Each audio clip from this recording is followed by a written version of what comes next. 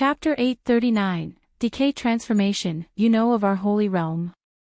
A trace of alarm flashed past the scholar's face, glancing at Wei Wuya in surprise. Within the green mist that shrouded him, Wei Wuya icily said, "Although I don't know much of the Elder Devil realm, I do know that you Elder Devils were incapable of coexistence with the ancient cultivators. In times of antiquity, you even attempted to rule over our mortal realm." The ghost spirit sect master and Wang Tiangu's expression changed upon hearing this, and black light flickered from their bodies. Yin Qi emerged from them and enveloped them in a sphere.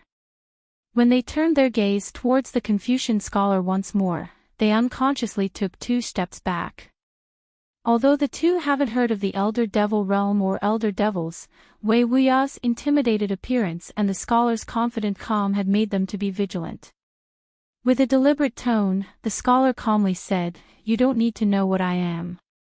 I simply wish to make an exchange with you.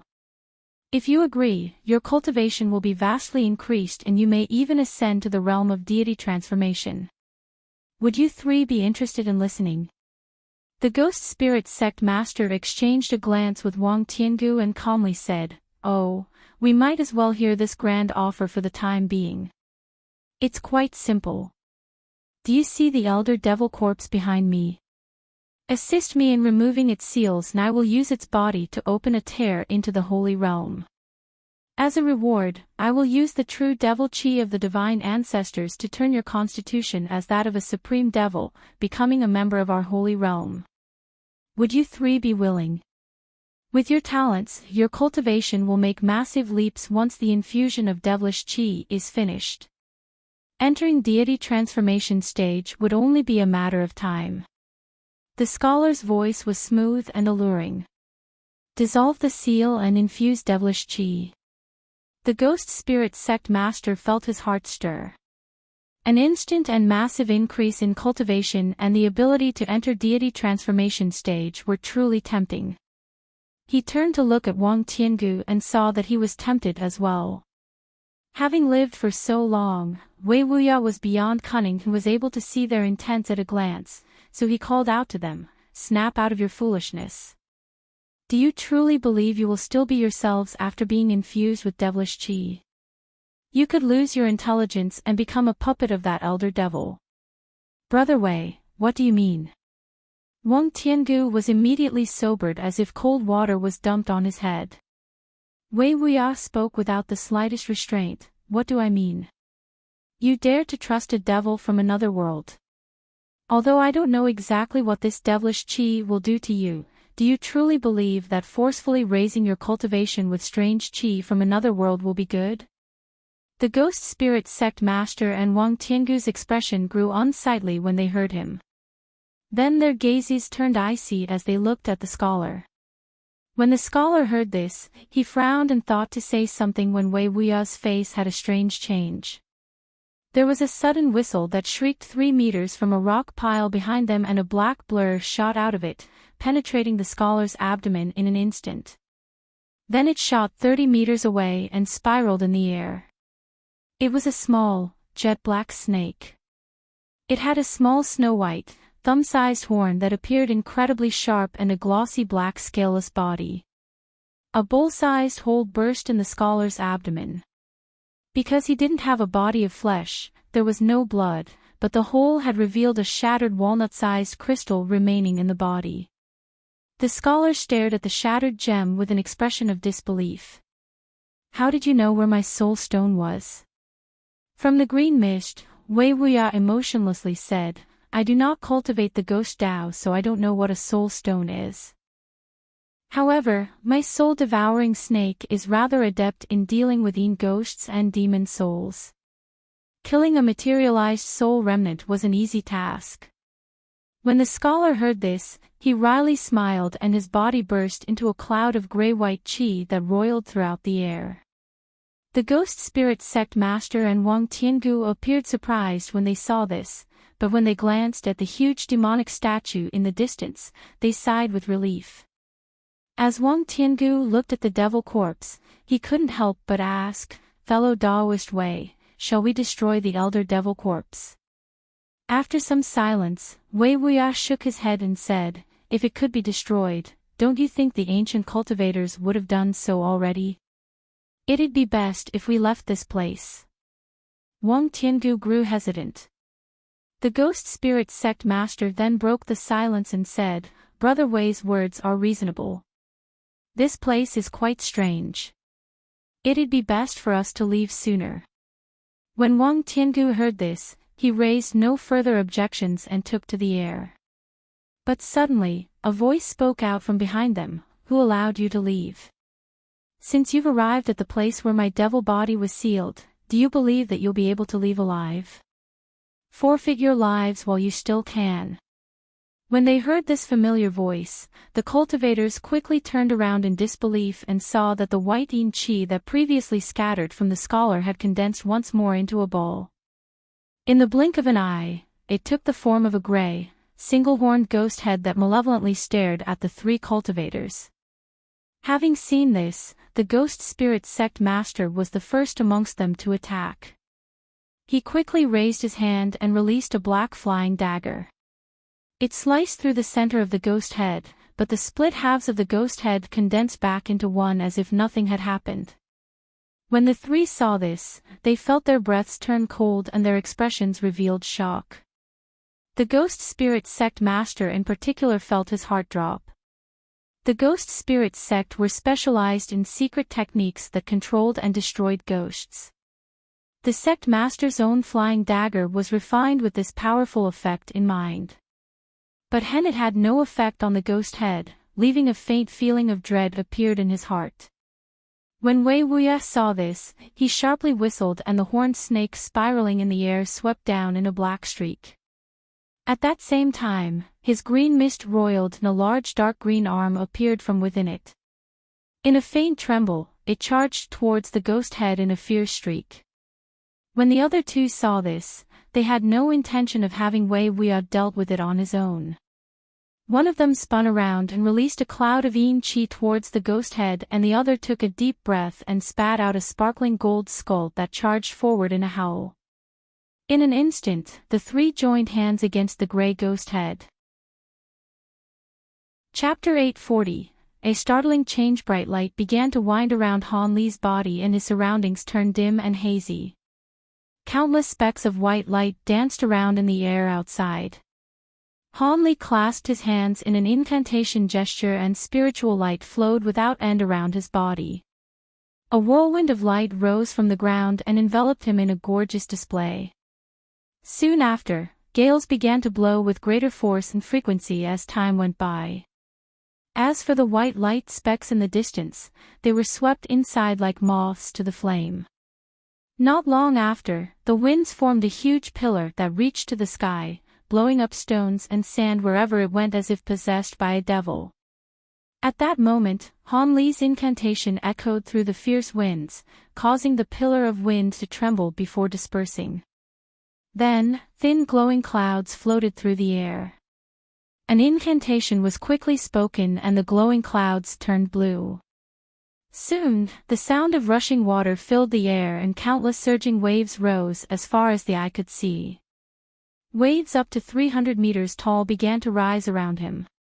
As for Han Li, he was standing within a huge pillar of water and blue light shined from his hand's incantation gesture, appearing as if he were a water god.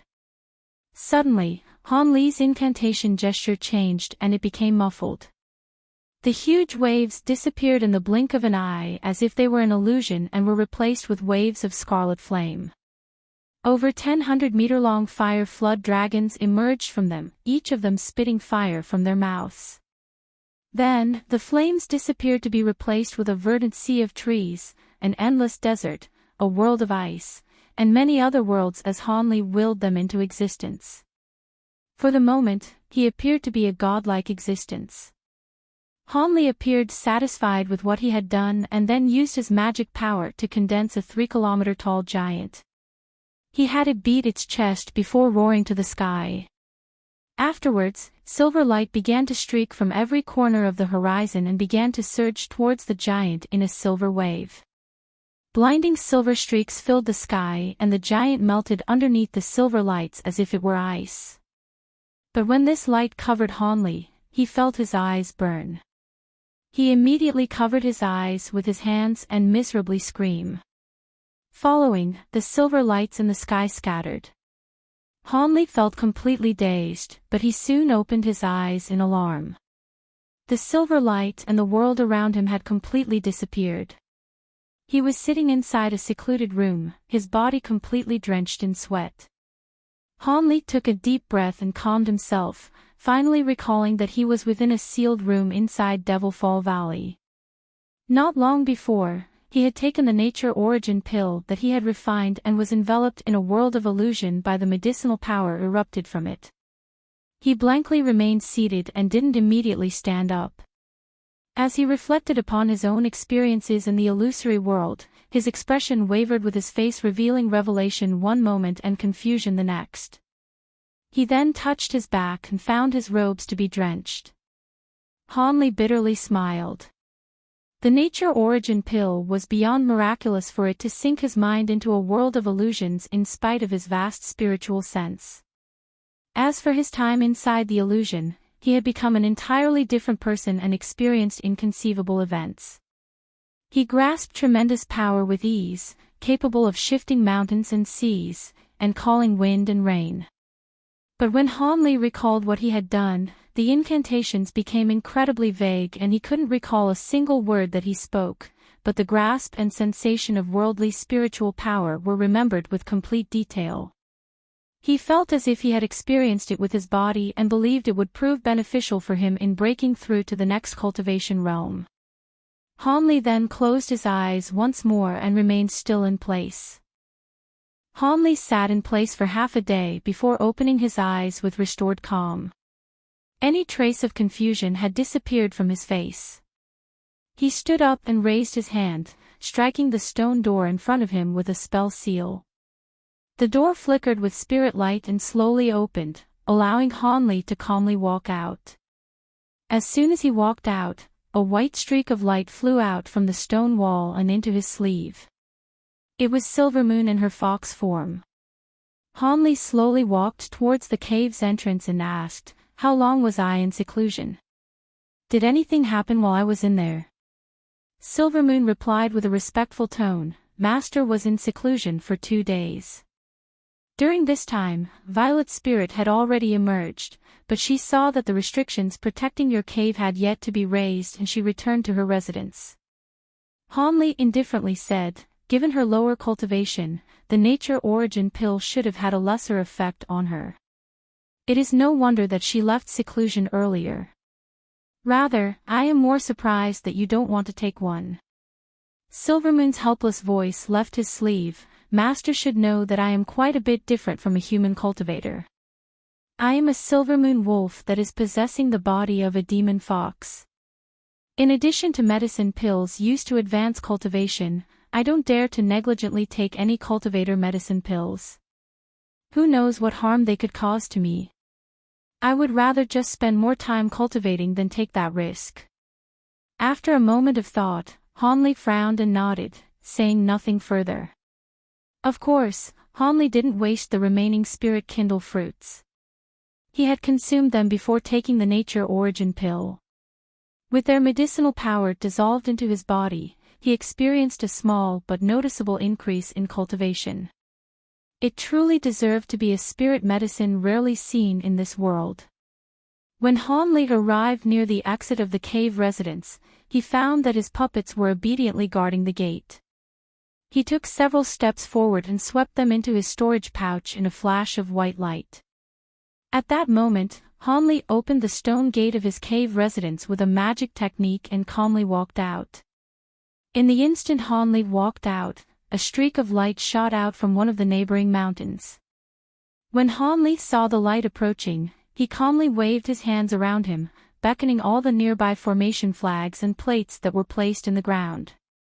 They all flew into his hands one after another in streaks of azure light. Brother Han, you've finally emerged.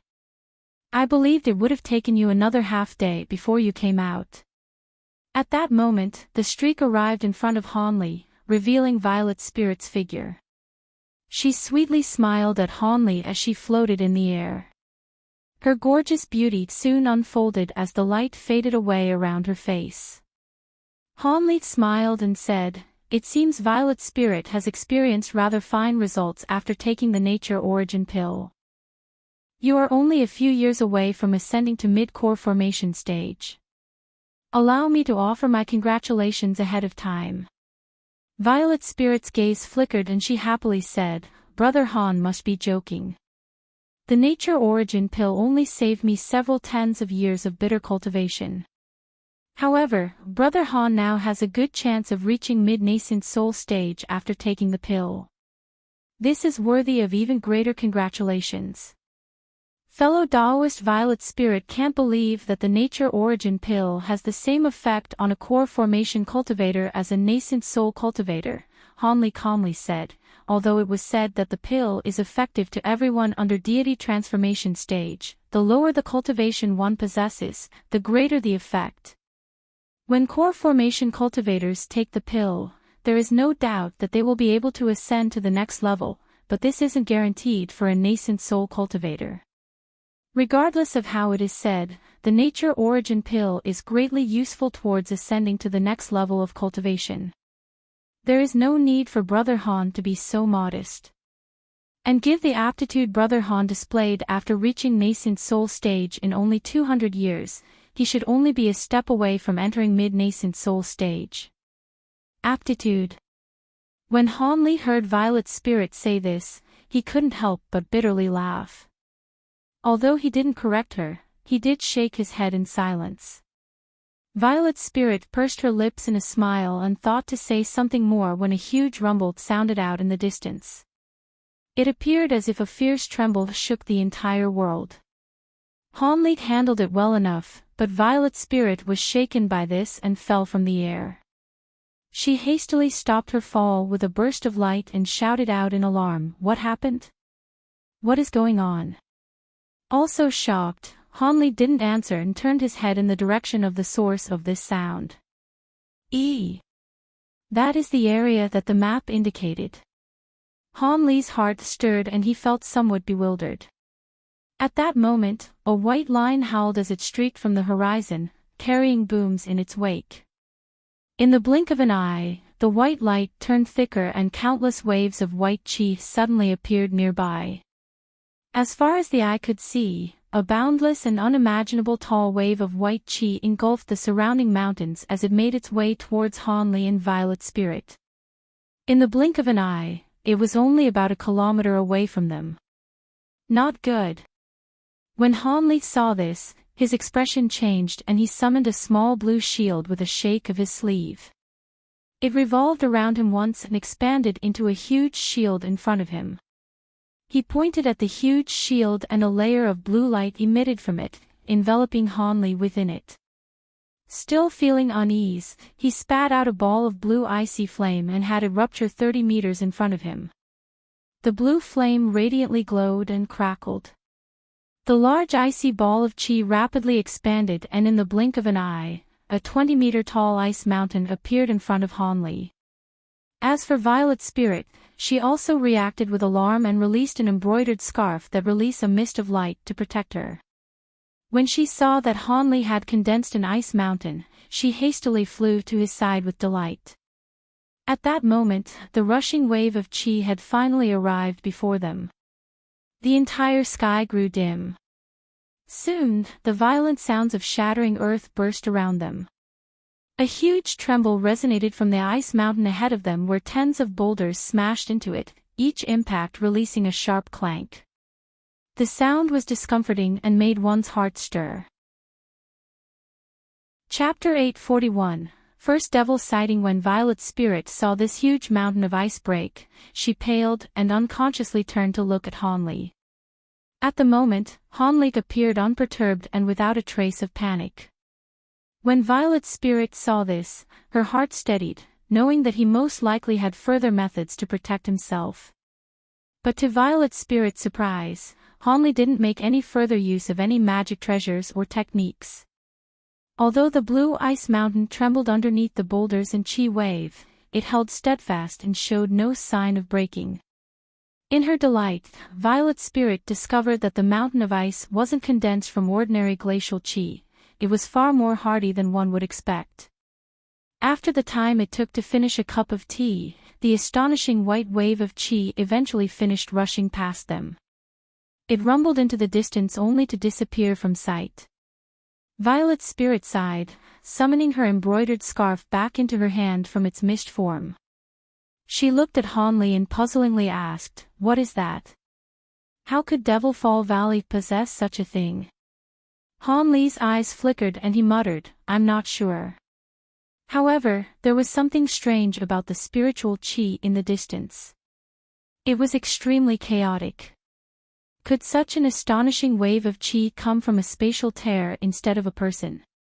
However, the wave of chi was so fearsome that the valley's restrictions weren't able to stop it. Nascent soul cultivators would be able to deal with it well enough, but if that wave reached the outer valley, those core formation cultivators would almost certainly perish. When Violet's spirit heard Hanli, she frowned and also used his spiritual sense to look in the direction that the chi wave had arrived. She was only able to sense that the spiritual chi was somewhat abnormal as her spiritual sense wasn't able to reach that far. There is something amiss. Brother Han, could it be you plan on investigating the source of this? Hanli hesitated for a moment and spoke with a tone of certainty, "Why would I plan on investigating it? Regardless of whether the wave was artificially made or a coincidental explosion, I don't want to look for trouble despite how curious I may be. Let's return back to the outer valley in any case. We've already fulfilled our objective. With this strange occurrence, the ghost spirit sect will most likely be too occupied to find us. It is a good opportunity to leave." Afterwards, he pointed to the huge shield in front of him and it quickly shrunk before returning into his sleeve. As for the ice mountain, Hanli pressed his hand against its walls and blue light suddenly shined. It thawed in the blink of an eye and soon, a ball of blue flame entered his palm. When Violet's spirit saw this, she wore an expression of alarm. Hanli raised his palm and looked at the ball of blue flame with a trace of satisfaction. This new technique of using the ice flames was something he had comprehended from the world of illusion. Although this was the first time he made use of it, it was done with skill and precision as if having done this several times before, much to Hanli's surprise. This illustrated that the experiences within the world of illusion weren't born from simple imagination, they were truly understandings of heaven and earth from a higher realm. With that witnessed, he had higher hopes for entering mid-nascent soul stage. With a faint smile on his face, he turned to Violet's spirit and thought to say something when light suddenly shined from the horizon behind them to reveal two streaks of light. A streak of yellow and white light trembled as they streaked across the sky as if they were fleeing in Hanli's direction. When Hanli saw them with his spiritual sense, he yelped with surprise. Violet's spirit stretched out his spiritual sense only to discover that the two streaks of light belonged to two nascent soul cultivators. As she wasn't able to see anything further, she asked, "Brother Han, you know those two?" "Of course I recognize them. I've had some dealings with them in the past." Hanli frowned and stared at them with an odd expression. One of the streaks of light contained a yellow-robed old man with a sallow face, Yellow Maple Valley's ancestor Linghu. As for the other streak of light, it contained a white-clothed woman with an icy expression, the Grand Elder of the Masked Moon Sect, Nangong Wan's senior martial sister. Hanli was surprised that the two had also entered Yellow Maple Valley. It seems they had stolen into the valley at the very last moment. The two both wore expressions of fright and were fleeing as quickly as could, but there was nothing behind them. Regardless, they continued to flee as if there was something quickly chasing after them, and they didn't dare to slow down. Hanli found this truly strange as they weren't weak individuals by any means. Ancestor Linghu was a mid-nascent soul cultivator and Nangong Wan's senior martial sister possessed formidable treasures and techniques. It was unbelievable that the two had decided to hurriedly flee instead of standing their ground. Could it be that the Milan divine sage Zhong was chasing them down? With that thought, Hanli felt his heart tremble. His relationship with the Milan spell warriors was anything but good. He had wrecked the plans of the Milan tribes several times and had slain many high-grade Milan spell warriors. If he were to come across divine sage Shom, he feared that he would definitely go after him. With that thought, Hanli didn't delay and decided to take advantage of the fact the two had yet to be detected. In a blur, he arrived at Violet's spirit's side and held his hands in an incantation gesture. A layer of light then appeared above their heads and caused them to disappear from sight. Hanli and Violet's spirit blurred within the azure light and soon disappeared from sight. Then, the two streaks of light brushed past the mountain Hanli was concealed. Hanli was able to see the deathly pale expression that Ancestor Linghu wore. Then, Hanli glanced at a place 300 meters behind them and narrowed their eyes. "Where do you think you're going?" "What? Don't you want to be with your companion?" TCH, your cultivation is quite high and your primal souls are exceptionally profound. They will make great offerings to this Lord. How could I possibly let you escape? This time, there will be no further surprises and you will obediently fall into my grasp. The voice howled with laughter and spoke with a tone of audacity. These words shook the world nearby, guaranteeing that all cultivations within 5 kilometers could hear it. Afterwards, a line of black light strangely appeared where Hanli was staring.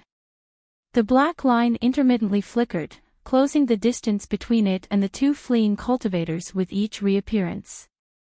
A short moment later, it was only 200 meters away from them. At that moment, a silhouette could be seen from the black radiance. Although it appeared vague, Hanli hastily focused his attention on it. But through some sort of unknown secret technique, Hanli wasn't able to see his cultivation with his spiritual sense. He was only able to see his vague figure. However, his figure appeared rather familiar to Hanli and after a moment of thought, Hanli recognized him, much to his shock. Marquis Nanlong. How can he be here? And there seems to be something different about him. Hanli was shaken with bewilderment. This person was the devil-possessed Marquis Nanlong. Although Hanli didn't know that the devil's soul had possessed his body and was no longer the original Marquis Nanlong, the overwhelming devilish qi emitted from his body and his audacity to pursue Ancestor Linghu and the Grand Elder of the Masked Moon sect was clearly bizarre and out of character. At that moment, Marquis Nanlong reappeared in his black light only 100 meters away from the two. He eerily laughed and the black light surrounding him ruptured. A ball of pitch-black devilish qi wrapped around him and he disappeared in a flicker of black qi. When Ancestor Linghu and the white-clothed woman saw that Marquis Nanlong had disappeared, they were greatly alarmed and came to a sudden stop. They each took action, with one person taking out a pitch-black mirror and the other brandishing a jade scepter, and both of them covering themselves in a barrier of light. Then, a black light shined not far away from them. Pitch-black devilish qi suddenly spurted forth and instantly enveloped an area of over 30 meters. Marquis Nanlong's figure could be vaguely seen from within it. "You clearly know that you aren't my match. Don't do something so foolish as to resist me." Marquis Nanlong sinisterly smiled from within the black qi and he casually waved his hand. A large bang sounded out. A black hand suddenly appeared out of nowhere and struck the white-clothed woman. Afterwards, the woman was repelled over 20 meters away alongside the barrier that formed from the mirror before managing to steady herself. Ancestor Linghu's pale complexion grew even more unsightly. With a harsh tone, Ancestor Linghu harshly yelled. "What are you? Not only have you possessed fellow Daoist Nanlong's body, but you dare to devour the primal soul of our fellow cultivator. Do you truly believe that there is no match for you within Devilfall Valley? There are several tens of nascent soul cultivators that have entered Devilfall Valley. No matter how powerful you are, you will find it difficult to escape death." Not only did Marquis Nanlong show no fear, but he several tens. Ha! Fantastic! I originally believed there were but a few humans in this valley. But now there are so many nascent souls for me to devour, I'd better go and retrieve them. With so many nascent souls devoured, my soul power will mostly recover. Then with a huge bang, black chi instantly ruptured and scattered. Then a silhouette clad in black chi blurred as it shot towards Ancestor Linghu, leaving afterimages in his wake. But at that moment, a thick beam of rainbow light suddenly appeared and enveloped Marquis Nanlong inside of it. Marquis Nanlong originally didn't care for it, but when it touched his body, he suddenly felt his body grow heavy and his movements greatly slowed. Marquis Nanlong yelped in surprise and glanced in the direction of the beam of light. The white-clothed woman was holding an ancient mirror high in the air, the source of the beam of light. A harsh expression appeared on Marquis Nanlong's face when he saw this. With the white-clothed woman's interference, Ancestor Linghu was brought out of the pit of despair and immediately grabbed onto this chance at life. He gathered his magic power and escaped in a streak of light. In the blink of an eye, he reappeared at the white-clothed woman's side. Ancestor Linghu couldn't afford to offer his thanks for the time being. Instead, he clapped his hands together before raising them both and releasing over 10 flaming talismans from his hand, all of them shooting to Marquis Nanlong, who was trapped in the rainbow light. The talismans arrived above Marquis Nanlong and ruptured in succession under Ancestor Linghu's command. Rumbles continuously sounded out as scarlet flames enveloped him. Marquis Nanlong spouted out a breath of black chi to protect himself from the scarlet flames pouring around him. Ancestor Linghu obviously didn't believe that this was enough to kill him. He promptly formed an incantation gesture and took out a majestic white trident. It shrunk before shooting out in an attack. The white-clothed woman also took action during this time. With one hand holding the mirror and keeping Marquis Nanlong restrained, she summoned 2 flying swords with the other. They shot towards him as a black and a white streak. As the battle raged on, no words were said. But then, rainbow light flashed below nearby.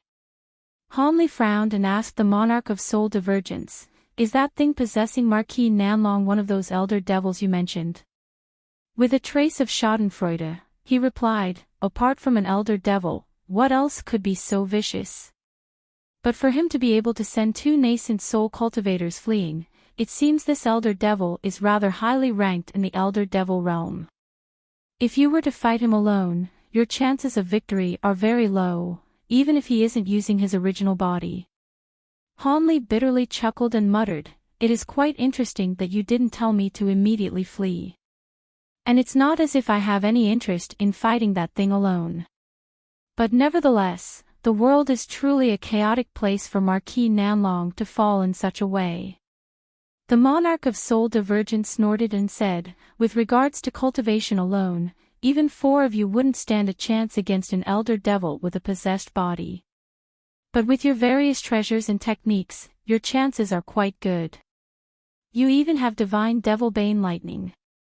Although it can't be said that you'd be a match for the elder devil, you should have no problem escaping it." Chapter 843, Battle with the Devil's Soul. Hanli nodded to Ancestor Linghu and turned to Violet Spirit and said, "Your cultivation is too low for you to be of any help. Rather, you should escape with your life while you can. Don't worry, since we're all fighting this beast, he shouldn't have the chance to attack you." As a result of their friendship, Hanli immediately told Violet Spirit to leave as he couldn't afford to look after her in the coming battle. Violet Spirit hesitated for a moment before obediently nodding. "Very well. Then I shall be taking my leave. Brother Han, take care of yourself."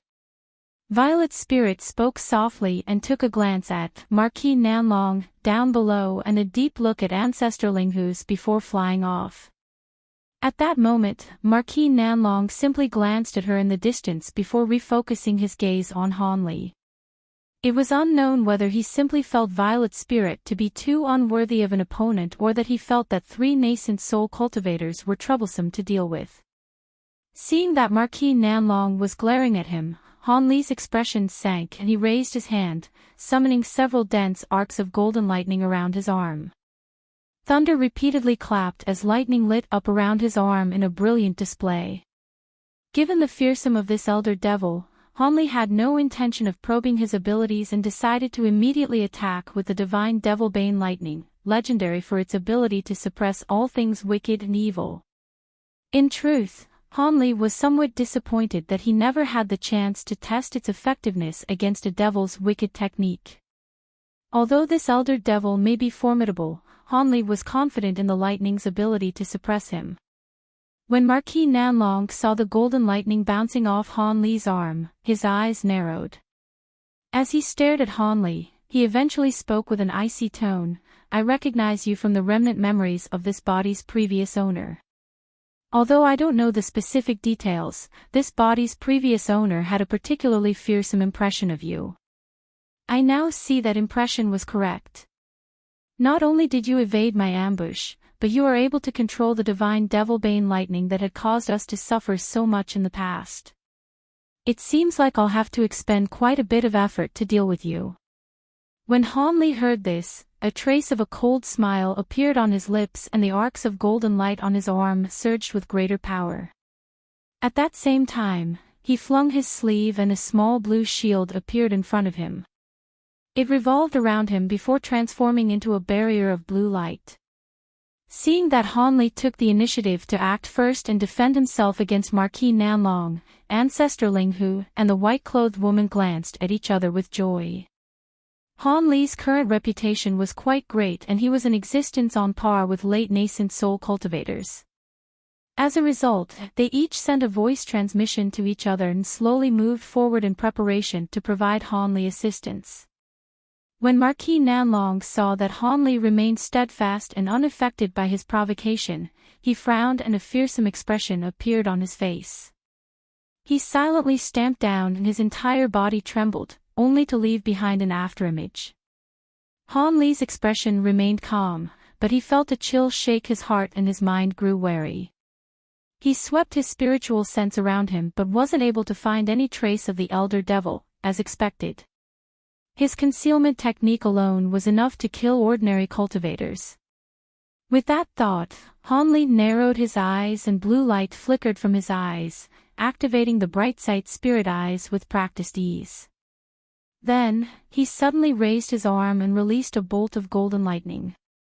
It was targeted at an empty area and transformed into a net of rumbling lightning just before it struck. As a result, a strange scene occurred. Black light flickered from the empty area, revealing Marquis Nanlong.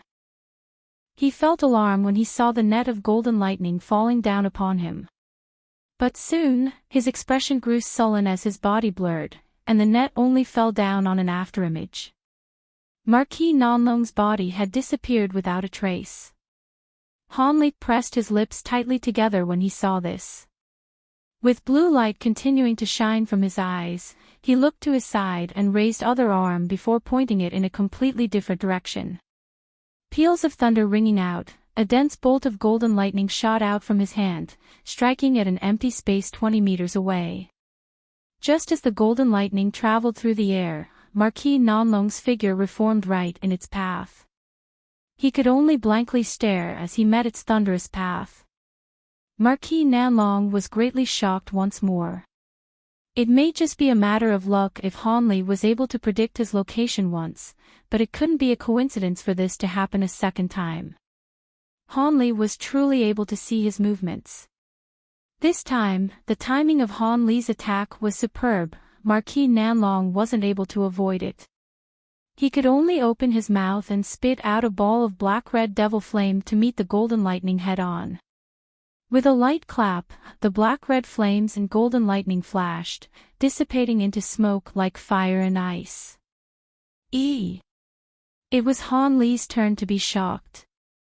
The elder devil actually had a method to block the divine Devil Bane lightning, a fearsome black-red devil flame. But under Han Li's careful watch, he noticed that Marquis Nanlong's complexion had paled and the instant the ball of devil flame was combusted.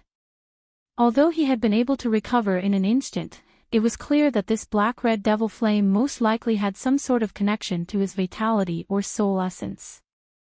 Before Han Li could think about how to best take advantage of this, Marquis Nanlong suddenly lowered his body and strangely lengthened and shot forward as if his body were boneless. He arrived in front of Han Li and sinisterly smiled, preparing to fiercely pummel Han Li with his devil chi-clad fists. Han Li watched this with an unchanged expression and calmly took half a step back. With lightning ringing from his back, a pair of silver-white wings appeared.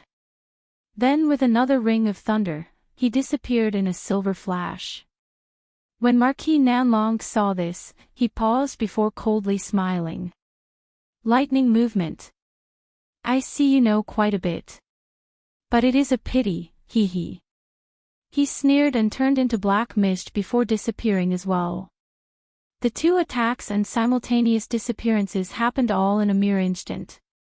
When Ancestor Ling Hu and the white-clothed woman saw this exchange, they had immediately planned on assisting Han Li with their magic treasures, but they weren't able to find a good chance to interject themselves into the battle. And with Marquis Nanlong and Han Li now out of sight, Ancestor Ling Hu and the white-clothed woman couldn't help but look at each other in dismay. Then, they hastily released their protective treasures around them out of increased wariness, protecting themselves from any chance encounters with Marquis Nanlong. After all, the two didn't have Han Li's abilities and weren't able to see through Marquis Nanlong's concealment. At that moment, thunder rang out and Han Li appeared over 60 meters away from his original location. And immediately after, Black Chi appeared behind Han Li, followed by Marquis Nanlong's appearance. Wearing a savage expression on his face, he fiercely pounded his fists down upon Han Li.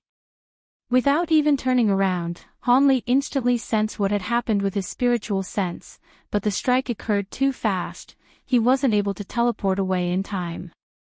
He was only able to pour the entirety of his spiritual sense into the blue light shield surrounding him to block the attack. Han Li's haphazard decision to teleport away had given Marquis Nanlong quite the opportunity. With shock resonating through his mind, Han Li felt perplexed when he was caught off guard. He hadn't expected Marquis Nanlong to act so quickly. Bang! Bang! Han Li now tasted what Ancestor Ling Hu had just recently experienced. The blue light barrier around Han Li's body trembled and he was struck back. A majority of the magic power he had condensed was scattered by Marquis Nanlong's two fists, preventing him from further using lightning movement.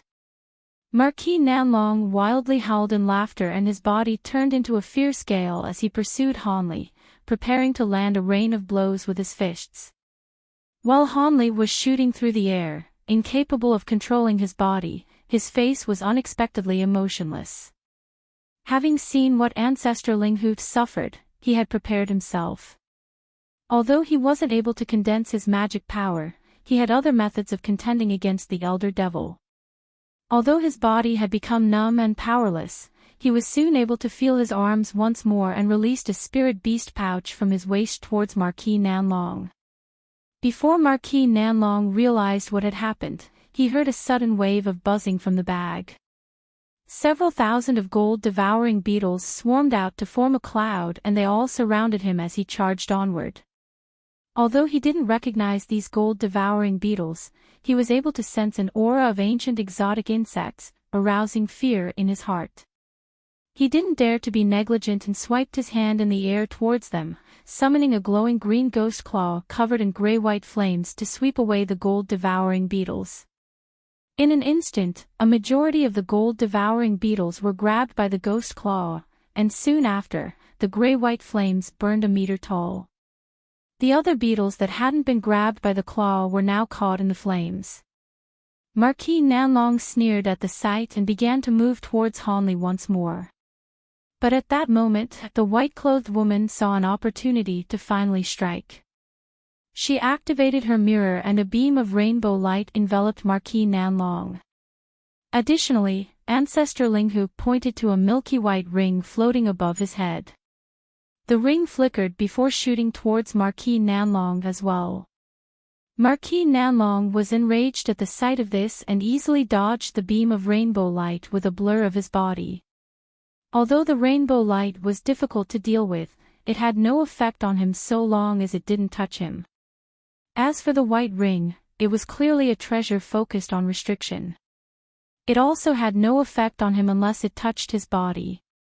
As Marquis Nanlong thought this, he turned his sight on Hanli once more and made his way towards him.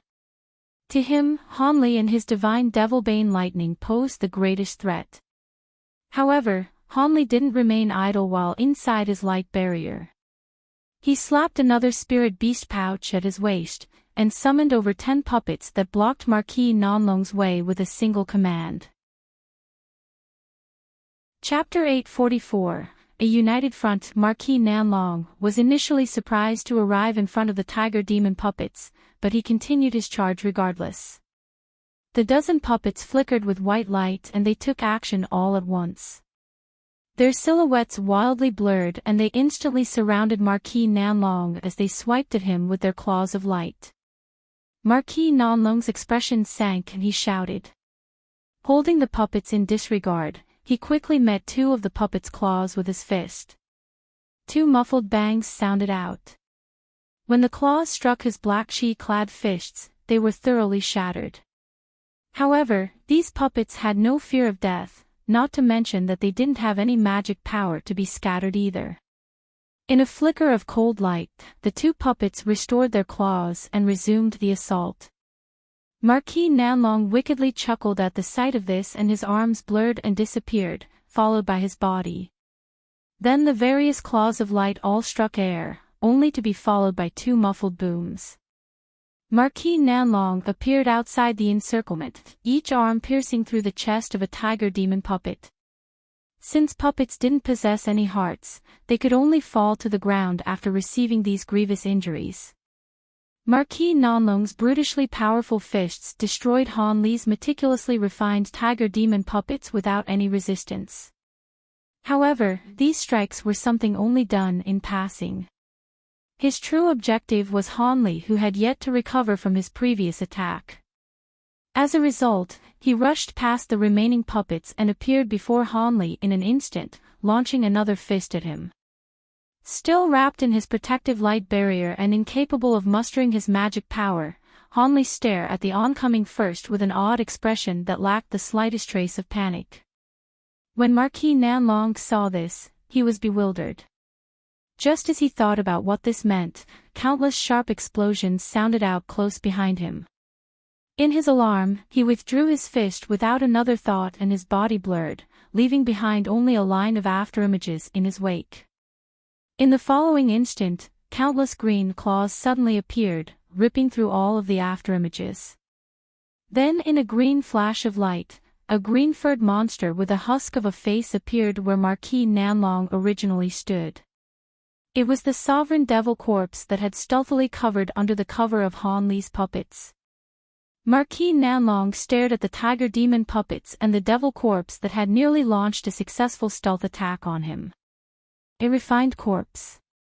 When Marquis Nanlong clearly saw the devil corpse, he shouted with surprise. At that moment, the tiger demon puppets quickly crowded around Hanli. Hanli then raised his hands and stretched out his fingers, with one hand covered in dense bolts of flickering lightning and the other holding a small ball of purple flames. With that done, Hanli emotionlessly glanced at Marquis Nanlong. Marquis Nanlong snorted. With Hanli's magic power restored, there was no point to make any further attempts to suppress him. But what particularly shocked him was how Hanli had released so much divine Devilbane lightning and still had so much in reserve. If he remembered correctly from before he was sealed, the divine Devilbane lightning was extremely harmful to elder devils as himself, but there were very few treasures capable of producing it and they were only able to summon the lightning once or twice before running dry. If that weren't the case, why else would the humans be completely powerless when the elder devils first invaded the mortal realm? But contrary to this fact was the person standing before him, who seemed to be able to draw a limitless amount of divine Devilbane lightning from his body. It was a problem how freely he was able to make use of it. But he was particularly fearful of the purple flame that Hanli held in his other hand. Although he didn't know what this was, his instinct screamed that it was dangerous ever since it had appeared. As for the mechanical puppets, he didn't take them to heart. After all, they posed no threat to him in combat. They simply surprised him when they first appeared. As for the strange refined corpse, its aura was interesting, but it was only an opponent that possessed an early nascent soul cultivation. He also had nothing to fear from it. As the elder devil thought this, he couldn't help but recall the two nascent soul cultivators that he had battled against earlier. When Ancestor Linghu and the white-clothed woman saw that Marquis Nanlong and Hanli had ceased fighting for the time being, they felt a wave of dread and didn't dare to command their ancient treasures to attack. They simply ordered their treasures to remain still. As for Ancestor Linghu's ring, it had shrunk and began to hum as it floated in the air. At that moment, a series of explosions sounded out and Marquis Nanlong turned to look at their source in surprise. He saw that the ball of gray-white flame ruptured in the air. A cloud of golden beetles emerged from the flames unscathed. And with the flames gone, the glowing green ghost claw had disappeared alongside them.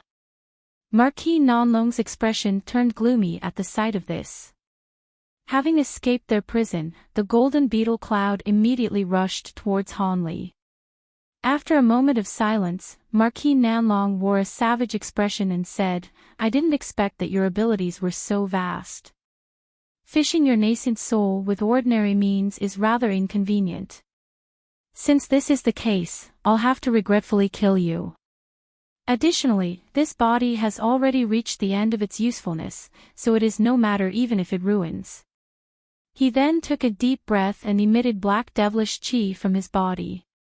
At that same time, the sounds of breaking bones could be heard from his body. Following this, his body grew a meter taller, and his neck and shoulders began to warp with protrusions as if something were about to emerge from them. As soon as Hanli saw this, he immediately reacted and waved his arms. From one hand, several arcs of golden lightning fused together and pounced forward in the form of a golden python. From the other hand shot out an ordinary ball of purple flame.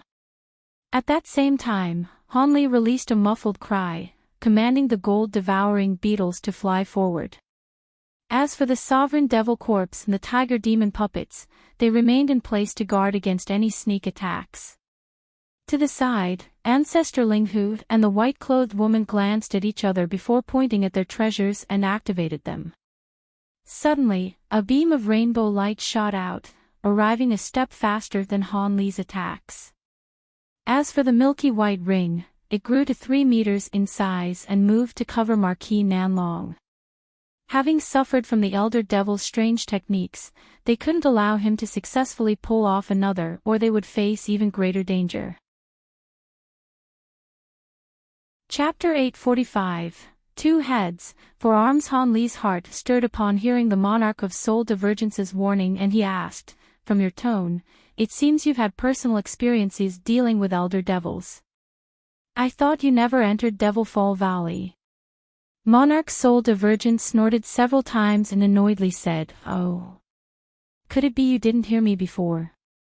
I had several good friends who entered the valley. Although they all possessed exceptional abilities, only one of them was able to escape alive with their combined powers. Surely this displays the power of the elder devils."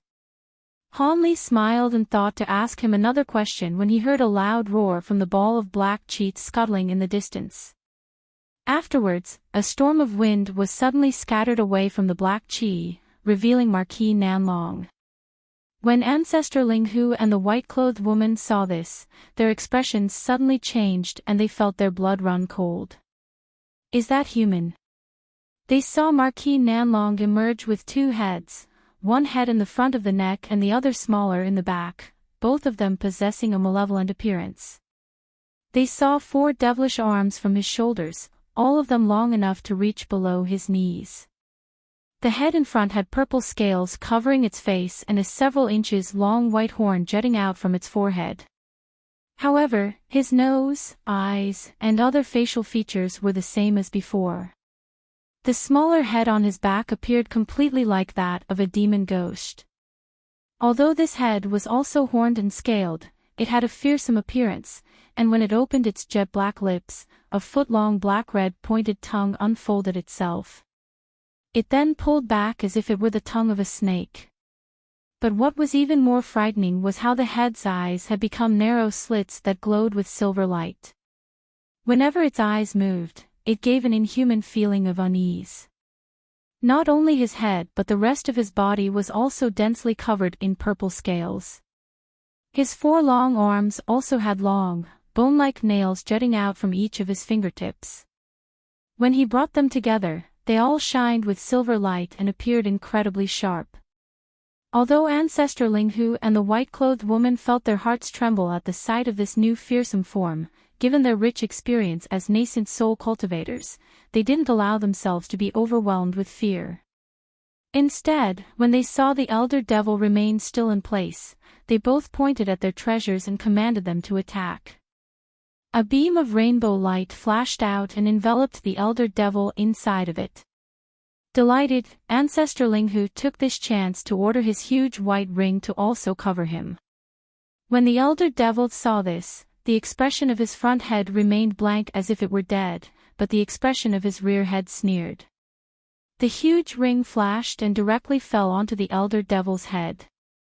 The devil's 4 arms then glowed with purple light and rose from the rainbow light, firmly grabbing the huge ring before it managed to trap him, preventing it from moving an inch further. Ancestor Linghu was shocked and he hastily cast a spell technique. The ring brilliantly shined with light and attempted to break free, but the 4 arms held firm as if they were made of metal. The elder devil's rear head sneered and it opened its mouth, spitting out a ball of pitch-black liquid at the huge ring. When the ring was drenched in the black liquid, it suddenly cried out and its spiritual light scattered and flickered with demonic black light. "My young fused ring!" Ancestor Linghu shouted out in alarm. In the instant the ring lost its light, he felt his mental connection with the treasure severed and his complexion grew pale. The elder devil had a method to corrupt and destroy ancient treasures. The direction that he flew in was where the roar had originated. In his amazement, Hanli hesitated and extended his finger, ordering the golden lightning, beetles and purple flames to halt for the time being. He then glanced at the elder devil far in the distance with various changed expressions. If he remembered correctly, this roar along with the astonishing wave of chi not long before originated in the direction of a location marked on the map of Devil Fall Valley. Could it be that something massive had occurred there? The elder devil even flew away so quickly and emitted a shriek in response. Could it be that another elder devil has appeared? As these thoughts all surged in Han Li's mind, he remained still in place with a pensive expression. Ancestor Linghu and the white-robed woman were greatly relieved to see that the elder devil had taken off and their attitudes relaxed. Ever since the white-clothed woman saw that her status light mirror was no longer capable of restraining the transformed elder devil, she had been filled with dread. Although Ancestor Linghu felt some regret over his lost magic treasure, he was still able to preserve his life and felt quite lucky as a result. If it weren't for Han Li's timely appearance, he and the great elder of the masked moon sect would have faced destruction. Originally, they had entered the valley with a good friend of theirs, but the possessed Marquis Nanlong had drawn out his nascent soul and consumed it. Now that the elder devil had flown far away and wouldn't return, Ancestor Linghu and the white-clothed man exchanged glances before eventually deciding to draw closer to Han Li. As his recent display of magnificent abilities had left them speechless, they found it inappropriate to leave without having a word with him. Ancestor Linghu saluted him and respectfully said, "Fellow Daoist Han, I must thank you for saving me, or I would have perished." He then turned his eyes to the tiger puppets at his side and the sovereign devil corpse which was emitting icy chi. He then inwardly sighed and felt a trace of envy. Han Li was so young but he managed to acquire so many treasures and abilities. His future path of cultivation was immeasurable. His past agreement with Han Li to assist Yellow Maple Valley was now proven to be correct. So long as he takes action, Yellow Maple Valley will be safe from calamity for the next 1,000 of years. As for Nan Gong Wan's senior martial sister, she forced a smile despite their previous quarrel and said, "Many thanks for fellow Daoist's kindness." In contrast to her expression, her tone was indifferent. As for any thoughts of revenge, they were completely eradicated, having just witnessed Han Li's current abilities. With a wave of his arm, Han Li recalled the golden lightning and other items into his body and sleeve. Then he calmly said, "I didn't save your lives out of kindness, I was only defending myself. Now, what do you plan to do? Would you be interested in taking a look over there?" Ancestor Ling Hu immediately shook his head and said, "Fellow Daoist Han must be joking. That thing is so formidable, only a late nascent soul stage cultivator could contend against it. We will not be following it." As for the white-clothed woman, she didn't say anything, but she also shook her head. "Since that's the case, then so be it. Although I am curious, it is too dangerous for me to go by myself. Let's part here." Han Li felt somewhat disappointed. If these two nascent soul cultivators agreed to accompany him, he would have truly go through to investigate what was going on. However, he wasn't curious enough to risk the danger if he were alone. With that thought, Han Li turned to stare in the direction of the howl, and a short while later, his expression suddenly grew heavy. When Ancestor Ling Hu saw this, he hastily asked with alarm, "Has something happened? What do you plan on doing?" "Me? Well, hee." Han Li didn't immediately answer and simply smiled. When Ancestor Ling Hu saw this, he wryly chuckled and inwardly cursed at Han Li for his craftiness. So long as Han Li proposed to leave, the three could immediately leave. And if Wei Wuya later investigated this, he and the white-clothed woman could blame the matter on Han Li.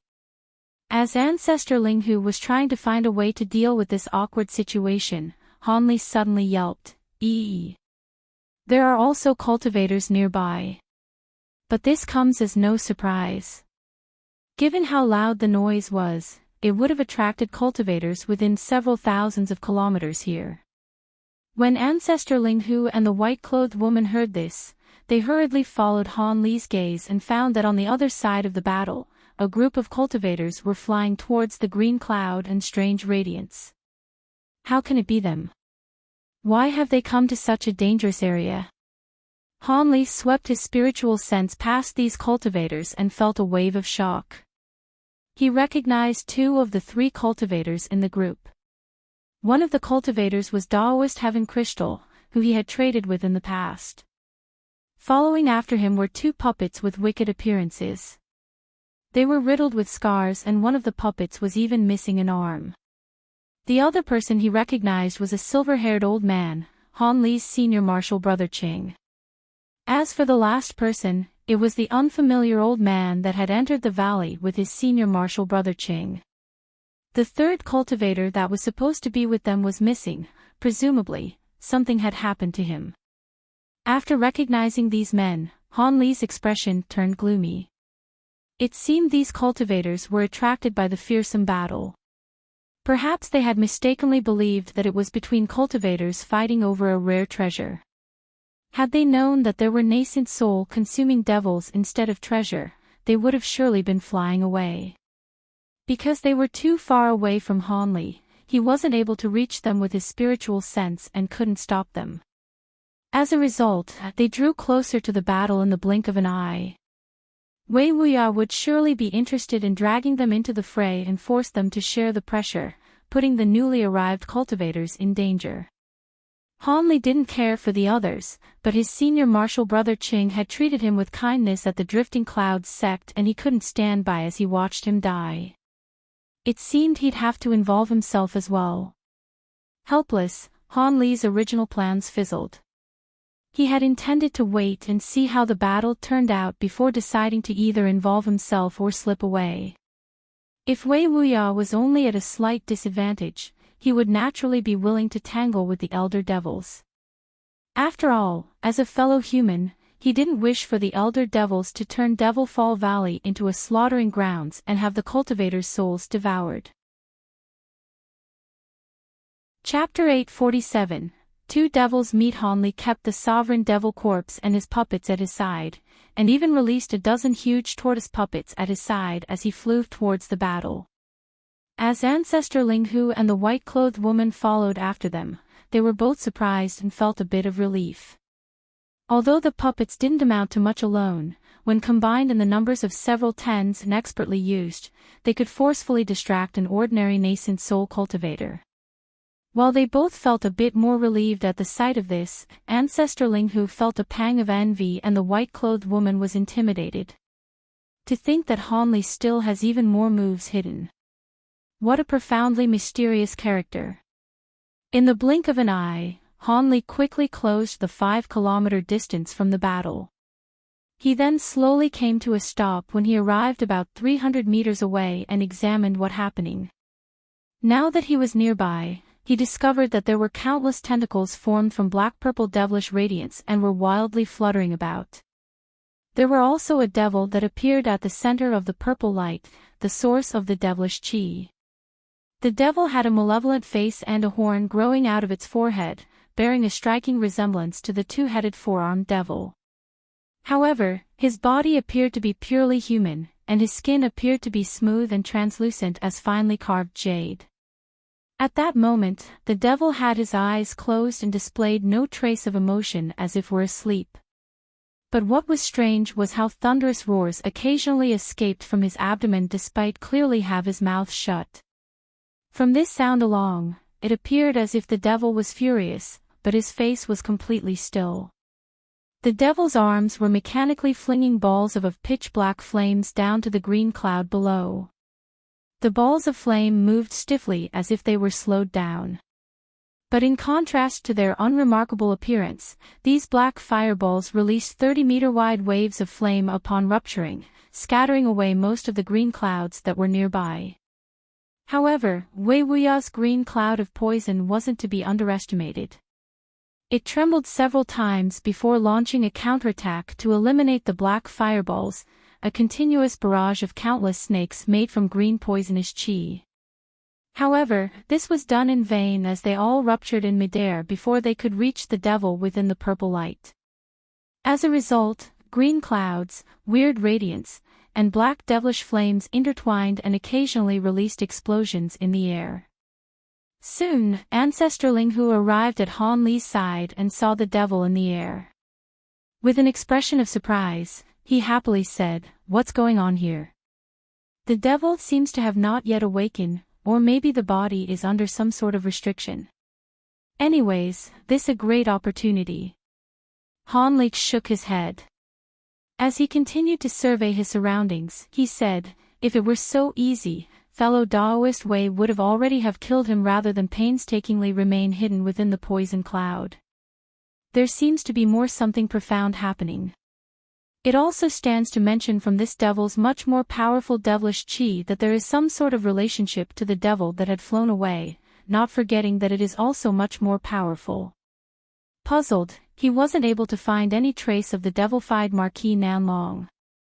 But suddenly, his gaze focused on Senior Marshal Brother Cheng's party.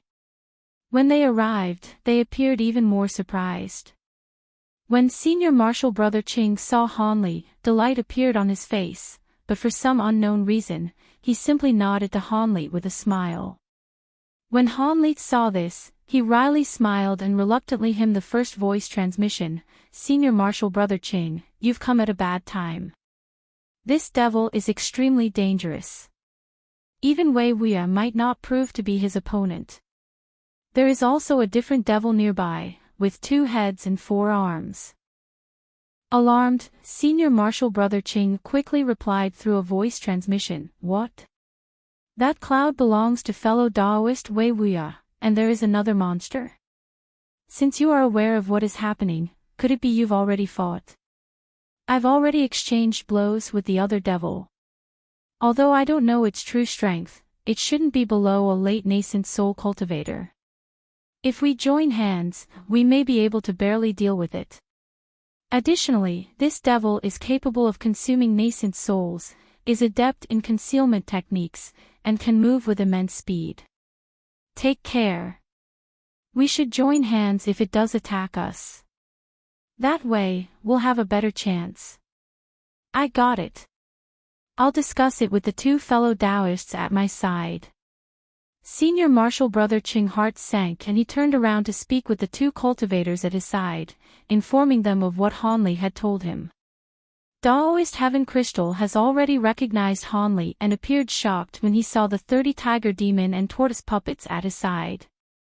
At that moment, he smiled at Hanli before starting a discussion with Senior Marshal Brother Ching.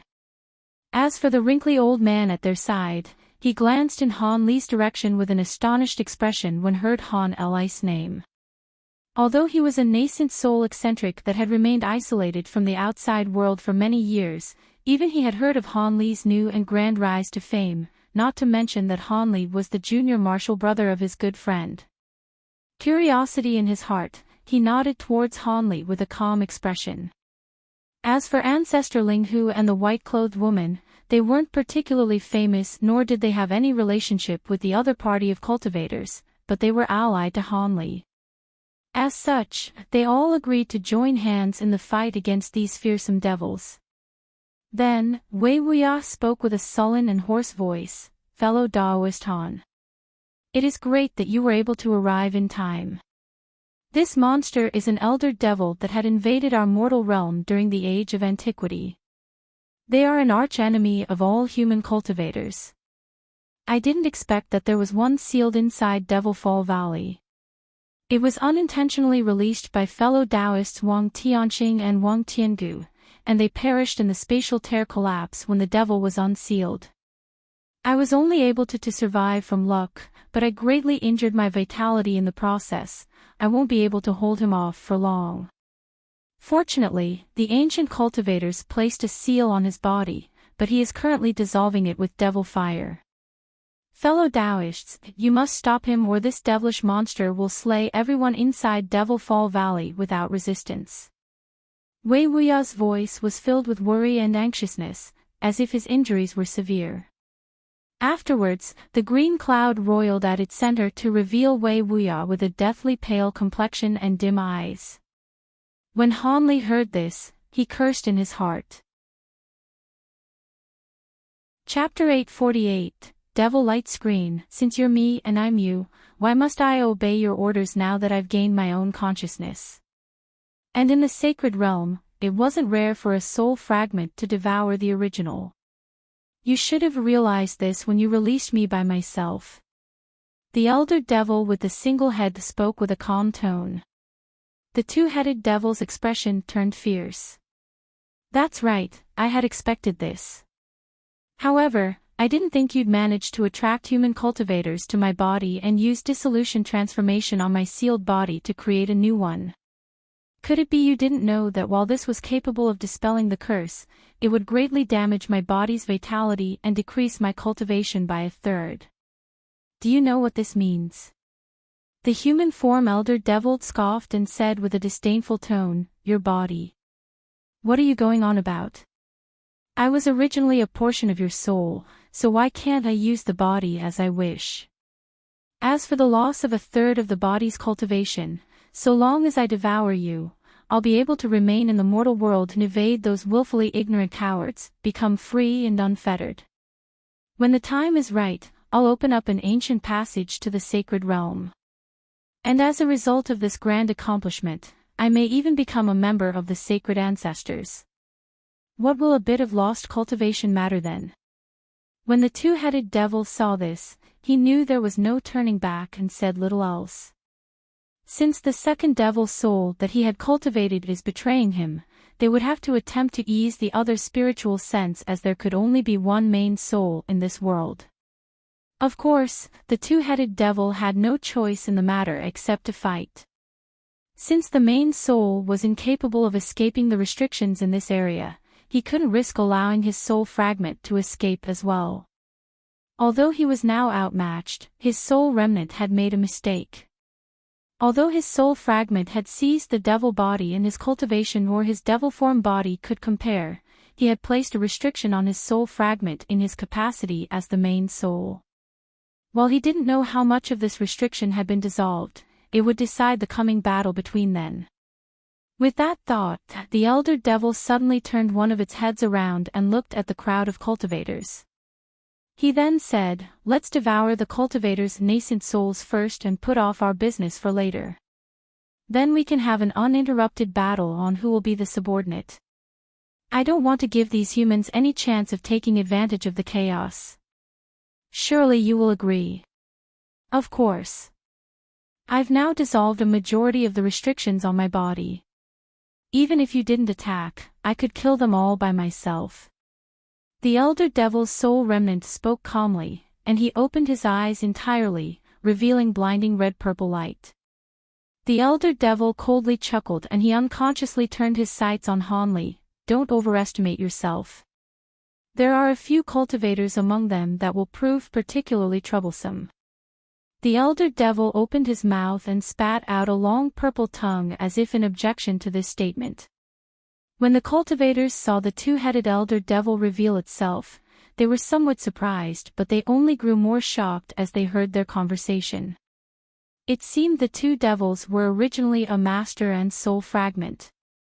But now, the soul fragment was now the main soul now that it had seized the original body, and they were at irreconcilable odds. Ancestor Lingyu and Senior Martial Brother Qing were both secretly delighted at first when they heard this. If the two devils were to battle first, they could take advantage of the fight, but this suddenly changed when the two devils decided to unite to deal with the cultivators. Han Li's mind quickly churned and he turned to Wei Wuya, saying, "Fellow Daoist Wei, I'll have to trouble you with delaying the main devil." He saw that they weren't able to protect themselves in time as the devilish purple-black light enveloped them. But as the three were vastly experienced and were nascent soul cultivators, they had methods to protect themselves. Of course, the three cultivators and the two puppets gathered together and assumed a five-pointed protective formation. They released their own protective treasures, transforming into balls of flickering light that condensed into a dense multi-layered barrier. The two sinister puppets even opened their mouths and blew out a gray-yin qi to conceal the five within it. At that same time, Hanli heard his senior martial brother Qing send him a voice transmission. "Junior martial brother Han, the devil seems formidable." Wouldn't it be safer to? When Hanli heard this, he bitterly smiled. It seemed these three had their own methods to protect himself. He wouldn't have to be worried much over protecting his senior martial brother Qing. Although this method appeared to be safer, this required the party of cultivators performing this to be well suited to one another as they were each restraining one another. If one wasn't used to joining hands with others, it was better to move alone. With that thought, the curtain of devilish light had arrived at Hanli. Hanli frowned and azure light flashed, covering him in a layer of azure light. Afterward, he raised his hands and pointed his fingers to the light screen. Over 10 3-meter-long streaks of azure sword chi weaved right and left as they shot out, easily breaking the black-purple light screen into pieces. When Hanli saw this, he immediately glanced around and sighed with a tone of helplessness. Although the devilish light screen above his head was already broken, he was surrounded by the black-purple light everywhere else around him. At that moment, the elder devil's devilish light screen had spread over 5 kilometers in radius in a display of astonishing momentum. Hanli felt his actions slowed and the devilish light screen flashed with light, recovering from the damage that Hanli inflicted upon it. In addition to releasing the blue light shield, Hanli gave himself an additional barrier of light to protect himself and did nothing else as he was submerged by the black-purple radiance. His gaze flickered around him and he frowned, having discovered nothing. He didn't believe that the elder devil had released this giant light barrier for nothing. And as he had predicted, he suddenly sensed something and his expression turned gloomy. Although there was nothing strange about his body, he discovered the purple-black light screen was draining his magic power through his barriers of light. Although the amount was minute, it would wear away at his strength given enough time. In his alarm, Hanli gripped his fists and mulled over the matter before suddenly releasing dense bolts of lightning from his hand. Lightning flashed and entered his two barriers of light before rupturing.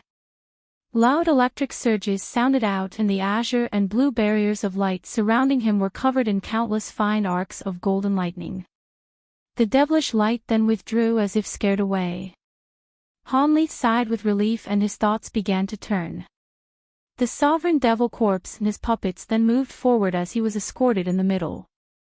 The huge tortoise puppets began to condense icy chi and produce huge translucent ice spikes from his back. While these actions all didn't seem like much, this had all occurred in the blink of an eye. Blue light then flashed from Han Li's eyes, making full use of his bright sight spirit eyes, and he felt his heart thump after looking around him. Chapter 849, The Battle Begins. What's going on? Han Li wasn't able to find any trace of the two-headed devil, causing his heart to sink. He deeply sighed and forcibly pushed down the worry in his heart. Then, with azure light wildly flashing from his body, he poured the entirety of his spiritual power into his bright sight spirit eyes. Suddenly, a cold blue light shined from his eyes. Han Li swept his eyes around him and eventually found something.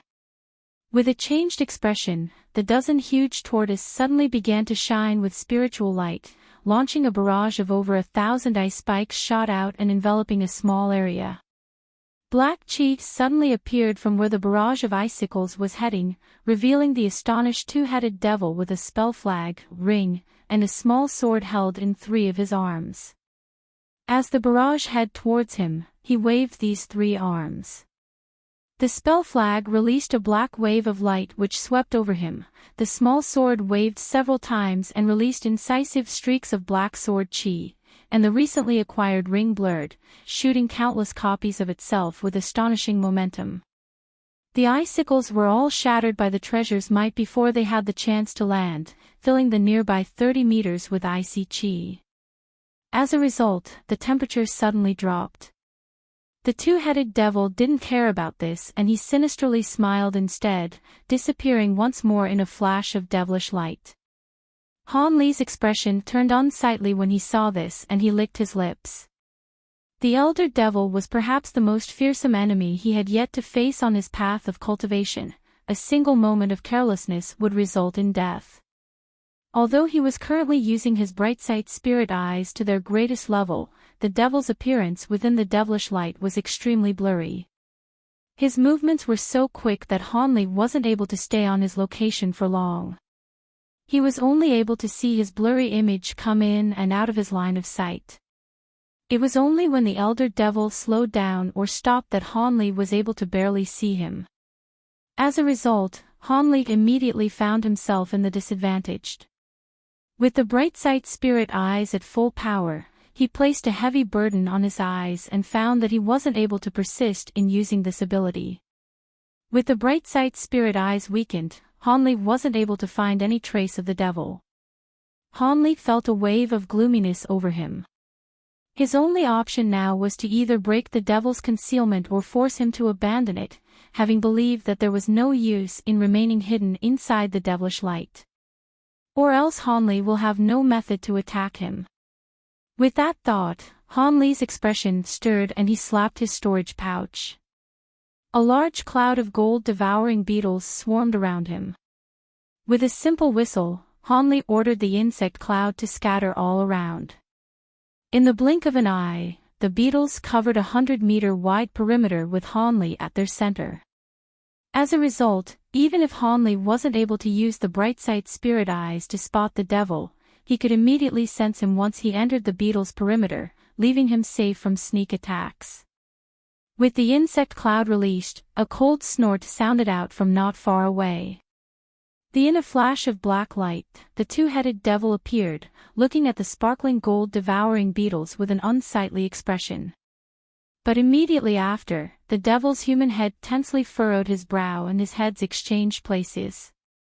The malevolent ghost head was now facing Han Li with an icy smile on his face.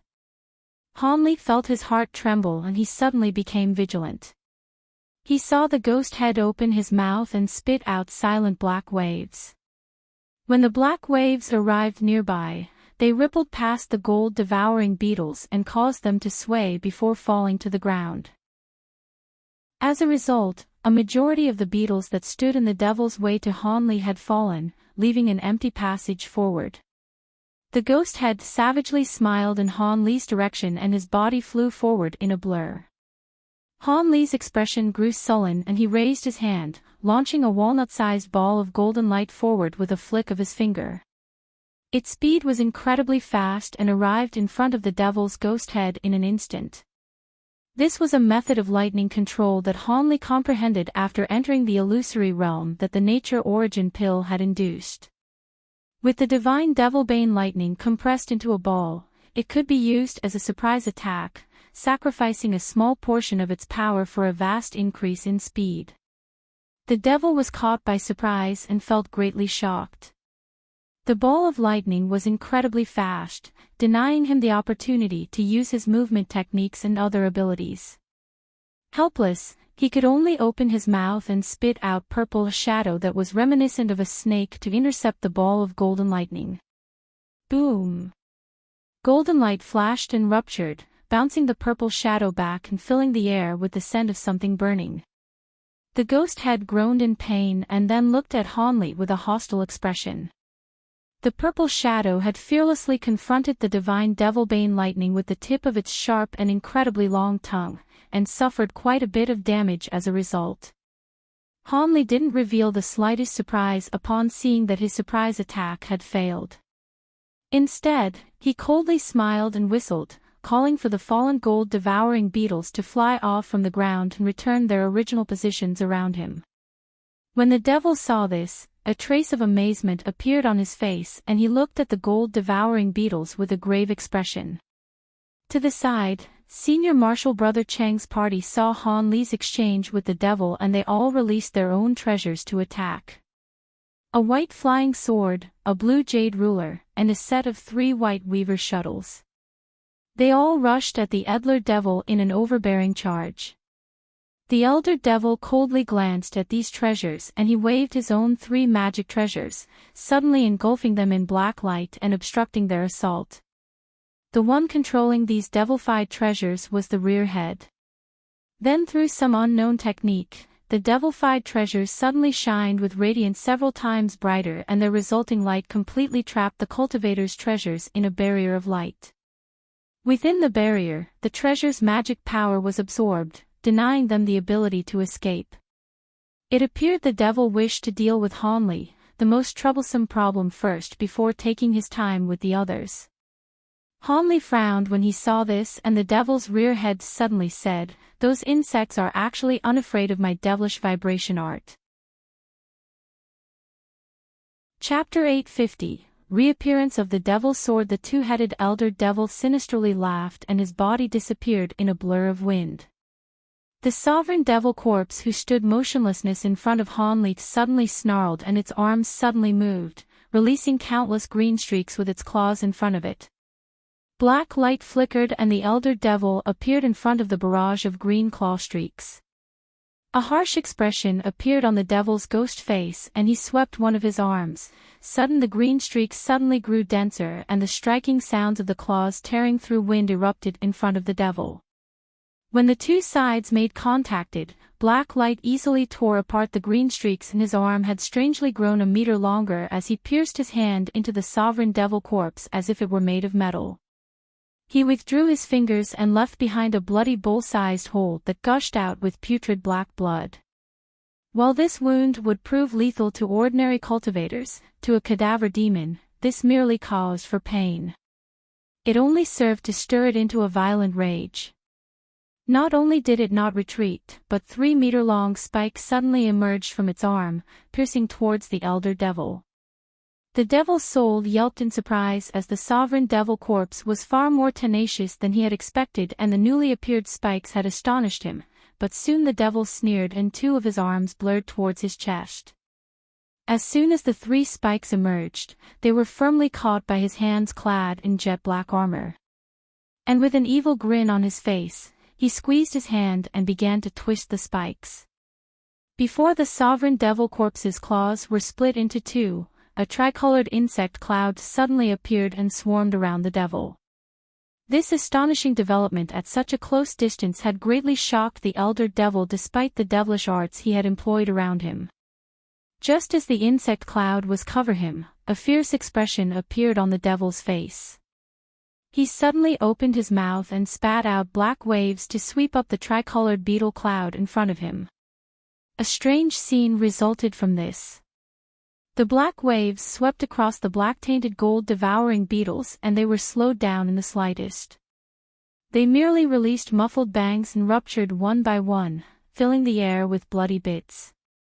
This was to be expected. Black-tainted gold-devouring beetles were nowhere as durable as the purely golden beetles, and the strengthened elder devil's devilish sound waves destroyed them completely. Then, the sovereign devil corpse raised its other hand.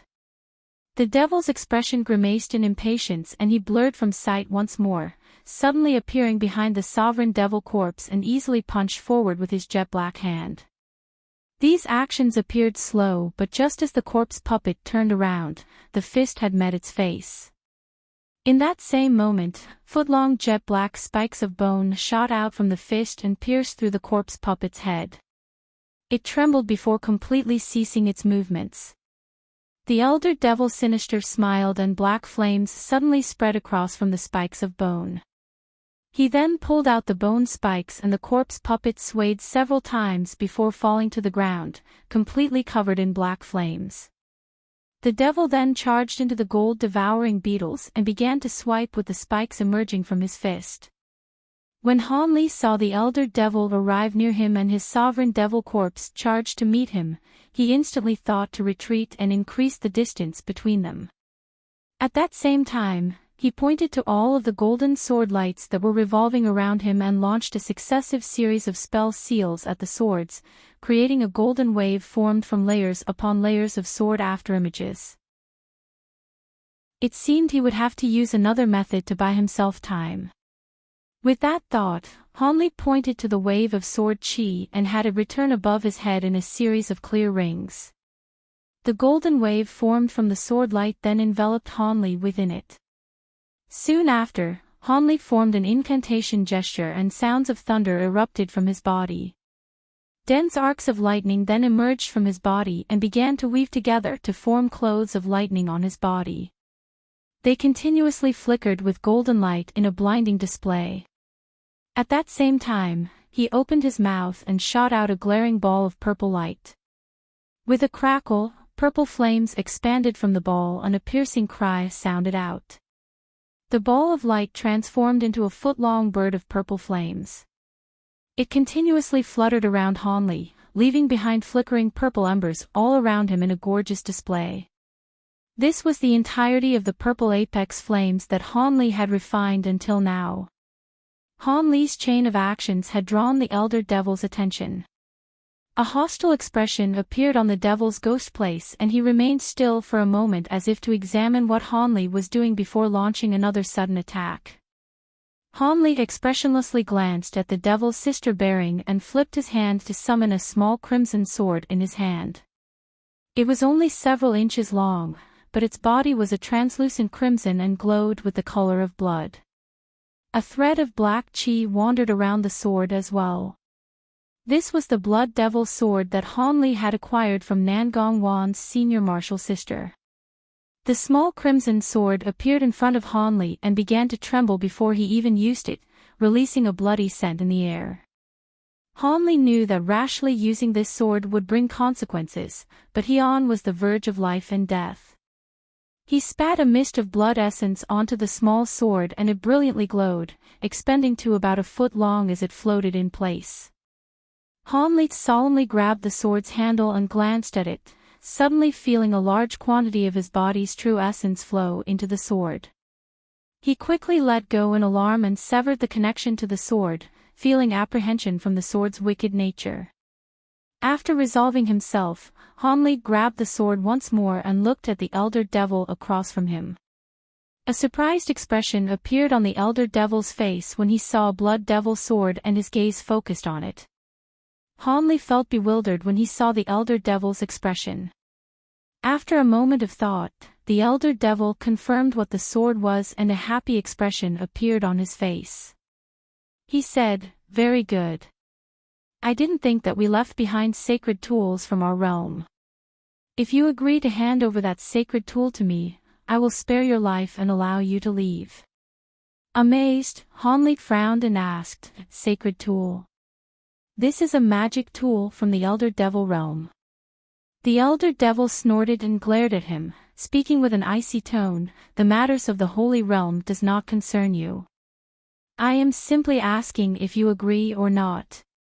If you were a human cultivator, there is no harm in agreeing in order to save my own life. You, on the other hand, hee." Hanli then wore a mocking expression. When the elder devil saw that the two puppets possessing an unordinary aura pounced at him, he expressionlessly clapped his four hands in pairs and they howled with sounds of tearing space as blinding black radiance appeared in his palms. The four hands grabbed onto the black light and each split off a portion, producing balls of brilliant black light into each hand before transforming into four strange black light blades. These blades of light were only about 2 feet long, and their tips were thick and warped like a dagger. But what was particularly strange was how the blade's body continued to vibrate and released an unending piercing screech as if warping the nearby space. In the instant the black blades took form, the devil's human head appeared anguished and his face grew deathly pale as if his body's blood essence had been vastly consumed. As for the devil's ghost head, his expression turned harsher as the black light blades trembled. Then in a gust of wind, he shot forward to the blue malevolent puppet. Of course, the puppet felt no fear. It spat out a large mist of grey yin qi and swept it forward like a wave. The other puppet raised its arms and azure light flashed, shooting out over 10 threads of ice from its hands and disappearing into the mist in the blink of an eye. As for the scarlet puppet, it spat out yin qi as well and it released scarlet drills of light from its hands, launching another attack at the elder devil. At that moment, the roiling fire cloud had surged above the elder devil's head. The devil was now being attacked from 3 sides. The elder devil effortlessly waved his 4 arms, sending 4 twirling crescents from his blades. Then, the crescents overlapped to form 2 crosses and shrieked through the air, each heading towards a different puppet. As the elder devil was occupied with these attacks, a meter-large claw formed from the cloud of flames and quickly grabbed at the devil's ghost head with its long incisive nails. The azure threads of ice and scarlet drills emerged past the other side of the yin qi and made their way to the elder devil's body. The elder devil's 4 arms stirred and the blades of light grew indistinct as they layered several waves of light together, creating a huge surging orb of black radiance. When the puppet's attacks contacted the orb, it immediately sucked in the attacks with a wail. In the blink of an eye, azure and red light burst as they were churned and shattered. When this happened, the claw of flame suddenly stopped in alarm and attempted to withdraw, but it was already too late. A whip of black light flashed by and completely blew away the claw. A mournful cry soon followed from the cloud of flames. A savage expression appeared on the ghost head and his black-purple tongue hung from his face, dripping with blood. Then with a low shout, the elder devil's body disappeared from sight and he appeared at the heart of the flame cloud. Chapter 852. Wreaking havoc. The black crescent of light sliced through the multi-layered barrier as if it were chopping through grass, resulting in the barrier to burst into specks of dust. When the elder devil saw the 3 escaping from the barrier, he looked at them with derisive mockery. As the 1,000 icicles from Han Li's tortoise puppets pelted the surrounding area, the elder devil swung the huge blade with a blur of his hands, forming another ball of blinding radiance and splitting it to release 2 3-meter-long black lances. He successively threw them into the air, sending one towards the unfamiliar old man while the other made its way to Senior Marshal Brother Qing. Soon, Han Li's tortoise puppets pelted the surrounding area with over 1,000 icicles. But with a loud shriek, the 2 black lances disappeared without a trace. As for the elder devil, his body blurred and reappeared 70 meters away, instantly escaping the range of the icicles. At that moment, the unfamiliar old man heard a shriek from behind and felt his heart froze. Without another thought, he tossed out a silver octagon medallion he was keeping in reserve and formed a barrier of silver light around him. Having done this, he felt somewhat safer and hastily turned his head around to see that nothing was there. The unfamiliar old man blankly stared at the scene. Before he even realized what was going on, a shriek sounded out right next to him. As black light flashed, the black lance suddenly rammed into the barrier. Black and silver radiance momentarily intertwined, and the black lance warped, piercing through the barrier and burrowing itself in the unfamiliar old man's abdomen.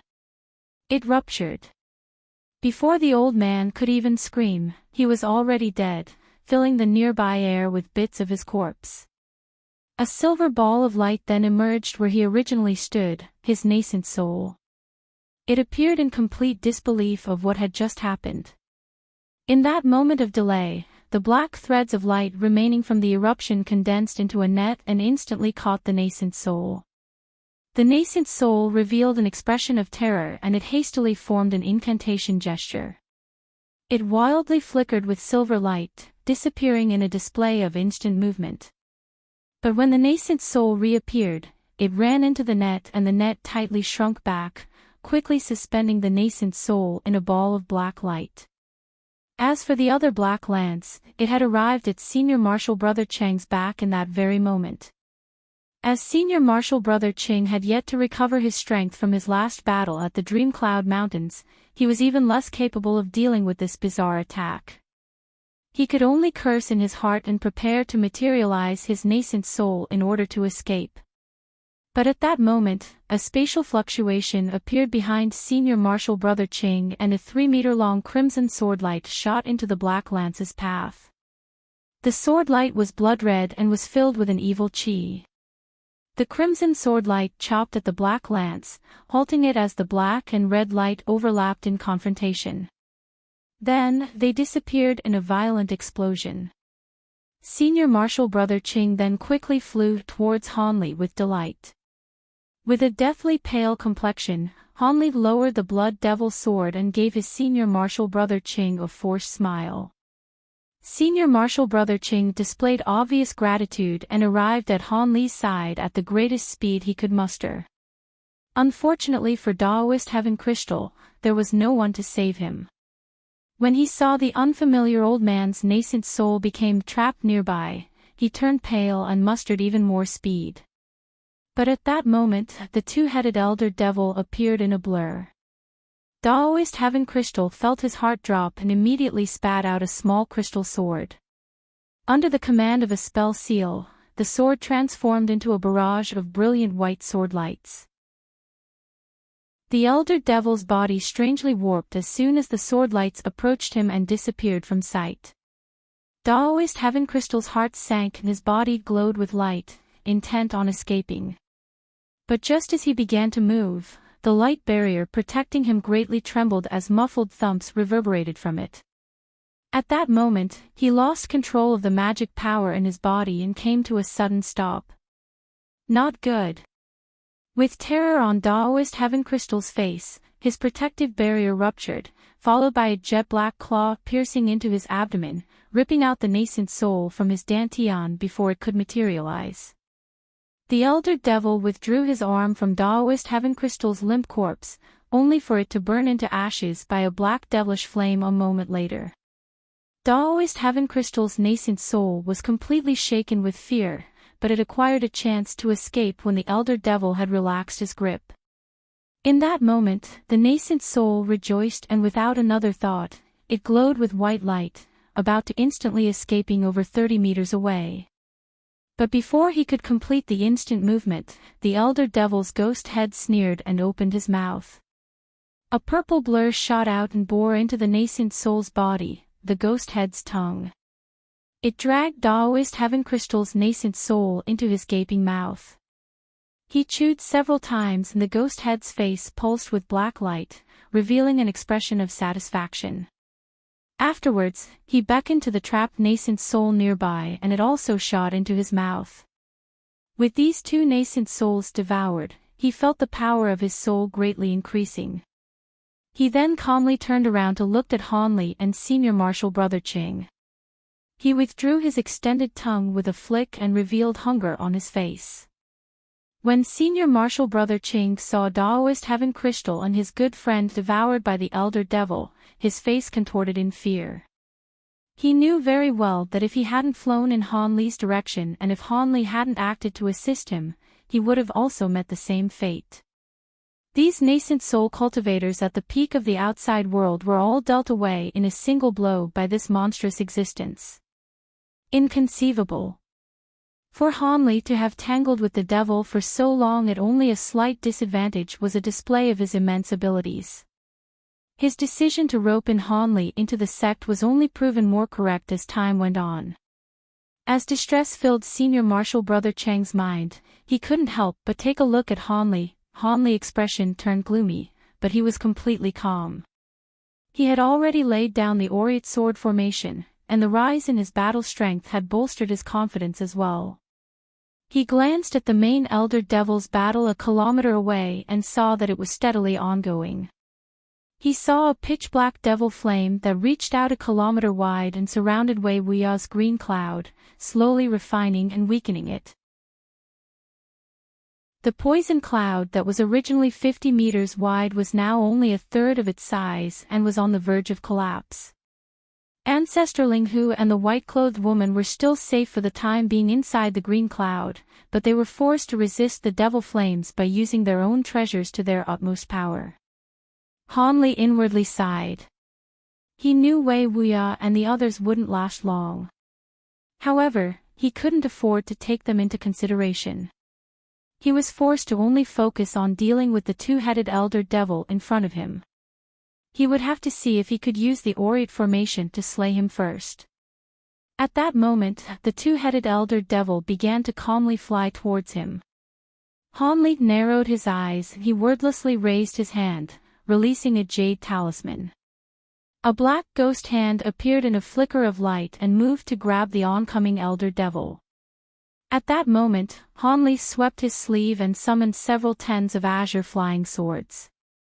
They rang out, condensing in a pulse of brilliant azure light into a single huge blade that released an astonishing pressure. Han Li formed an incantation gesture and pointed at the Elder Devil. The huge sword then disappeared in a blur and suddenly appeared above the devil's head, cleaving downward without delay. The Elder Devil laughed with an odd tone and clapped his hands together, summoning a huge black blade. He then met the oncoming azure sword with his own. When the Elder Devil saw the azure sword, he immediately realized it was one of Han Li's bonded magic treasures and intended on shattering it, crippling Han Li's soul. As for the ghost claw, the devil disdainfully raised one of his hands and shot a stream of devilish chi at it, instantly tying it down and preventing it from moving in the slightest. The ghost claw attempted to tear the devilish chi apart, but it was no use. The devilish chi was like maggots. Whenever it split, it would form once more and stronger. Then, the black blade and the azure sword made contact, resulting in a deafening explosion. Black and azure radiance clashed in blinding confrontation. The black blade muffledly groaned and began to warp and ripple. As for the azure sword, it was being gradually pushed back, but it still remained in peak condition with the slightest damage. The two-headed Elder Devil raised his heads to look at the blade and they both wore an expression of shock.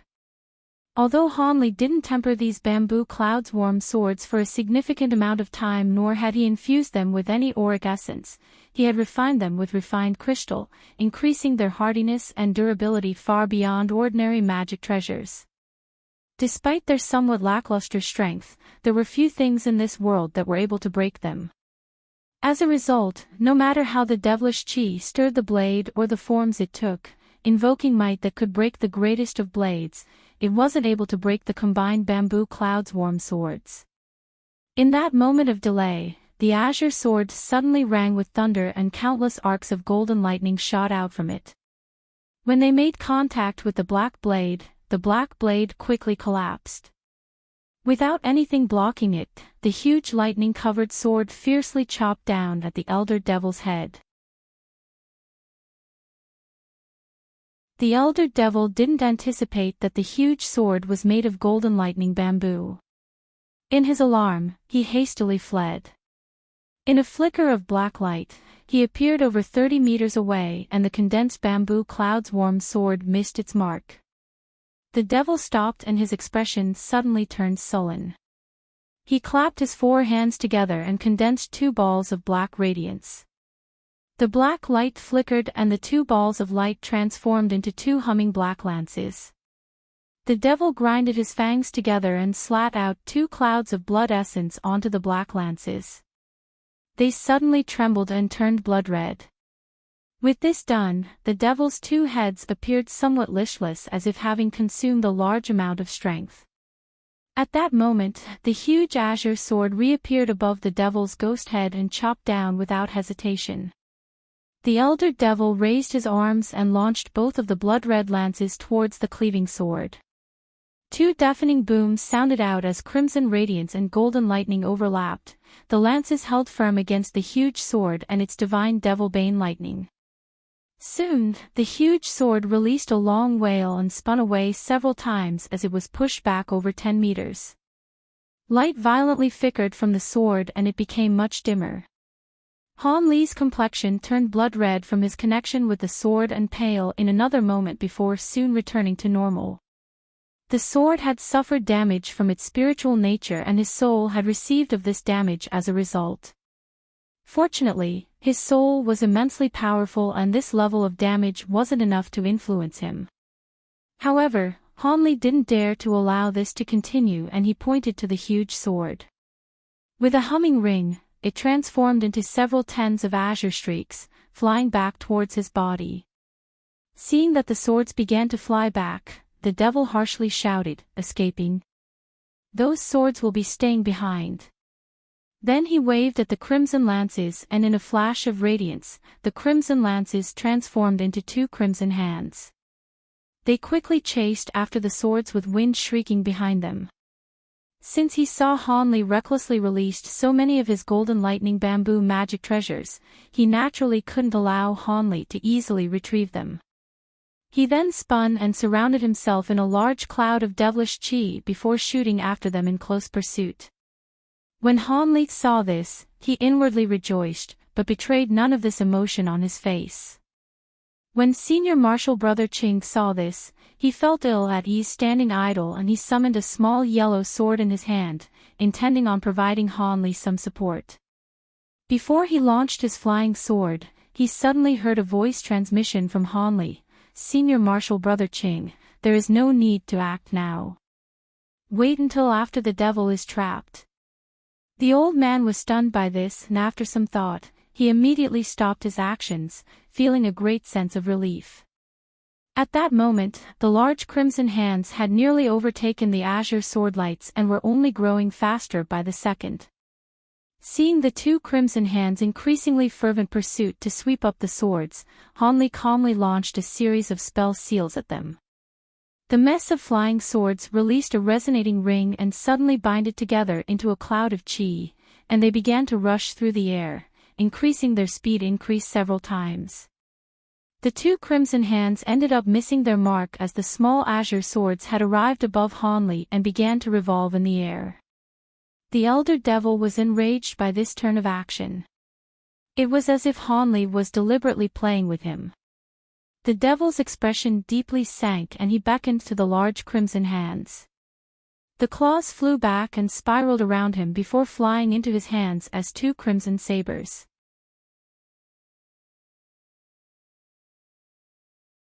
After the flood dragon appeared, it released a world-shaking cry causing the color of the nearby sky to distort. This sound greatly surprised the both of the elder devils. Senior Marshal Brother Ching also appeared at a complete loss. As the flood dragon's roar faded away, its image spiraled once in the air before disappearing into Han Li's back. Crimson light glowed behind him, and suddenly the image of a 3-inch-long crimson flood dragon began to roam across his body with vivid life. Then Han Li's body began to pulse with crimson light, and thumb-sized sparkling crimson scales appeared all over. Following a sharp pain from the top of his head, a small scarlet horn appeared, and his hands turned incredibly hardy and his fingers became pointed and incisively sharp. At first glance, Han Li's new form appeared similar to the elder devil trapped in the sword formation. However, Han Li's face remained human and the scales were only present on his body. As for the elder devil's head, both of their heads appeared malevolent and his scales were purple. Han Li's use of the spirit subjugation talisman had also boosted his true essence with the power of the flood dragon's soul and raised his cultivation to the border of early and mid-nascent soul stage. With his body glowing in both azure and red light, he grabbed the blood devil's sword with both his hands and poured the entirety of his magic power into it. The sword began to intensely tremble and violently pulse with crimson light before expanding to 3 meters in length, filling the air with the putrid smell of blood. As for Han Li's red horn, it glowed a brilliant crimson as a result of using the power of the flood dragon's soul to its greatest extent.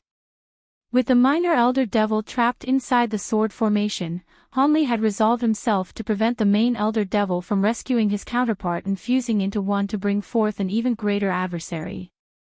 But with the main devil's speed, he would arrive before the sword formation closed in on the minor devil and finished him off.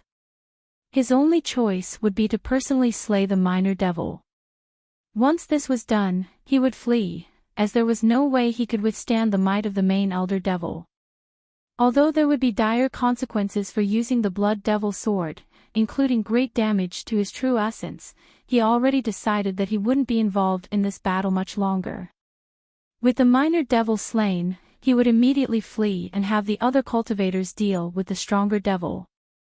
Otherwise, he could experience permanent damage to his cultivation. Given that he had slain one of the devils by himself, the other cultivators surely wouldn't have any complaints. But at that moment, the blood devil's sword seemed to be insatiable. In the blink of an eye, it had already consumed a majority of what Han Li's cultivation could offer. The sword's crimson light continuously pulsed and now extended to over 20 meters in length and condensed an even more powerful aura, much to Han Li's shock.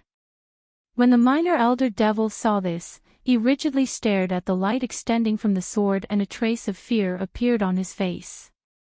He wasn't able to keep his calm and his ghost head harshly shouted, "Are you seeking your own death? For a human cultivator to use a sacred tool of our holy realm without regard? Are you thinking of turning into a devil?" Han Li coldly smiled. He simply continued to pour spiritual power into the sword and ignored him. The devil grew furious. Knowing that Han Li intended on taking his life, his expression turned gloomy and his body began to glow with crimson light. With one of his hands acting as a blade, he severed one of his arms. The wound was as sleek as a mirror and didn't leak even a drop of blood. In the moment the arm was severed, he grabbed it with another arm and he spat several mouthfuls of blood essence onto it as he muttered an ancient incantation. The severed arm immediately shined with crimson radiance and undergone a series of warping distortions before forming a sword that resembled the blood devil sword. The sword was made of sleek bone and was covered in pitch-black devilish chi. Afterwards, a huge attractive force enveloped them into the black object. Senior Marshal Brother Ching fortunately managed to avoid it, having flown back a dozen steps from the initial force. Not good. It's a spatial tear. Han Li realized what had happened and terror filled his mind as he attempted to break free of the rainbow light. But when Han Li attempted to utilize his magic power, his expression blanched. All of the magic power in his body had completely disappeared. Han Li broke out in a cold sweat. Bound to be engulfed by the spatial tear, he beckoned to the bamboo cloud's warm swords comprising of the aureate sword formation in a panic. The minor elder devil also found himself without power and he revealed terror on his faces. As the rainbow light pulled Hanli and the elder devil into the spatial tear, they weren't able to offer the slightest resistance. Then a clear ring sounded out from the formation and over 100 streaks of golden sword light shot off in meter-long gold-red streaks towards the spatial tear. At that same moment, a violent and sharp explosion burst nearby. A ball of black devilish flame flickered and teleported in the vicinity of the spatial tear. Devilish flame surged and was promptly extinguished, revealing a towering figure reminiscent of a divine devil. When the elder devil saw that his counterpart was being dragged into the spatial tear, he felt both fury and alarm. As he floated nearby, not daring to enter range of spatial tear, he spotted the last of the bamboo cloud's warm swords that were flying towards Hanli and instantly grabbed at the air in their direction. A huge devilish hand then appeared above the flying swords and reached out to grab them. The swords released a clear ring and they immediately swerved, avoiding the hand and shooting straight towards the spatial tear. However, two of the swords were too slow and were grabbed by the devilish hand, rendering them immobile. At that moment, a purple ball of flame shrieked from an unknown place and instantly flew into the spatial tear as well. The giant elder devil was stunned and thought to do something else when the spatial tear blurred several times and quickly shrunk in size before disappearing without a trace. All that remained nearby was Senior Marshal Brother Ching and the giant elder devil. The elder devil glanced in the direction that the spatial tear disappeared and his expression wavered. Then, he turned to look at Senior Marshal Brother Ching and a savage expression brimming with hostility appeared on his face. Senior Marshal Brother Ching was alarmed and he hastily used his yellow flying sword to protect himself as he slowly withdrew, screaming curses in his heart. He unconsciously glanced around him to reveal an expression of delight. Someone amongst a group of green-robed cultivators spoke from 300 meters away. Isn't this fellow Daoist Ching? What are you doing here? And what is this devilish monster? A green-robed old man glanced at the two-headed six-armed giant elder devil with shock. This old man was the controlling spirit sect's Grand Elder Dongmen Tuesday. The three behind him were his nascent soul cultivators formed from elemental spirit nascents. That's right, I would like some answers as well. At that same moment, gloomy words sounded out followed by a dozen black-robed cultivators, the ghost spirit sect disciples. The speaker was the ghost spirit sect's Elder Zhong. These two group of cultivators saw that spatial tear disappear and all of them revealed an expression of shock. Senior Marshal Brother Ching bitterly smiled and could only muster the strength to say, "It is too hard to explain. Let's first deal with this monster first. Do be extremely careful. This devil is immensely powerful. A moment of carelessness will result in death." Dongmen Tu and Elder Zhong both glanced at one another with a puzzled expression. The cultivators following them then immediately surrounded the 10-meter-tall devil from a distance. The elder devil's two ghost heads slowly turned around to examine the human cultivators that surrounded him. One of the faces sneered and emitted dense killing intent. As for the other face, it wore a mysterious smile containing a trace of derision. Without saying a word, he raised his hands to the sky and summoned 4 huge black blades of light into his hand. With a faint tremble, the huge blades released a deafening shriek. When Senior Marshal Brother Ching saw this familiar scene, his expression grew unsightly.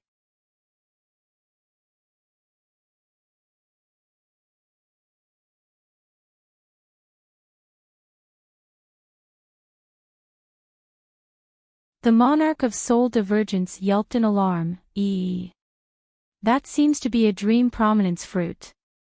It's already turned a deep purple. It should have medicinal properties over 10,000 years in age at the very least. Forcing down the excitement in his heart, Hanli said with a calm tone, "It is unknown just how long this abandoned medicinal garden has existed. It would be odd if its potency wasn't at least 10,000 years of age." He didn't immediately pick any of the fruit. Instead, he observed them for a long while before turning around to examine another corner of the garden. Dragonweave grass. Wind spirit flowers. As Hanli muttered the names of these long-extinct spirit medicines of immense potency, his eyes shined with increasing excitement. I'm surprised you're so familiar with medicinal herbs. There were even some I hadn't heard of. Monarch's Soul Divergence said with a surprised tone. Hanli raised his head to look at another direction and smiled, saying, "Could it be that Senior is teasing me? I am only able to recognize a third of the plants here. I will be needing your help to identify most of them." Perhaps believing this to only be a trivial matter, Monarch's Soul Divergence didn't press Hanli too hard. Rather, he coldly snorted and said, "Although I've touched upon the topic of pill refinement, I haven't delved too deeply into it, so I will only be able to help you identify them." "That over there is." Hanli nodded as he listened. Then he summoned a faint green jade slip into his hand and immersed his spiritual sense into it, staying still as if probing it. Monarch's Soul Divergence tactfully kept silent as Hanli did this. After the time it took to finish a meal, Hanli withdrew his spiritual sense from the jade slip, wearing a pensive expression. This jade slip was given to Hanli by the Drifting Cloud sect's cultivator song and recorded many ancient spirit medicines and pill formulas. He was relying on it to recognize many of the spirit medicines in the garden. After Hanli looked through it, he spotted 2 ancient pill formulas that he was able to immediately refine. It used a few of the ancient spirit herbs that he had found inside the garden along with a few of the materials he had received in exchange for the copper lantern from the battle at the border. With these ingredients, he barely had enough materials to create the so-called fuchsia cloud pill. According to the pill formula, it was a cultivation progression pill that was rare even in times of antiquity. Its medicinal power was excessive for an early nascent soul cultivator like Han and was more appropriate for a mid-nascent soul cultivator. If Hanli were to take it, a portion of its medicinal strength would be wasted and his meridians would swell until they tore, arousing intense pain. There was also another pill by the name of the Snow Soul Pill that he had high hopes for refining. However, he was still missing a few precious ingredients to refine it and would have to find them in the outside world. Although the Snow Soul Pill wasn't a medicine pill that progressed cultivation, it was a supplementary medicine that increased the glacial power of a cultivator's ice techniques. The pill formula only gave a vague description of its effects, but it was certain to be unordinary, given the rare materials that it used. As for the other medicine herbs in the garden, they weren't enough to complete a formula and would be used for later. Hanli's thoughts continued to churn over how he could use these medicinal herbs and he couldn't help but turn giddy. Although Hanli had been kept busy ever since he had entered the nascent soul stage and never had the opportunity to enter seclusion for a long period of time for cultivation, the thought of looking for appropriate cultivation medicine and an opportunity to seclude himself for many years had been on his mind for a while. It appeared his efforts had paid off now that an opportunity presented itself.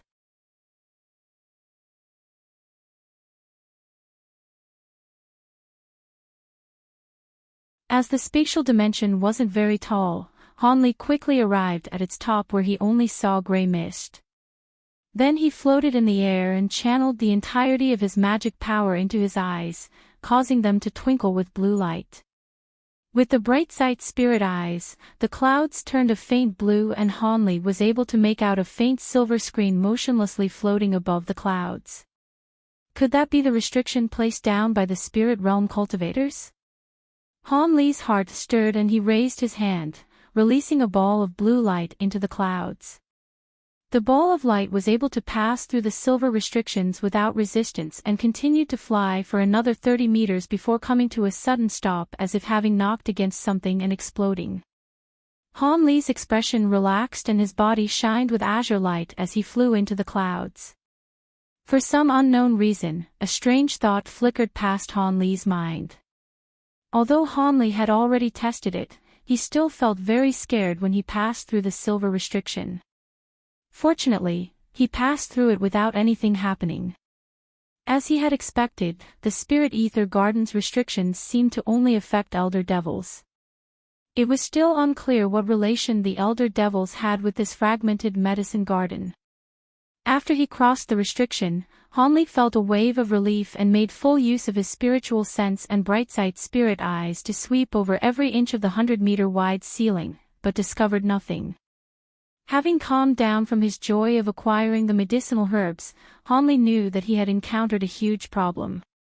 He looked down at the sparkling silver screen restriction and hesitated before deciding to leave it alone for the time being. The overwhelming power of the silver flames were still fresh in his memory and he didn't wish to provoke a life-ending danger. Hanli examined the sky 2 more times and sighed.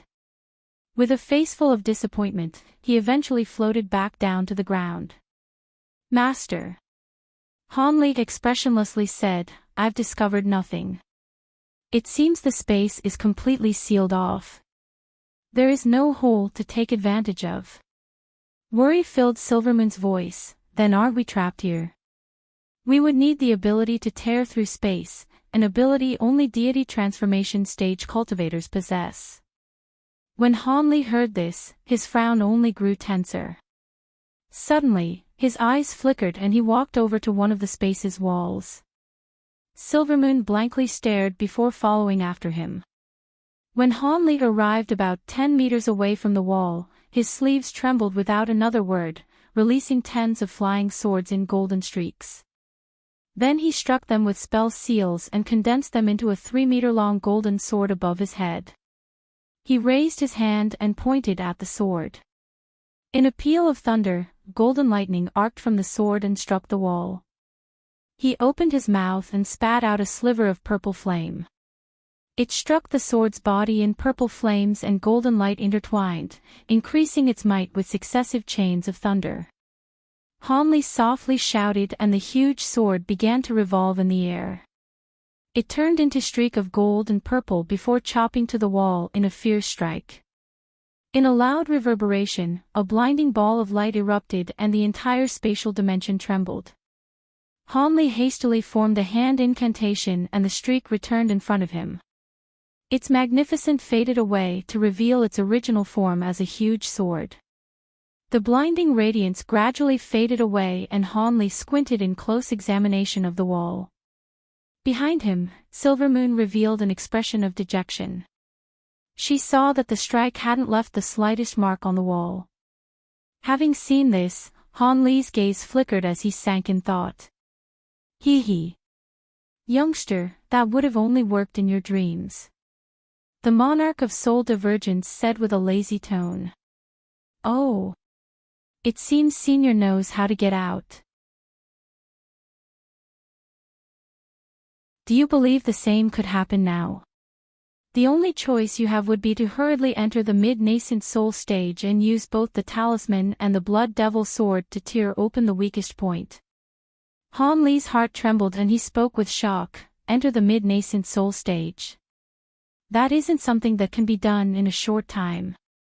Even with the dense spiritual chi here and the assistance of medicine pills, it should take 30 years of strenuous cultivation at the very least. Monarch's soul divergence snorted in disapproval and said, the spatial dimension won't disappear after a mere 20 or 30 years. What are you so afraid of? If you cultivated on the outside world with your aptitude, you might not be able to reach the mid-nascent soul stage even after 100 years. Hanli's expression wavered.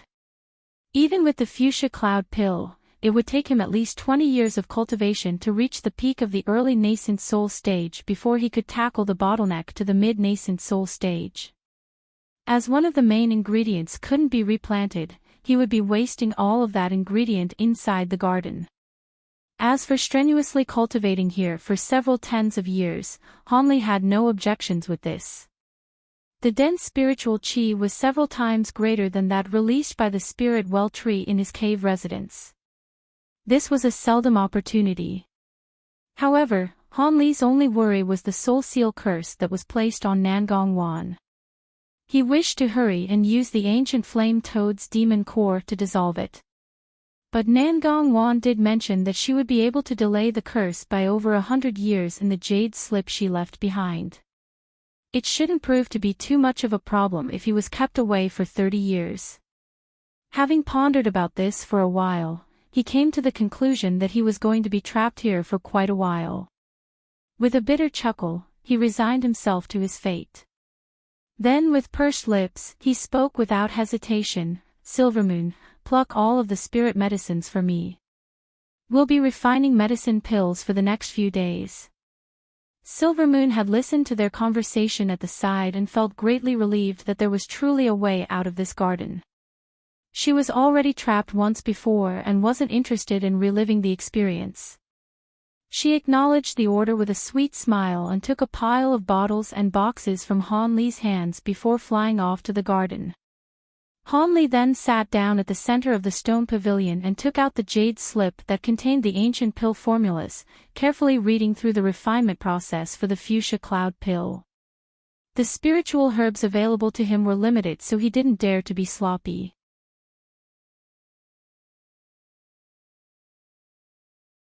The heavenly south state of Dongyu had a small province named the Ning province that was unremarkable apart from the fact it bordered the Chang province, which contained Devil Fall Valley. The Ning province was separated from the Chang province by an endless mountain range and consisted mostly of desert with trees and rivers sparsely found throughout. There were also only meager spirit veins found throughout, leading to only a few small cultivators' clans taking hold there. But it was also free, as there were no major factions contending for the land. To the Ning province's southwest, there was a mountain range by the name of the Spirit Scale Mountains where one of the many spirit veins was located. The mountain range itself only spanned 50 kilometers and its spirit vein spanned only 5. The tallest mountain of the Spirit Scale Mountains and 2 of its small mountains were where a few cultivators had reluctantly taken residence. Given the area's small size, these 3 mountain peaks were divided amongst 3 cultivators' clans, the Huang, Li, and Wang clans. These clans were all small and new. Even the strongest amongst them, the Huang clan, had 2 foundation establishment cultivators at most. The disciples of their sects were only lowly qi condensation cultivators, with a majority of them only being at the 4th layer. The several thousands of clan members that lacked spirit roots had no choice to settle in the surroundings of the Spirit Scales Mountains. The 3 clans were not only close in distance, but their relationships were friendly as well. In the past 100 years, many of the disciples in the 3 clans have even married each other, forming deeper bonds. If one were to investigate more closely, they would find that although the Spirit Scales Mountain spirit veins were meager, there was a nameless spirit spring at the top of the main mountain. While the spring wasn't on par with something as rare as a spirit well, it was miraculously useful. When its spring water was mixed with spiritual herbs, one could create a spirit tea that could cleanse the marrow of disciples at the level of the 6th layer of qi condensation and below, benefiting their future cultivation. Although the 3 clans knew that this wasn't a good area for cultivation, the spring was the main reason why they reluctantly remained. And although the spirit spring had a miraculous effect, water would only flow from the spring a few days during each year. It wasn't nearly enough for the clans to use. As a result, the clan's elders came to a decision to seal off the spring and open it once every 10 years. The amount of water accumulated over the span of 10 years was enough for the 3 clans to use once. As a result, the clan would take in disciples once every 10 years so that the water wouldn't come to waste. The 3 clans had no choice but to bind over this trifling spirit well and keep guard over it, opening it every 10 years for the use of their young disciples.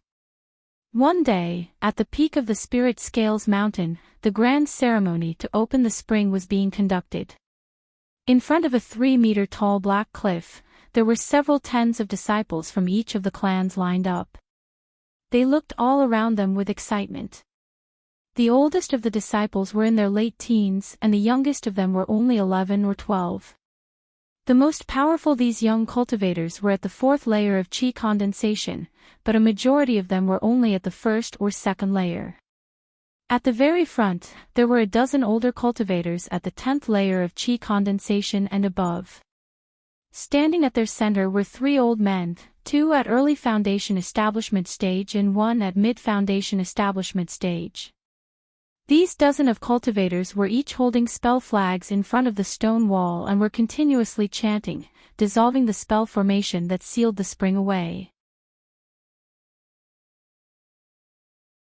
The other two clans were inferior to the Huang clan and were only able to barely raise a foundation establishment cultivators of their own. These two cultivators were long-time friends with Elder Huang. The two old men smiled and didn't further mention the matter. Then they began to command the assigned disciples to step forward and begin their tea brewing. Two disciples then stepped forward from each of the clans and they head straight to the pool. But before they arrived, an astonishing scene suddenly occurred. Thunder suddenly rang out 10 meters above the pool and rainbow light wildly flickered, bringing forth a black sphere of light.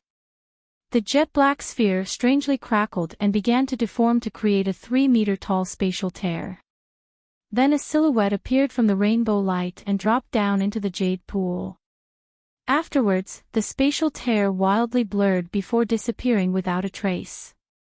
When the silhouette fell into the pool, he yelped and quickly stood up. All of the cultivators present watched this with bizarre expressions. Even Huang Yuanming, the leader of the cultivators, was left completely speechless. A silhouette was a young man wearing azure scholar robes. He was surprised to find to have fallen in front of so many cultivators. After a brief moment of embarrassment, he regained his calm.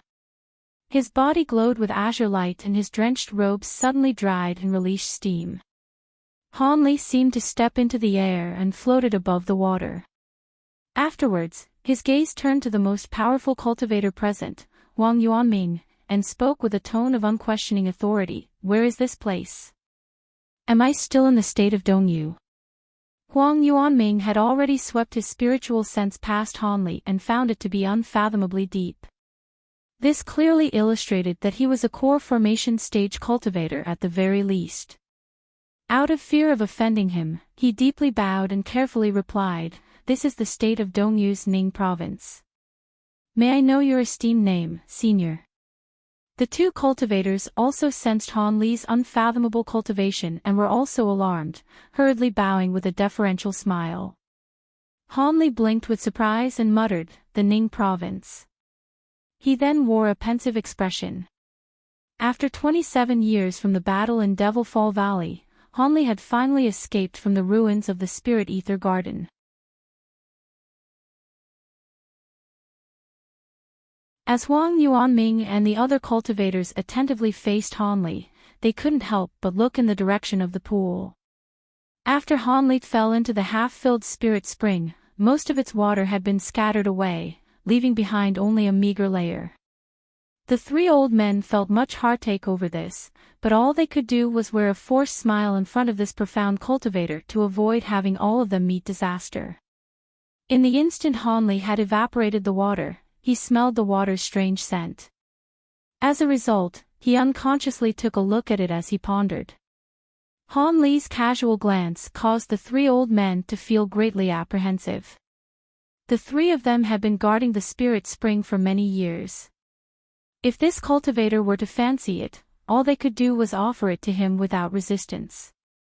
Han Li swept his gaze past the spring and paid it little attention. Instead, he turned to the three old men and said, "It's been a long while since I've last emerged and I am unfamiliar with the recent events of the Heavenly South. Could you fellow Taoists tell me what has happened in the past few years?" Feeling greatly relieved that Han Li held little interest in the spirit spring, Huang Yuanming respectfully replied, "Of course we can, senior. If senior doesn't mind, this junior would like to invite you to our hall for a cup of tea while I explain. I will answer all of senior's questions to the best of my knowledge." The two old men at his side also breathed out with relief. Han Li glanced at a few of young cultivators in the distance and after a moment of thought, he nodded, "That is fine. There are many things I wish to ask about. I will have to bother you three." "A bother? No. It is our Huang clan's honor to welcome such an esteemed expert." Huang Yuanming was delighted and replied with a smile. Then he gave the order to a few of his disciples, and they hastily flew back as to avoid offending out of insufficient preparations. Afterwards, he personally led the way to a pavilion at the center of the mountain. As for the other two old men, they gave the commands to their clansmen and they hastily set off to the pavilion. Your 3 clans all reside here. How rare.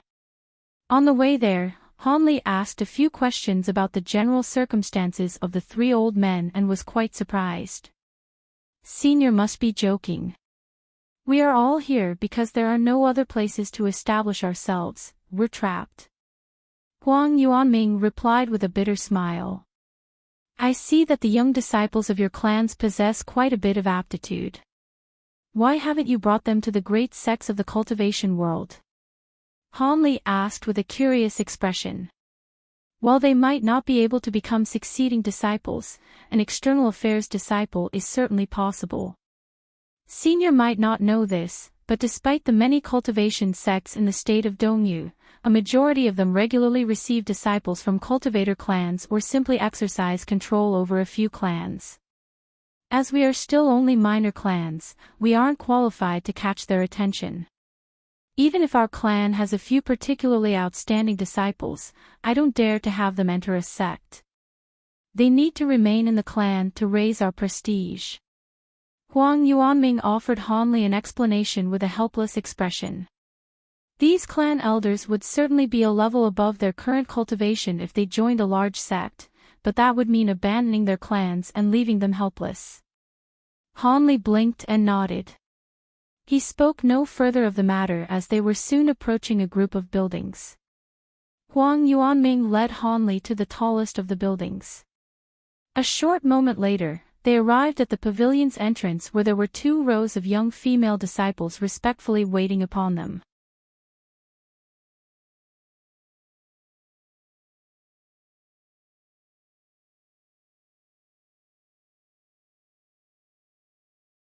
If he wanted to know what was truly happening with the Drifting Cloud sect, he would have to go to a market city or return to the state of Shi itself. Hanli was satisfied with the 3 old men's report and swept his sleeve across the table in front of him, summoning a pair of sparkling golden short spears in a flash of azure light. Thank you for telling me this. I don't have anything amazing, but I will be giving you 3 these broken gold spears. Many thanks for Senior's gift. These are high-grade magic tools. Huang Yuanming examined the golden spears for a moment before hastily saluting Hanli with joy. With their power, it wasn't as if they didn't have any high-grade magic tools. But since they only had a sparse few, they valued each of them greatly. Naturally, they were quite happy to acquire something so valuable after simply answering Hanli's questions.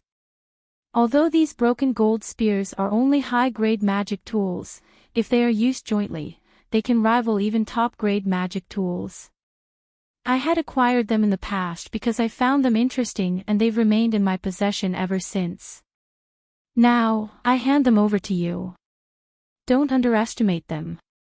Hee hee. Since I've given you your reward, I will be taking my leave. Perhaps if fate will have it, this one named Han will see you again in the future. Han Li's body then glowed with light and he flew out of the hall in an azure streak.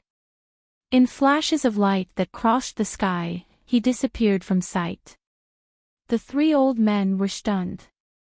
Not expecting that Han Li would take off unceremoniously, they swallowed their words of thanks and looked at the pair of golden spears on the table. How generous of him to easily give us a pair of high-grade magic tools. The plump old man said as he looked at the golden spears. It depends who is looking at them. High-grade magic tools might be very valuable to us, but to that senior, they might not be worth much. The taciturn white-robed old man said, wearing an odd expression. Brother Wang, what do you mean?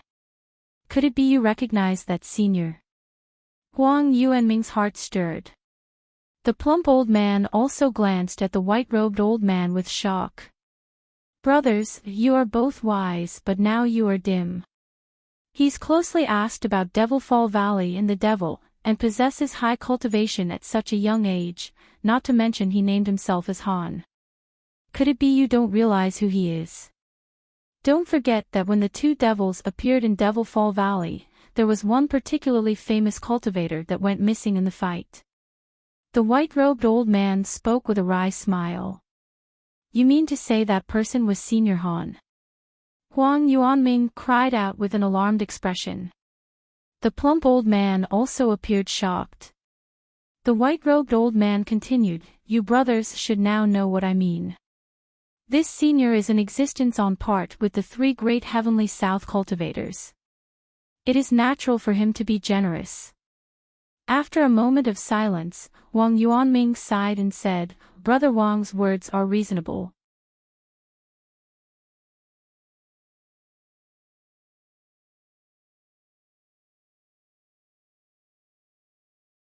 Once you make the trip, you will come to know why it is known as the sacred land of cultivators. The great Jin Empire is known as the heart of the all cultivation. Having made his mind, Han Li said, Then so be it. But there is something I must first do before I leave the state of Dongyu. I need to take a look at the outskirts of Devil Fall Valley. What do you plan on doing at Devil Fall Valley? Monarch Soul Divergence spoke with a tone of alarm. Don't worry, I don't plan on entering.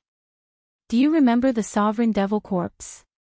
Before I entered the spatial tear, I used a secret technique on it. Of course, I need to see if it still remains in Devil Fall Valley and see whether or not I can summon it.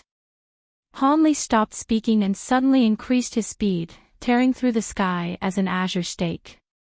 When he entered the Chang province, Han Li immediately headed towards the myriad chain mountains and arrived at the entrance of Devil Fall Valley. After lingering there for 2 whole days, he was able to determine the location of the sovereign devil corpse in the valley. However, it seemed to be trapped somewhere. No matter what spell seal Han Li cast, he wasn't able to get it outside of the valley. Han Li hesitated for a long while and could only gloomily depart. It appeared he would have to wait until Devil Fall Valley opened once more to rescue his corpse puppet, given that it survived over the years. 2 months later, Han Li reappeared in the vicinity of the Dream Cloud Mountains. When he drew near it, he came across a patrol of Drifting Cloud disciples. They were filled with excitement at Han Li's appearance and they gave him a warm welcome before sending word to the 2 sect elders. Not long after, all the disciples in the Drifting Cloud sect emerged and greeted Han Li as an illustrious Grand Elder of the sect. At the head of this esteemed welcome was Lu Luo and Senior Marshal Brother Qing. The two were filled with delight when they saw Han Li. They spoke no further and hastily welcomed Han Li back into the sect before dismissing the other disciples. The 3 went to the main hall of the Drifting Cloud sect and took a seat. Senior Marshal Brother Qing then excitedly said, Junior Marshal Brother Han, I knew that with your abilities nothing would have happened to you. But since you survived, why didn't you return to the sect earlier? You've caused us quite a bit of worry. Lu Luo smiled and spoke with genuine happiness, that's right. Had Junior Marshal Brother Han returned earlier, he could have saved us a lot of worry. Senior Marshal Brothers are mistaken. I was trapped in a pocket dimension and wasn't able to escape until just recently. I returned as soon as I could. Han Li pursed his lips and revealed an expression of helplessness. Regardless, it is enough that Junior Marshal Brother Han has returned alive. Now that I think about it, I've never thanked you for saving my life. If it weren't for Junior Marshal Brother Han, I would have certainly perished. Senior Marshal Brother Qing stood up from his chair and deeply saluted Han Li. It was nothing, Han Li smiled and said with a sincere tone, ever since I entered the Drifting Cloud sect, Senior Marshal Brother Qing has treated me well. When I saw that you were in danger, how could I not save you? How could something as trivial as that compare to the kindness of saving my life? Ah yes, I'm sure that Junior Marshal Brother Han is still worried about Sister Nangong. Please be at ease. She is still safe and sound inside the ice. When Han Li heard this, he deeply sighed with relief. At that moment, Lu Luo examined Han Li for a moment and wore an expression of disbelief. Junior Marshall Brother Han, you've entered mid-nascent soul stage. When did this happen? It is truly inconceivable. Did you have a fortuitous encounter inside Devil Fall Valley?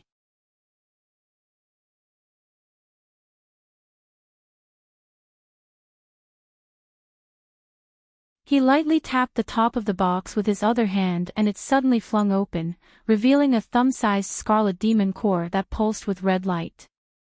It appeared mysteriously alluring. Han Li squinted his eyes as he examined the demon core before suddenly opening his mouth and spitting out an azure mist onto the demon core. Afterwards, he tossed the demon core and had it hover in the air towards the ice.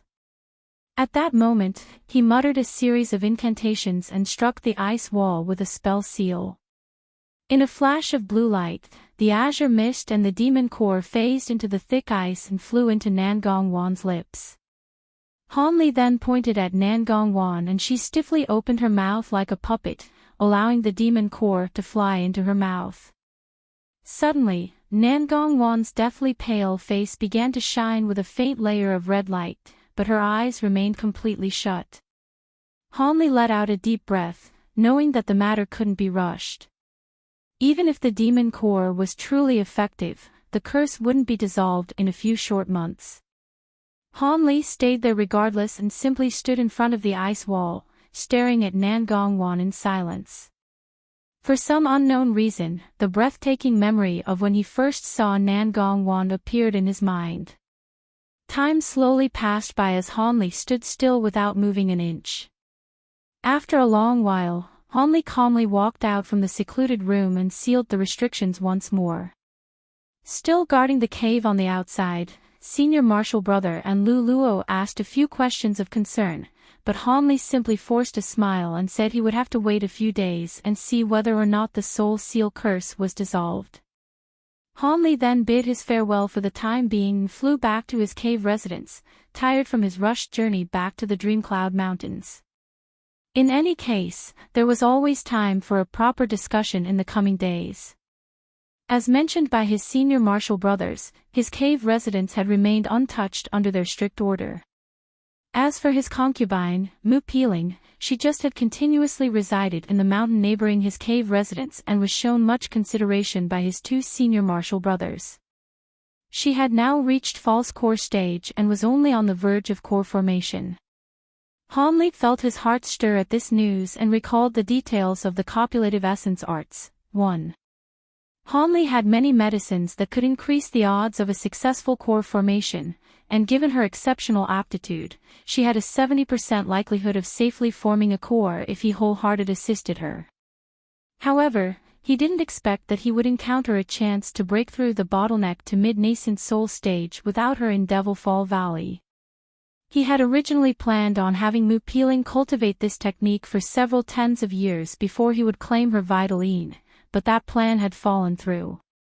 He could also use the copulative essence arts to break through the bottleneck to late nascent soul stage, but he would need a deeper mastery of the technique to use it, not to mention that the woman must also be at late core formation stage as well. Under normal circumstances, it was possible that he wouldn't be able to reach the peak of the nascent soul stage in even 300 years. And during this time, he would have to properly nurture Mu Peeling as she cultivated the copulative essence arts. As the copulative essence arts wasn't anywhere close to being a top-grade technique, she wouldn't be able to reach late core formation stage in a short amount of time unless he provided her sufficient medicine pills. With that thought, Han Li arrived in front of his cave residence. When he saw the sea of mist in front of it, he smiled and parted it with a wave of his sleeve before calmly walking inside. 1. First mentioned in Chapter 645. A technique that allows a male cultivator to break through a bottleneck through copulation with a core formation stage woman. Can only be used once.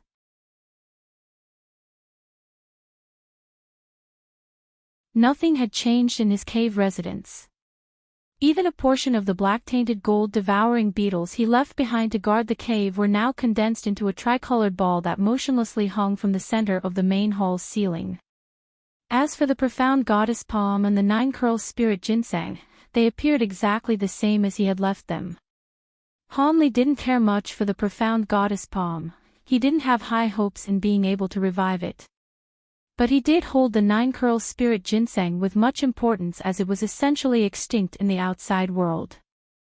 It also stood to mention that the medicine had grown sentient and even developed its own incarnation, a truly rare plant indeed.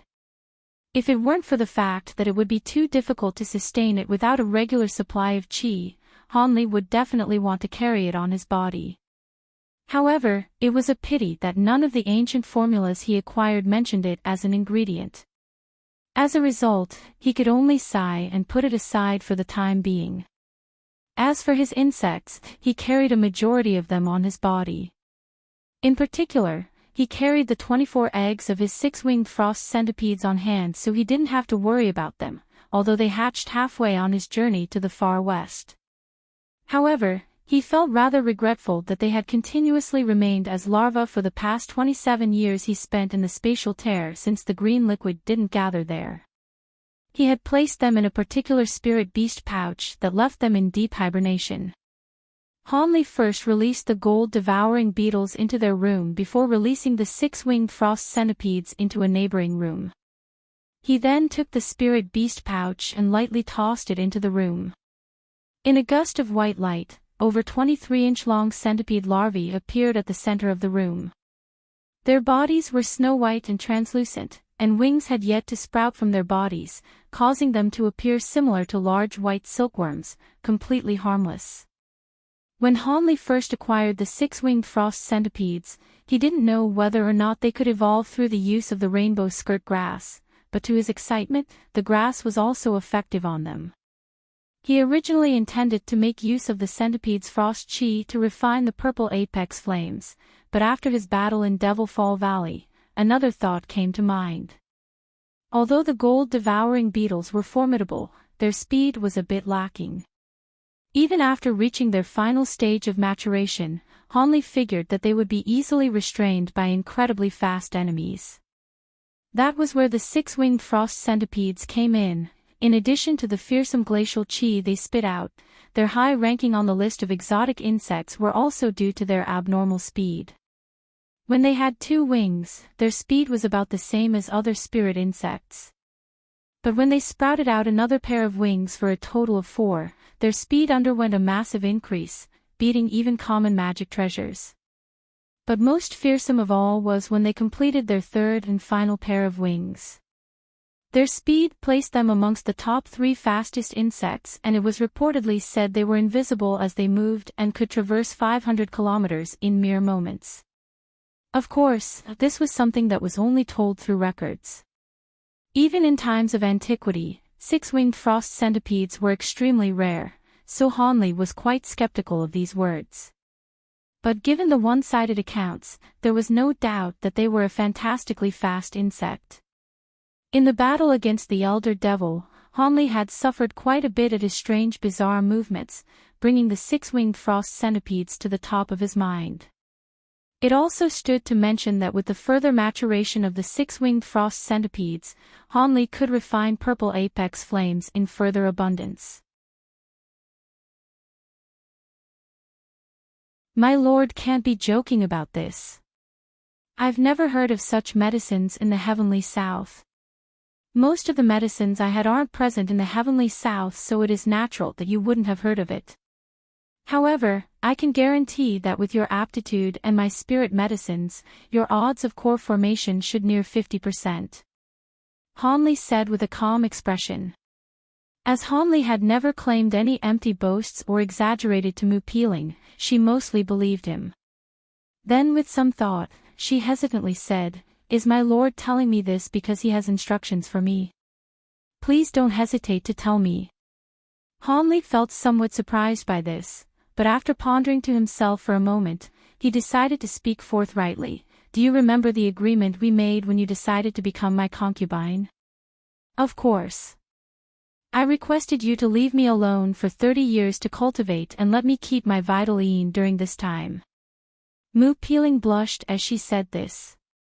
Hanli saw that she was mistaken and calmly explained himself, "The agreed time has about been reached, but you don't have to worry about it. I won't make things difficult just as you are on the verge of core formation. But there are a few things I must make clear before you form a core. Afterwards, you can properly consider what is best for you. I don't wish to use up my spirit medicines on your core formation only for you to suddenly renege on our deal and blame it on a sudden change of heart. What does my lord mean? Mu Peeling was stunned and she couldn't help but look at Hanli with shock. Hanli wore an odd expression and said, I hope that after you form your golden core, you will abandon your cultivation art and will cultivate the copulation essence arts. The copulative essence arts. Mu Peeling said with astonishment. It is a rare pair cultivation art. When the technique is cultivated at its peak and the woman in question loses her vital yin in copulation, the man and woman in question will receive many benefits in their cultivation. The benefits on cultivation are secondary, but the most important aspect or the cultivation art is the inconceivable effect of allowing breakthroughs in bottlenecks. Of course, I will make it clear that the primary cultivator of the technique is the woman, but the man is the one who receives the most benefits. As such, I wish to know whether or not I should do my utmost in assisting you and reach the core formation stage. Because I've already cultivated to mid-nascent soul stage, I wish to use the effects of the copulative essence arts to break through to late nascent soul stage. I will need you to cultivate the technique to late core formation stage for that to be possible. If you agree to change your cultivation art, I will continue to provide you with medicine pills after you form your core to hasten your cultivation. At the very least, it'll be able to save you over 100 years of bitter cultivation. Of course, if you are unwilling, I won't force you. After you attempt core formation, I will be removing the restrictions on your soul regardless if you are successful and grant you your freedom. And from then on, we will have no relation to each other. When Mu Peeling heard this, she was thoroughly shocked. For a time, her expression wavered and her heart was thrown in turmoil.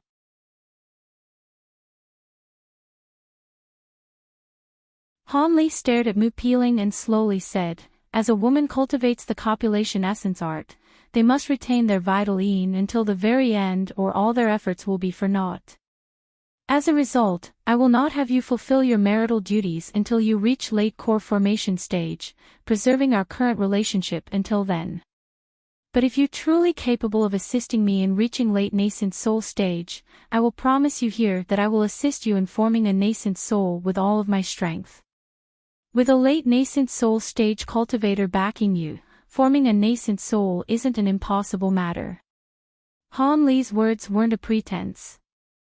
If he truly reached late nascent soul stage, he could gather more grade 8 demon echo grass to refine with the 9-curl spirit ginseng, creating the spirit medicine that would aid in the creating a nascent soul.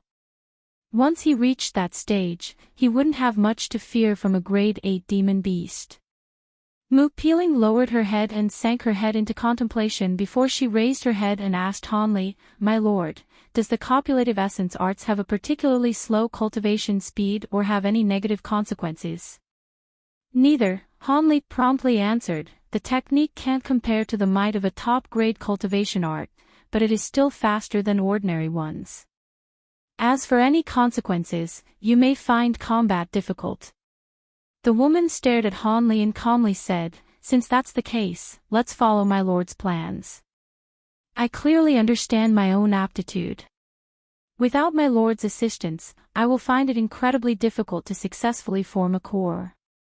As for nascent soul stage, that is even more of an impossibility. I am very happy that you agreed.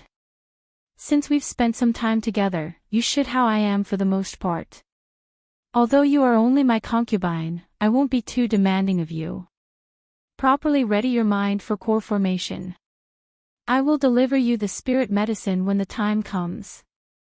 Hanli spoke with an unchanged expression as if having predicted this result. With a curtsy, she said with a firm voice, Many thanks for my lord's kindness. I do understand the principle to returning kindness bestowed upon me 1,000-fold. I will repay this with my life. It was obvious that Mu Peeling sincerely decided to attach herself to Hanli regardless of any worry of personal gain. After all, Hanli had power on the level of the three great heavenly south cultivators and treated her well. She believed that such a good opportunity wouldn't come twice. It also stood to mention that she already understood that Hanli had already treated her with much favor. Without the medicine pills that Hanli provided in the past, she wouldn't be on the verge of core formation, rather, she would be lingering at mid-foundation establishment stage. As such, she agreed to Hanli's conditions without much hesitation. Hanli's frank words had brought their relationship even closer, and now a faint feeling of intimacy appeared on her face when he spoke with him. Afterwards, Hanli candidly answered the woman's questions with regards to core formation. Mu Piling knew that this was a rare opportunity and diligently remembered Hanli's guidance. About half a day later, Mu Piling took her leave, feeling that she had gained much from the visit. Hanli's pointers in particular had made note of a few areas of cultivation she was lacking in, and she needed to properly compensate for them. Hanli didn't ask her to stay and sent her off with a few words of warning. Silvermoon then escorted her out. By the time Silvermoon returned to the main hall, Hanli was sitting in his chair as he reading through a jade slip that contained the refinement method of the seven-flame fan. Silvermoon walked to Hanli's side and asked, "Master, you truly wish to assist that woman in reaching late core formation stage?" Hanli withdrew his spiritual sense from the jade slip and he raised his brow, asking, "What? Is there something wrong with that?" Silvermoon's gaze flickered and she hesitantly asked, "Of course not. I was merely shocked that Master wouldn't simply take in another core formation female cultivator to take as a concubine instead of taking the long and hard path. Why are you treating this woman with such consideration?" "It's nothing. I've simply known her for many years and find her character to be acceptable and worthy of being nurtured. I also didn't only accept this woman as a concubine only for her to help me break through my future bottleneck. I want to groom her as a capable subordinate. When I later cultivate in seclusion, I'll need a person I trust to conduct my affairs. As I am a drifting cloud sect elder, I can't continuously ignore the sect, and Warner isn't the type that enjoys being involved with sect matters either. But I can see that this woman is different. She doesn't have the mind to continually pursue further cultivation. Once she reached a certain stage, she will grow complacent and lose her patience for isolated cultivation.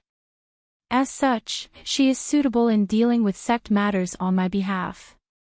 After Hanli said this, he paused and said, "Of course, the most important point of the copulative essence arts is a woman who is willing. Unless I were to offer a heavy price, ordinary female core formation cultivators would be unwilling to abandon their long-held cultivation art for an unknown one. And since I've helped Mu Piling cultivate through foundation establishment and form a core, she definitely won't be unwilling, especially since I'm offering her an opportunity to condense a nascent soul." As she said, it is possible that would have remained a foundation establishment cultivator throughout her lifetime if it weren't for my assistance. Therefore, there is no shame if I wish to make use of her, especially after all the resources I've invested in her. With that said, Hanli sighed and the jade slip disappeared from his hand in a flash of light. Silvermoon tilted her head and sweetly smiled. "So it was like that. It seems I hadn't thought it over much. And in the future, you won't be idle either." Hanli mysteriously smiled at Silvermoon. "Now that I've reached mid-nascent soul stage, I must prepare to seclude myself for several days and refine the celestial ice flames to its very last sliver. Afterwards, I'll try to comprehend the method to open the heaven void cauldron. During this time, I'll be leaving affairs in the cave residence to you." After Silvermoon heard this, she beamed with joy. It is truly worthy of celebration that Hanli has finally reached the last stage in refining the celestial ice flames.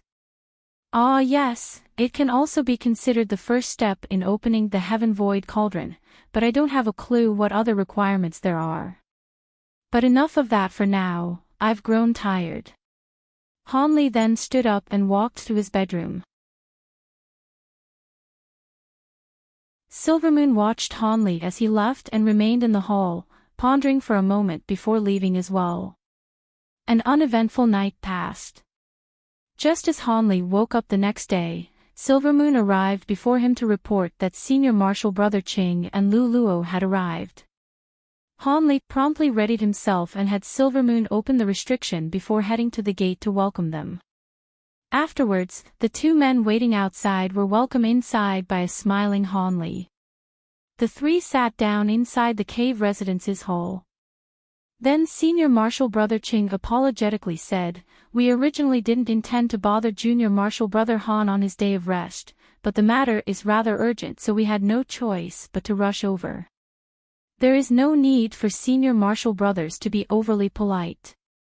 Hanli smiled and said with a casual tone, "Cultivators only need a moment's rest before recovering. It is no trouble at all." "If that's the case, we're relieved." To put matters bluntly, the Ancient Sword Sect and the 100 Possibilities Pavilion, 1, have received reports that Hanli had returned to the sect, and they sent a joint invitation asking for us to meet them. Although Junior Marshal Brother Han has been part of our Drifting Clouds sect for some time, they have yet to see you. This is a good opportunity to introduce you to them, as our three sects share a mutual bond of prosperity.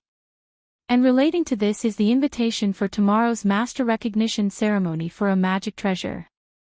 The 100 Possibilities sect had invited us and the elders of the Ancient Sword sect to witness it. A Master Recognition Ceremony. Hanli interestedly said, "I recall that the 100 Possibilities Pavilion was renowned for their treasure refinement. If they wish for us to attend it, this magic treasure must be quite unordinary." The invitation didn't reveal it. However, the master of this treasure is to be a young disciple of the 100 Possibilities sect. I heard their aptitude was quite exceptional, having formed a golden core in less than 100 years. The elders of the 100 Possibilities sect are holding high hopes for this disciple. As Lu Luo spoke, he flipped his hand and handed over a letter written in gold words to Hanli. Hanli smiled and took a look at the letter. They must be truly exceptional to form a golden core in less than 100 years. "All right, tomorrow I will head out with your two. I am also quite curious." Senior Marshal Brother Ching chuckled and said, "It is great that you're going. I heard the Ancient Sword Sect Grand Elder Jin Wuhuan had also emerged from seclusion. If I remembered correctly, he had entered seclusion 80 years ago at mid-nascent soul stage. It is unknown how much he had accomplished." The Ancient Sword Sect's Grand Elder. Hanli said with surprise and felt that there was no harm in meeting him. Afterwards, he examined Senior Marshal Brother Ching and tensely frowned. "Senior Marshal Brother Ching, I just swept my spiritual sense past your body. Did you not find any life-prolonging medicine pills in Devil Fall Valley?" Hanli worriedly asked. When the old man heard Hanli, he wore a bitter smile. "I also know what will happen. At most, I only gave another dozen years to live before I perish. And while I did find a few treasures in Devil Fall Valley, none of them were life-prolonging medicine pills, sealing my fate. Cultivators that cannot complete the Great Tao will eventually perish from age and be reincarnated. There is nothing to be sorry about. When that happens, I will be entrusting the sect to you two Junior Marshal Brothers." With that said, the old man's expression grew calm. He was clearly prepared for his end to come. 1. The Ancient Sword Sect and the 100 Possibilities Pavilion are allies and neighboring sects of the Drifting Clouds sect. They share the Dream Cloud Mountains.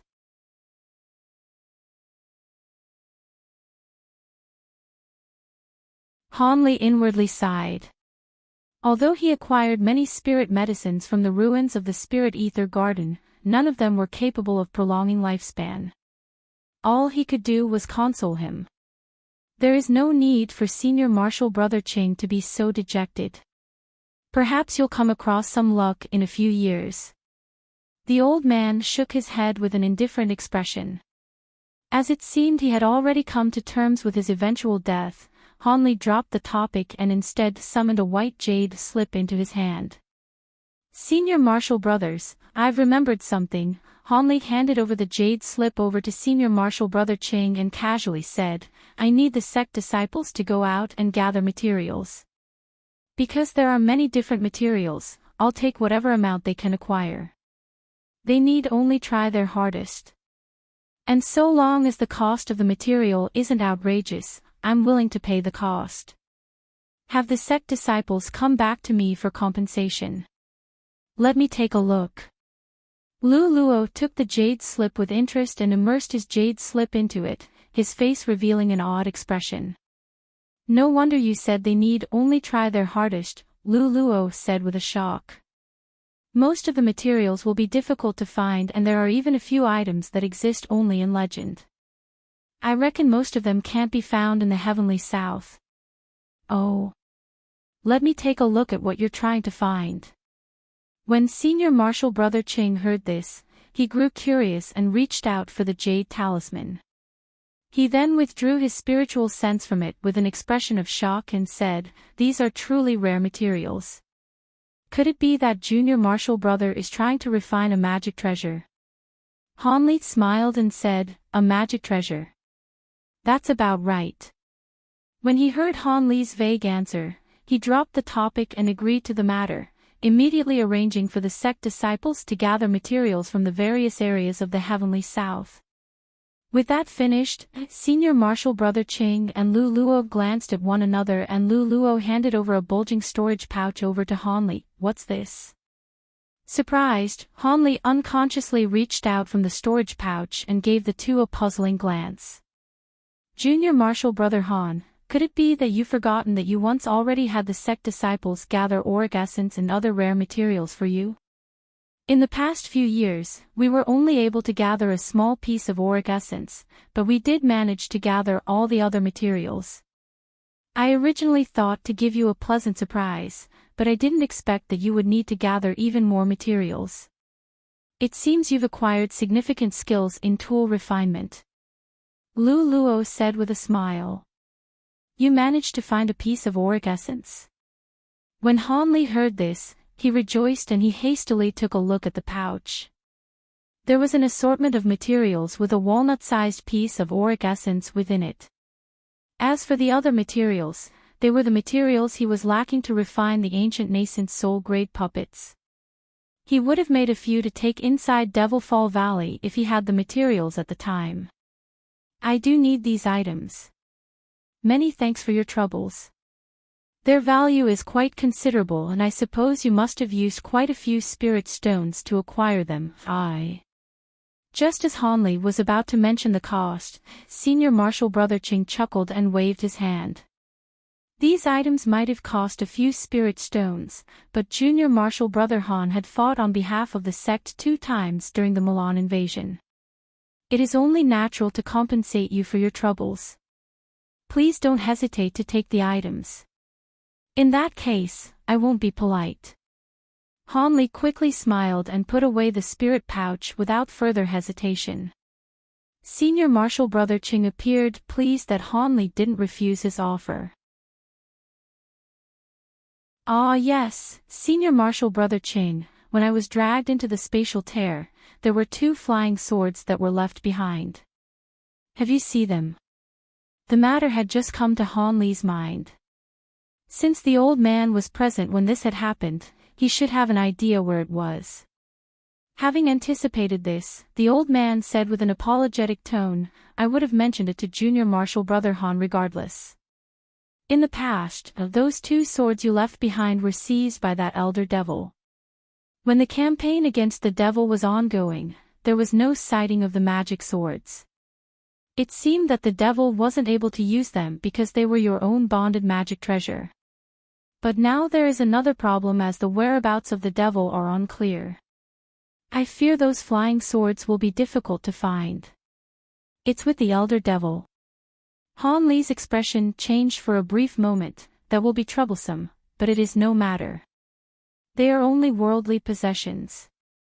I can make more. I imagined as such. Senior Marshal Brother Chang's expression relaxed and he said, Junior Marshal Brother Han possess many flying swords. losing two shouldn't amount to much. It isn't worthy of the danger of seeking out the elder devil. Senior Marshal Brother Ching was even more fearful of the elder devil than Han Li. Naturally, he also didn't wish for anything to happen to Han Li, as he was crucial to the Drifting Cloud sect's rise in the cultivation world. Afterwards, they chatted a bit more about sect matters before Senior Marshal Brother Ching and Lu Luo took their leave. Han Li escorted them outside his cave residence before returning inside. When Han Li returned, Silvermoon appeared in a flash of light and beamingly smiled. "Master, you've acquired another piece of auric essence. Will you be able to temper another 2 swords and create the aureate sword formation once more?" When Silvermoon mentioned the matter, her expression turned sullen. How could it be so simple? The bamboo cloud's warm swords were refined as sets of magic treasures, and there isn't enough auric essence to refine another set. Even if I were to refine another 2 flying swords to replace those that were missing, I wouldn't be able to easily control them, and they wouldn't be able to form the aureate sword formation either. I will have to recover the swords that were lost. Silvermoon worriedly said, "Although Master's cultivation has risen, the elder devil still isn't an opponent that you can fight." Han Li's eyes flickered and he sat down once more. He solemnly said, "I know perfectly well. Unless I am completely certain of victory, I will not act blindly. I will only seek out the devil after I open the Heaven Void Cauldron or refine the 7-flame fan. Youngster Han, don't forget my puppets." Monarch Soul Divergence's voice suddenly appeared in his mind. "Although the elder devil may be formidable, if you can gather enough materials to refine these puppets, they should be more than enough to defend you." He seemed displeased that Han Li made no note of his puppets. Han Li faintly smiled when he heard this. "Since Senior spent so much effort on these puppets, I naturally trust them to be exceptional, especially given the rare materials needed to refine them. However, Senior never mentioned the puppet refinement methods and uses. How can I rely on them?" Monarch Soul Divergent snorted and proudly said, "Don't goad me. Before you gather together the materials for my puppet body, I won't reveal even a sliver of information about the puppets to you.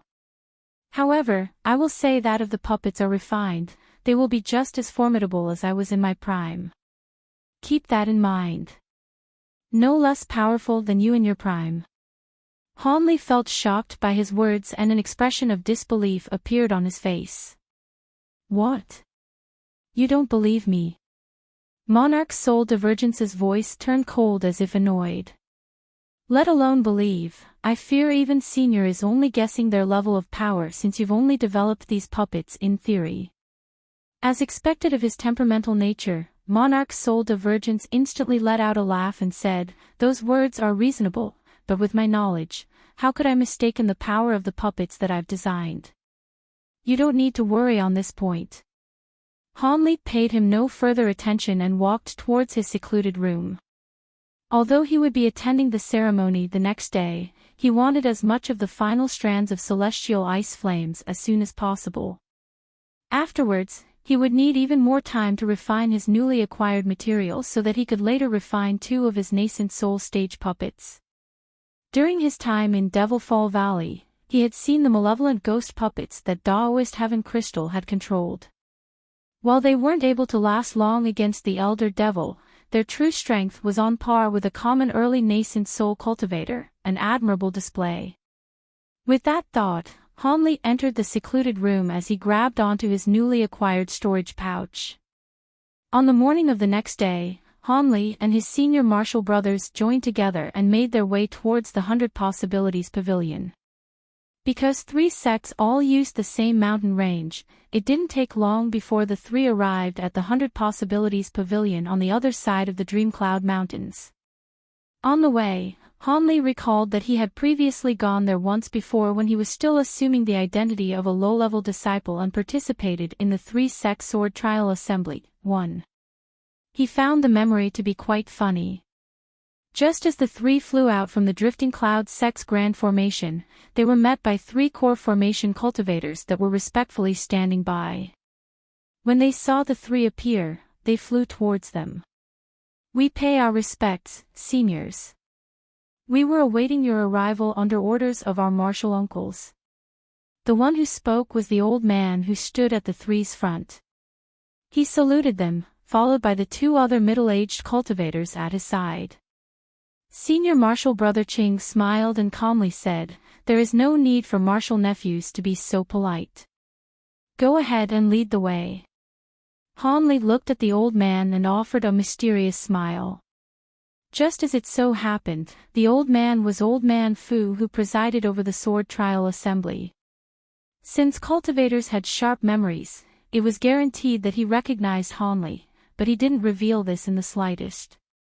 He may only be a core formation cultivator, but his wits were quite keen. 1. Chapter 6:18.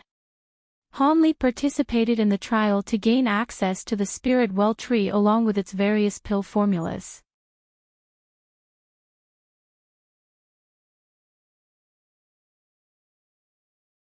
That is why we've invited you fellow Taoists to witness the master recognition ceremony. Although the Yin-Yang Pagoda is one of our sect's signature treasures, it can't amount to much in your eyes. Let alone the ancient sword sect, but I heard that Senior Marshal Brother Ching acquired a few rare treasures himself. Old Man Feng chuckled and probingly asked, "As for fellow Daoist Han's sudden rise to mid-nascent soul stage, I suspect he also found something in Devil Fall Valley, right?" Senior Marshal Brother Ching shook his head with intensity, "Acquired a few treasures. Brother Feng has been listening to the rumors. Although I did acquire 2 ancient treasures inside Devil Fall Valley, their power is only ordinary. They can't be compared to the Yin-Yang Pagoda. As for Junior Marshal Brother Han's affairs, I'm not too sure on that. I also acquired no powerful ancient treasures, but rather, I have many of my treasures destroyed in the valley. If it weren't for the opportunity to raise my cultivation a stage, I fear my trip would have been in vain." Of course, Han Li didn't mention the Spirit Ether Garden in detail. Fellow Daoist Han's sudden rise in cultivation must be a result of some treasures.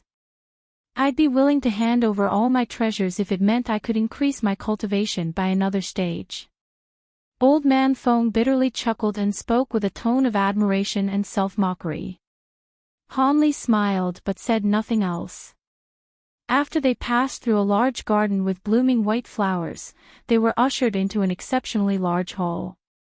The hall was over 300 meters wide and the wall was embedded with sparkling golden crystals, each of them the size of a fist. Not only did they fill the hall with light, but they also gave it an air of luxury. "Please sit, fellow Taoists," Old Man Feng courteously said. "Senior Marshal Brother Pyre will come when he is finished. As for the fellow Taoists from the ancient sword sect, they should soon arrive as well." As soon as Lu Luo sat down, he asked, "I heard that the ancient sword sect's elder Jean had emerged from prolonged seclusion and will be coming over. Is this true?" "It is true." Fellow Daoist Jean had personally sent Senior Marshal Brother Pyre a voice transmission talisman. He said he wished to attend, but... After saying that, Old Man Feng paused. "But what?" Lu Luo bafflingly asked. Senior Marshal Brother Ching also looked over with interest, but Han Li simply examined the large hall as if he weren't paying attention. "But fellow Daoist Jean will be wanting to meet fellow Daoist Han Li." Old Man Ding glanced at Han Li and mysteriously smiled at him. After all, Brother Han's reputation is resounding and is now no less inferior than that of the 3 great Heavenly South cultivators. He is also perhaps the top cultivator in our Heavenly Tao Alliance in reputation. Not to mention that he's now entered mid-nascent soul stage. What? Senior Marshal Brother Ching frowned and unhappily said, "Does eccentric Jean want to test Junior Marshal Brother Han's abilities? Has his bold temperament remained unchanged in his many years of seclusion?" "I'm not too sure of this," Old Man Ding honestly answered, "but with fellow Daoist Han's abilities, there shouldn't be anyone he holds in fear. To tell the truth, we've also never witnessed his abilities." Lu Luo's eyes flickered and he tapped the table, slowly saying, "You mean to say that this meeting is actually a new contest for ranking?" "It isn't wrong to think that," Old Man Feng said with a smile. "However, us old folks from the 100 Possibilities Pavilion haven't changed much and we won't be contending against your two sections. But since fellow Daoist Jean will be coming in the flesh, I imagine he will be wanting to test fellow Daoist Han's abilities. He isn't willing to hand over the title of the strongest of the three sects over to you. If you knew about that, why didn't you mention this in the invitation? This isn't excusable," Senior Marshal Brother Ching said with a frown. Lu Luo's expression also turned sullen. "Fellow Taoists, don't be mistaken," Old Man Feng shook his hand and calmly said, "this was only something we had guessed. Fellow Daoist Jean hasn't said anything about meeting fellow Daoist Han. In our point of view, this meeting is only to decide which of the three sects will be top amongst their peers. Such a meeting only occurs once in 100 years. And it stands to mention, in addition to fellow Daoist Han, there is also a new face in the ancient sword sect, fellow Daoist Bright Scent. It will be good for everyone to meet each other." Lu Luo's expression relaxed after he heard this. As for Hanli, his expression remained unchanged from the very start, giving the 200 Possibilities Pavilion elders a mysterious impression of him. Senior Marshal Brother Ching quickly calmed down as well, and when he thought to ask more about the ancient sword sect, a voice transmission talisman suddenly flew into the hall in a red streak and dropped into Old Man Feng's hand. Right after, all the eyes in the room unconsciously focused on him. Old Man Feng quickly glanced at the talisman before quickly standing up. "How timely," Old Man Feng said with regret. "Please wait here for the time being. The ancient sword sect will soon arrive and I will be going out to welcome them. Junior Marshal Brother Ding will be here to keep you company." He then hurriedly walked out. Senior Marshal Brother Ching and Lu Luo exchanged a glance and they wore a heavy expression. Hanli didn't appear nervous or anxious at all. But if he remembered correctly, the Drifting Cloud sect elders were only on good terms with the Child Fire Dragon and had a poor relationship with all the other elders of the ancient sword sect. A short moment later, footsteps could be heard in the hall and Old Man Feng entered with 3 other cultivators, 2 men and 1 woman. At the very front of the 3 cultivators was a tall and sturdy old man with gray messy hair. He had a rosy complexion and smooth skin, but his bright eyes displayed a savage cruelty. And most notably of all was the pair of extraordinarily large hands drooped at his sides. They were nearly as large as half an ordinary person. Behind the old man stood a middle-aged man with a common appearance and a young woman with an air of dignity.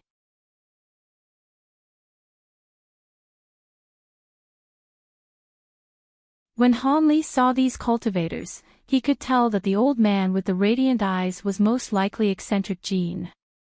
After all, he was the only one amongst them that was at mid-nascent soul stage, and near its peak nonetheless. When the tangle-haired old man entered the hall, he swept his gaze past the other before focusing on Hanli with a trace of surprise betraying from his face. Wearing an odd expression, the tangle-haired old man slowly said, "So you must be fellow Daoist Han. I've long heard of your grand reputation, but weren't you supposed to be an early nascent soul cultivator? How could you advance an entire cultivation level so quickly?" Hanli stood up to salute him and said, "So you must be Brother Jean. I must have given you quite a surprise. I've only entered mid-nascent soul stage recently." When eccentric Jean heard him, his heart dropped. After a moment of silence, he wryly smiled and said, "As soon as I emerged from seclusion, I heard that fellow Daoist Han possessed many inconceivable abilities.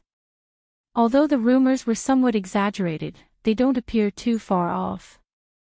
Hanli smiled, but before he could say something else, Senior Marshal Brother Ching stood up and chuckled. He said with a cordial tone, "Fellow Daoist Jean, you've been staring at Hanli as soon as you've arrived. Why don't you sit down and have a proper chat with us?"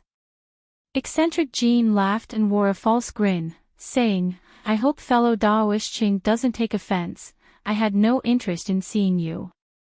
I've only come because I was curious about the illustrious reputation of your junior martial brother Han." "Is that so?" Senior martial brother Ching asked with a beaming smile. "Now that you've seen junior martial brother Han, I'm sure you aren't disappointed."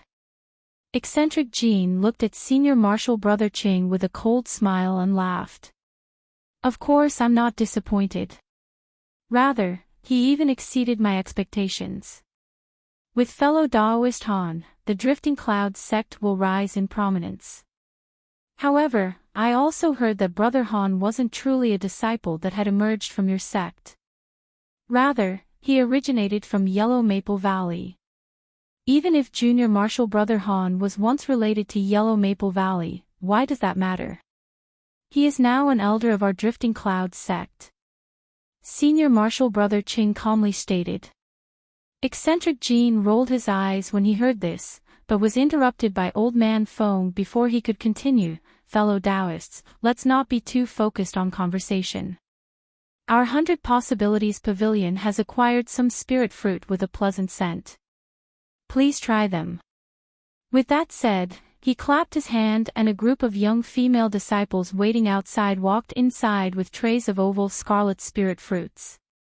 When this happened, Eccentric Jean and senior martial brother Ching sat down, not daring to slight their host. Once the female disciples finished laying out the fruit, Old Man Fong said, "These are fire pomegranates. A disciple of our sect had collected them from an unknown area. Their flesh is sweet and juicy.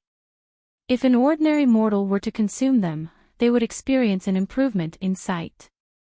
Han Li and the others have never seen such a fruit and they all began to taste them. As expected, they tasted quite sweet and contained quite a bit of worldly qi in them. Han Li enjoyed them in particular and ate them in quick succession." Old Man Ding glanced at the female ancient sword sect cultivator before speaking with a smile. "This person must be fellow Daoist Bright Scent. I've heard your magic treasures were unordinary and was crafted from 10,000-year-old yellow wood.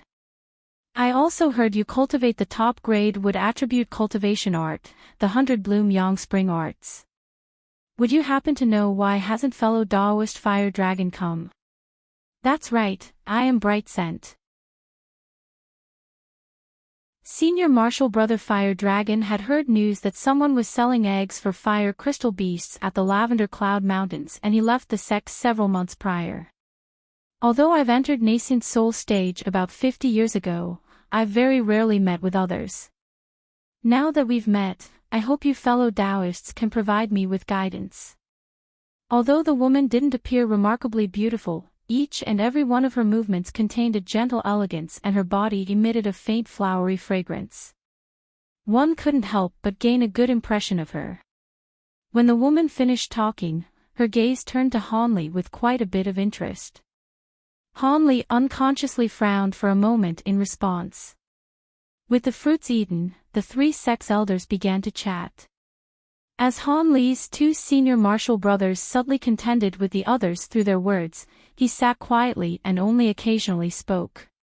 But due to Han Li's thunderous reputation, the elders of the Ancient Sword Sect and 100 Possibilities Pavilion were particularly mindful of Han Li's actions, attempting to see if they concealed any hidden meaning. Just as their chat continued, red light suddenly flashed from outside the hall, revealing a purple-robed middle-aged man. He had thick eyebrows, big eyes, and an imposing aura.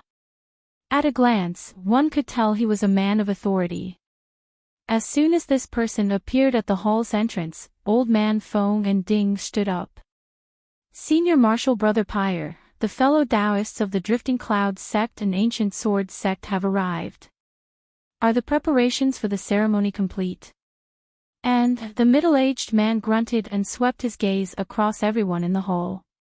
Everything has been arranged. Fellow Taoists, let's go and attend the ceremony. At that moment, the other cultivators in the hall all stood up and welcomed him. As he was the Grand Elder of the 100 Possibilities Pavilion, they didn't dare to slight him.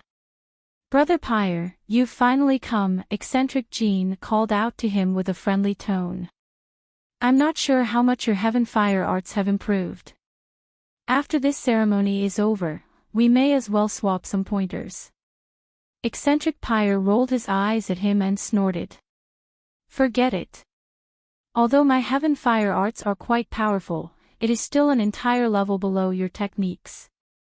If you wish to gain some experience, you had best find someone else. At that moment, Senior Marshal Brother Ching introduced Han Li. Eccentric Pyre was greatly shocked by Han Li's quick rise to mid-nascent soul stage and spoke to him with much courtesy. Soon after, Eccentric Pyre said nothing else and promptly invited the sect elders to attend the master recognition ceremony. As the others raised no objections, they walked out of the cave and arrived above the stone platform they had passed. At that moment, the nearby skies and mountains were completely empty apart from several hundred Foundation establishment disciples standing in front of the huge pagoda, divided into their own separate groups.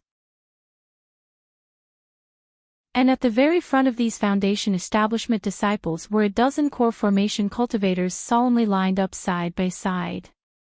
About 30 meters in front of the core formation cultivators was a cauldron with strange flame-like designs engraved all over it.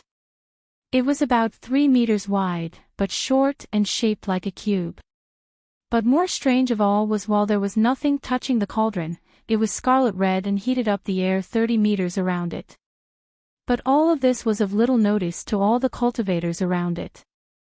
All their eyes were focused on a young man 3 meters away from the cauldron. The young man was kowtowing on a golden prayer mat as he chanted something. Because his head was lowered, it was difficult to see his face.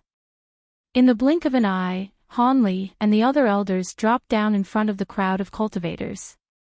The crowd became restless and the dozen core formation disciples immediately approached the elders and respectfully saluted them. We pay our respects to our martial uncles and seniors. After paying his respects, Old Man Fu, 1, stepped forward and respectfully announced, Junior Marshal Brother Wang has already immersed himself in paying his respects for nearly 2 hours. Soon he will begin to open the cauldron and conduct the ceremony. Acknowledged. You may now go back. Eccentric Pyre nodded and brought the other elders to the very front to observe the kowtowing young man.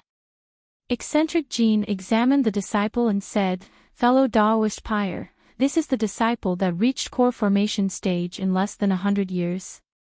His aptitude was already outstanding and now he is taking in the Yin-Yang Pagoda as his bonded magic treasure. I suspect that in another 300 years, your sect will gain another nascent soul cultivator. Eccentric Pyre chuckled and said, forming a nascent soul is only a matter of luck.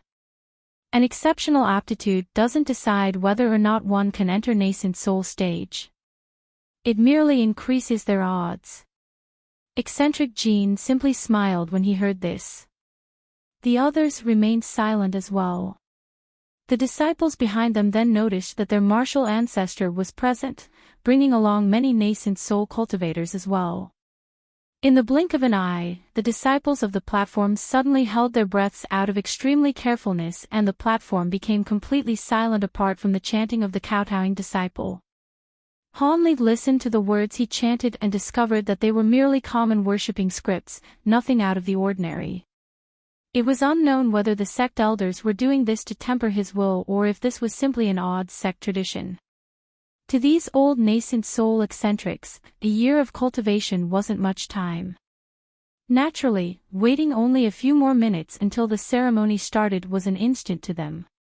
Just as Han Li thought the time for the ceremony was close by, the burning cauldron suddenly began to tremble and release a series of clear rings before brightly glowing with light. The temperature of the cauldron surrounding suddenly rose as a wave of red flame shot out all around it. Han Li and the other nascent soul cultivators were completely unaffected by the flames, emitting light around their bodies to block it, but the Foundation establishment and core formation cultivators behind them had found the effort to be difficult. Their own barriers were unable to completely protect them against the scalding heat. As for the young disciple that was kowtowing 3 meters away from the cauldron, he rigidly blocked the wave of flames with a fire-red barrier. He eventually took a deep breath and raised his head, looking at the huge cauldron through the flames. The disciple had a delicate face and appeared to be a thin youth in his late 20s. Given the age he formed his golden core, it was no wonder why the 100 Possibilities Pavilion elders were willing to bestow a treasure as formidable as the Yin-Yang Pagoda over to him. 1. A core formation cultivator from the 100 Possibilities Pavilion who presided over the Sword Trial Assembly in the past. More recently, he led Drifting Cloud sect elders to the elders' meeting ground.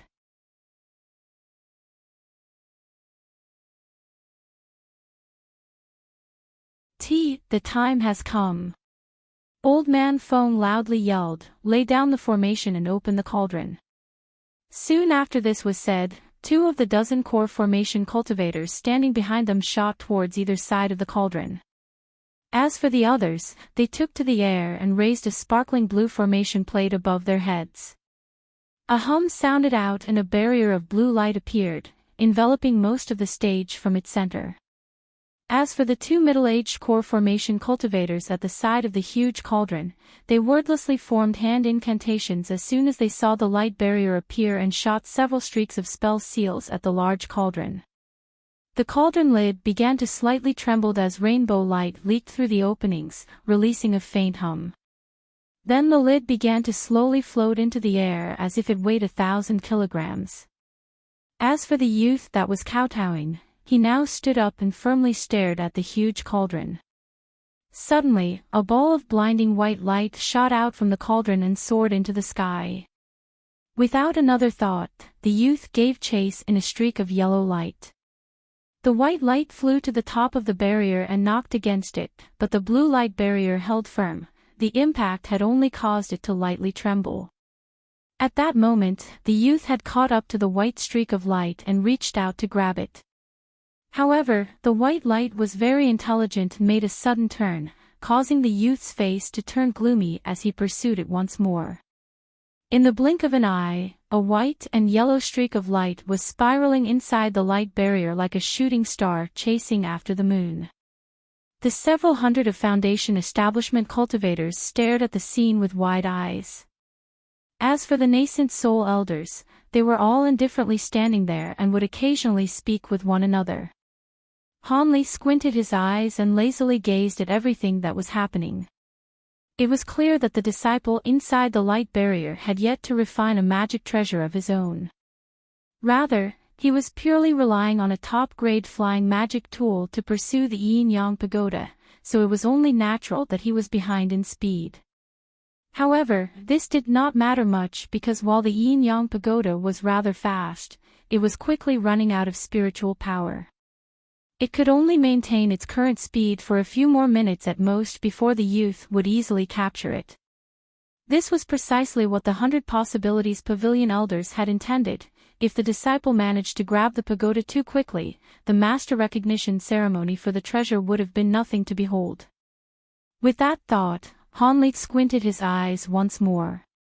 Although the white light was exceptionally blinding, he was able to clearly see the appearance of the treasure with his bright sight spirit eyes. The treasure appeared to be a pure white pagoda of exquisite detail that was 3 inches large. Hanli wasn't able to make out any other details about the treasure apart from this. At that moment, Hanli heard a woman's voice transmission, "Fellow Daoist Han, what do you think about the 100 Possibilities Pavilion's disciple? Do you think he can enter Nascent Soul stage?" In his surprise, he slowly turned around and found that the woman titled Brightscent had walked behind him at an unknown time. She was giving him an aloof smile. Hanli looked at the woman's face and calmly said, "I share the same opinion with fellow Daoist Pyre. But if the 100 Possibilities Pavilion can acquire a bit of medicine, the disciple will have a good chance at forming a nascent soul. But it stands to mention that no matter how great this disciple's aptitude may be, he will never reach the point of fellow Daoist Han's world-shaking abilities." The woman smiled at Hanli and an unusual expression appeared on her face as she spoke.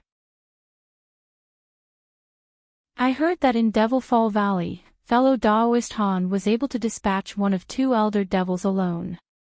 With this feat alone, your abilities are proven to be no lesser than the 3 great heavenly south cultivators. When Hanli heard this, he pondered for a moment and replied, "Fellow Taoist Bright Scent, you flatter me. If it weren't for the assistance of the other fellow Taoists present, I wouldn't have been able to fight the Elder Devil. Furthermore, I wasn't even the one to slay the Elder Devil. It had died inside the spatial pocket as a matter of luck. Fellow Taoist Han is far too modest." The young woman brushed away the hair covering her face in an elegant motion and wore a mysterious coquettish smile as she spoke. "I suppose I'll drop that subject, but don't tell me that escaping from a Mulan divine sage and slaying a Jin Empire Devil sect elder were just rumors. I heard that the Jin Empire Devil cultivator was at the peak of mid-nascent soul stage. Is this true?" As Han Li's gaze wandered, the woman swept her sleeve and released a flowery fragrance in Han Li's expression. When he smelled it, he felt his mind relax and felt intimately close to the woman. He couldn't help but want to answer her question. Bewitchment's techniques. But there were no signs, her eyes were clear. But her flowery fragrance does seem odd. Before Han Li condensed a nascent soul, he encountered several female cultivators that were proficient in bewitchment techniques. In nearly an instant, he discovered something odd about himself and detected the woman's hidden tricks. However, her calm spiritual chi fluctuations indicated that this was the result of the odd fragrance. Fellow Taoist Bryson knows quite a bit. Those two events were simply a matter of luck and aren't worth mentioning. However, I've heard a bit about fellow Taoist Bright Scent from my martial brothers as well. I heard that you cultivated the 100 Bloom Yang Spring Arts, an intangible technique that can subdue enemies with inconceivable might. What? Brightscent's smile froze. Fellow Taoist Ching know about the might of the 100 Bloom Yang Spring Arts. Although many knew about her cultivation art, few people knew of its true abilities and scarcely anyone was able to cultivate it. Han Li smiled, but just as he thought about what to say, his expression changed and he suddenly raised his head to the sky. The woman saw Han Li and followed his stare, but all she saw was clear skies. The woman frowned and looked at Han Li with a trace of bafflement. However, Han Li wasn't paying the woman any attention. Rather, his expression only grew more stern. In an instant, he turned his head to eccentric Pyre and loudly yelled, "Fellow Taoist Pyre, I fear that someone has come to visit. Let's go out and welcome them." The others hastily looked around with astonishment. Eccentric Pyre appeared particularly baffled as he turned his head. "A guest? Who is it?" Han Li sighed.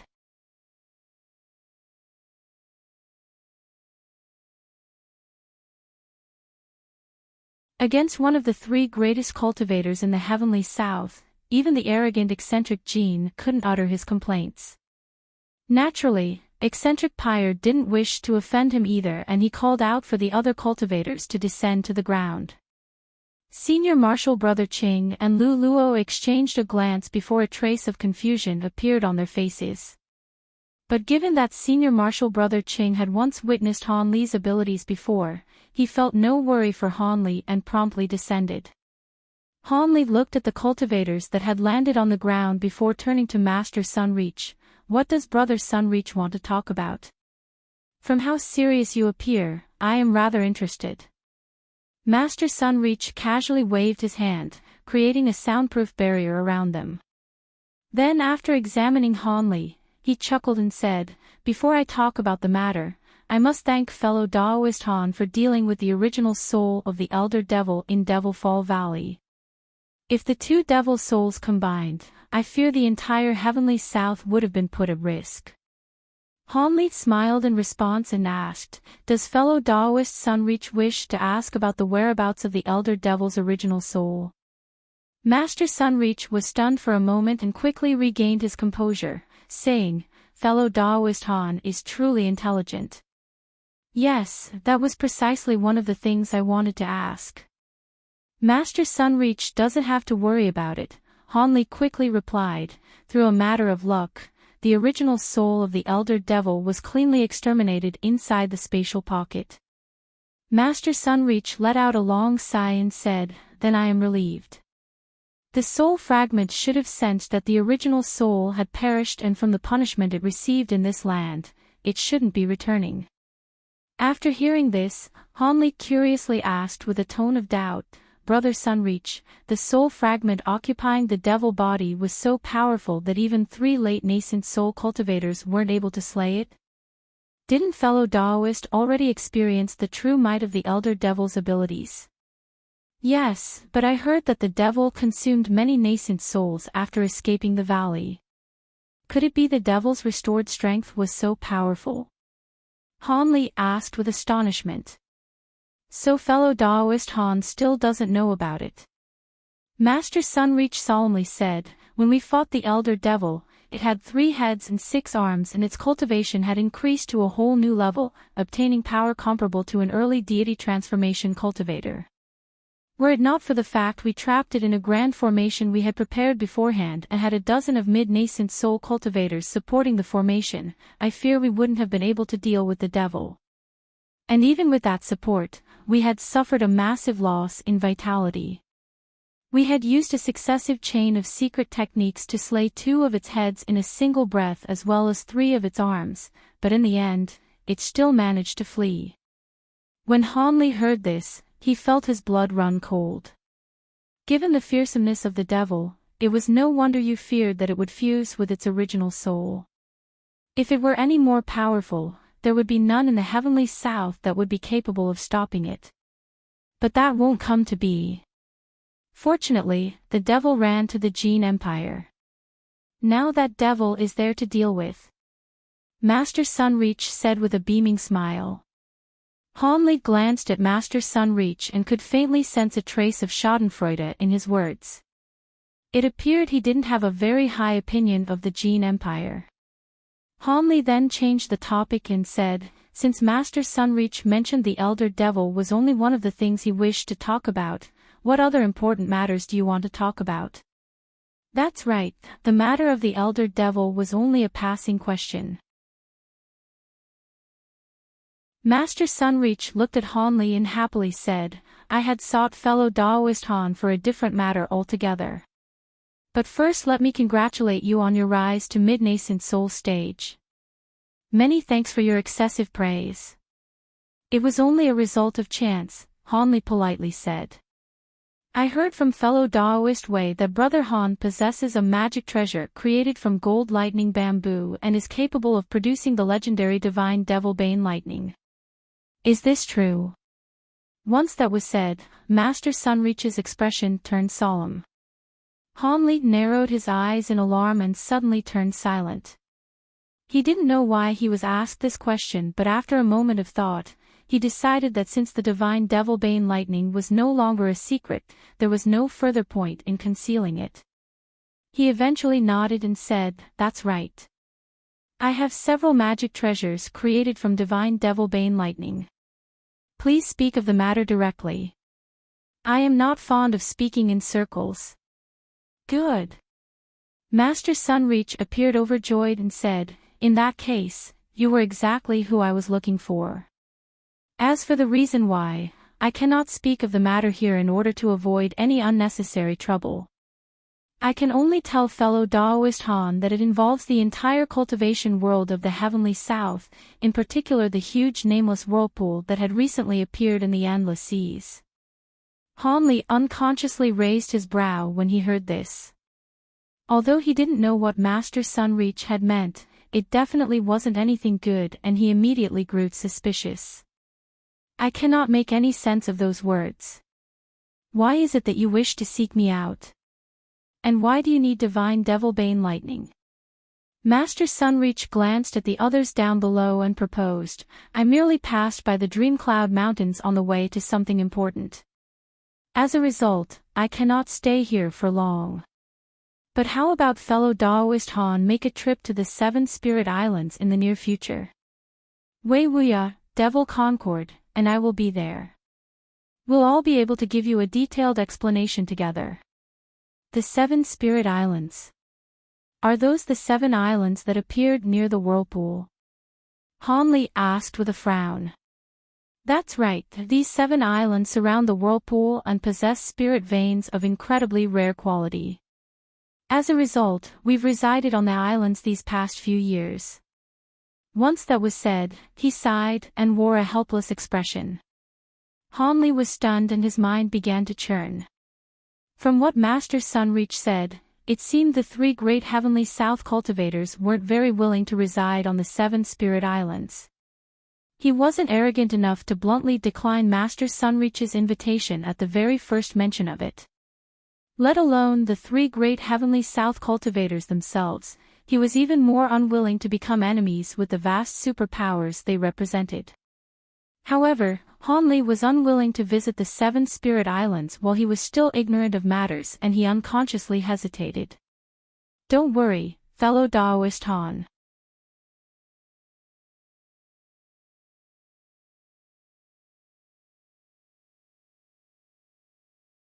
Go! Hanli shouted, pointing at eccentric Jean. The blue flame bird unfolded its wings and shot forward in a streak of blue light.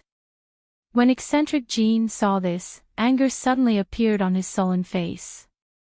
Hanli didn't release any magic treasures, but simply sent a single firebird to attack. He was looking down on him far too much. But eccentric Jin's anger was soon replaced with a smile, and he quickly formed incantation gestures to activate his most formidable sword technique, intending to win the battle in a single blow. Each of the 3 golden streaks revolving above his head cried out with dragonic roars and suddenly disappeared to be replaced by a golden thread. Not only was it extremely thin, but it was also 10 meters long. Then golden light successively flashed in front of eccentric Jean, followed by more and more golden threads. In the blink of an eye, over 100 golden threads densely gathered in front of him. They shined brilliantly in a beautiful display.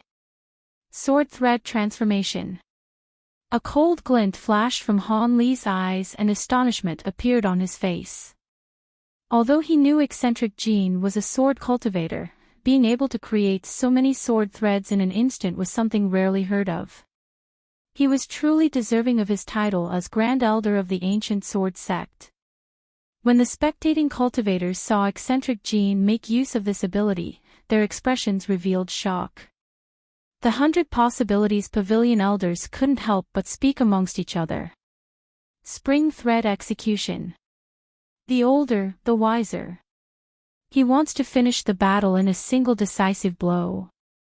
I suspect fellow Daoist Han will suffer a bit from his carelessness. As for the middle-aged cultivator that arrived with eccentric Jean, a trace of joy appeared on his face. Lu Luo appeared slightly shaken, but Senior Marshal Brother Ching and Lady Brightscent were completely unperturbed. At that moment, eccentric Jean loudly yelled and released a string of spell seals onto the sword threads in front of him. Spirit light wildly flashed and the sword threads weaved a huge golden net before moving to envelope the blue flame bird. The golden net was over 40 meters wide and the flame bird was only half a foot long. To the spectators it appeared as if the bird would be destroyed with excessive force, but what followed came as a huge shock to them. As soon as the blue flame bird and the golden net made contact, an eruption sounded out and light wildly flashed. A lotus of blue light emerged from the flames and began to slowly turn and unfold its petals.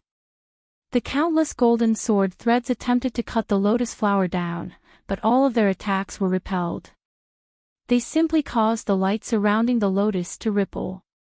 The cultivators who were familiar with the incisiveness of the spring thread execution were dumbstruck by the sight of this. Eccentric Jean was particularly struck with disbelief and furious alarm when he saw this and hastily commanded the sword technique with his hands.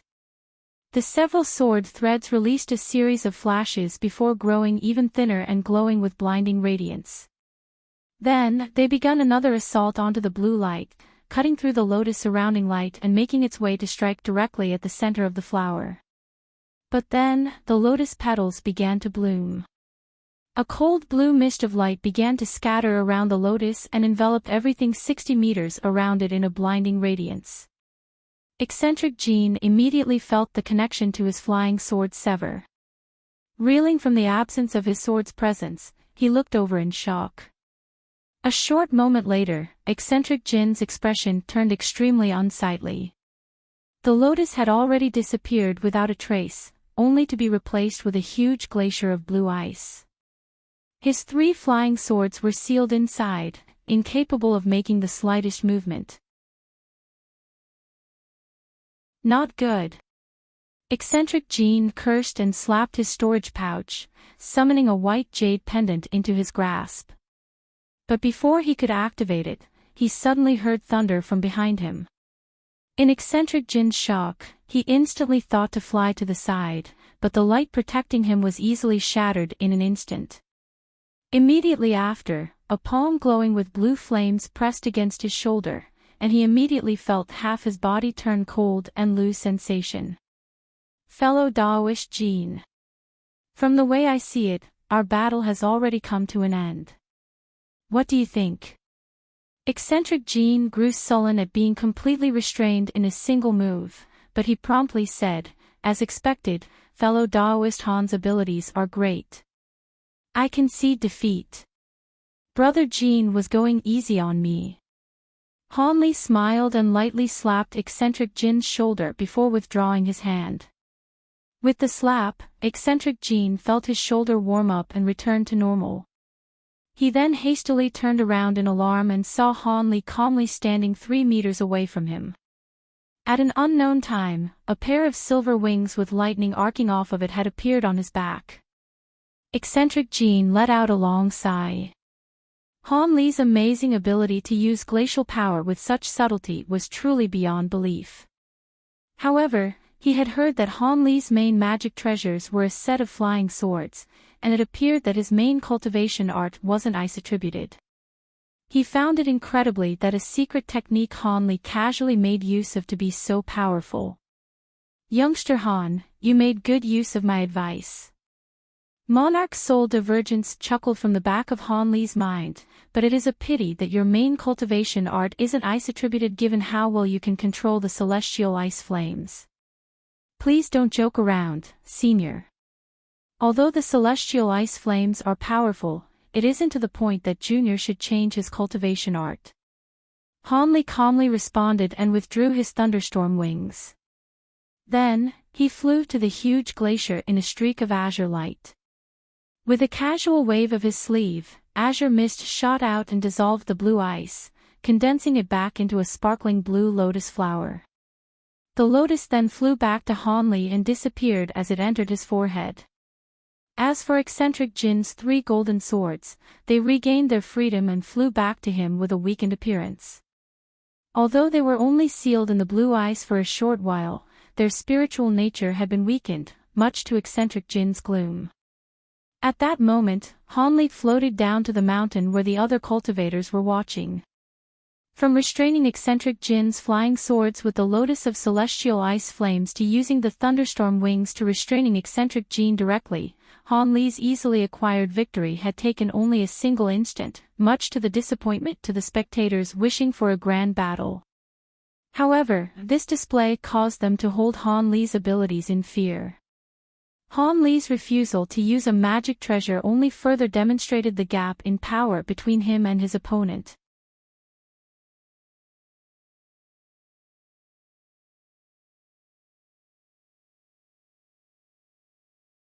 Grand Elder. When Han Li heard him, he was dumbstruck. That's right, Senior Martial Brother Ching said with a beaming smile. I won't hide this from Junior Martial Brother Han.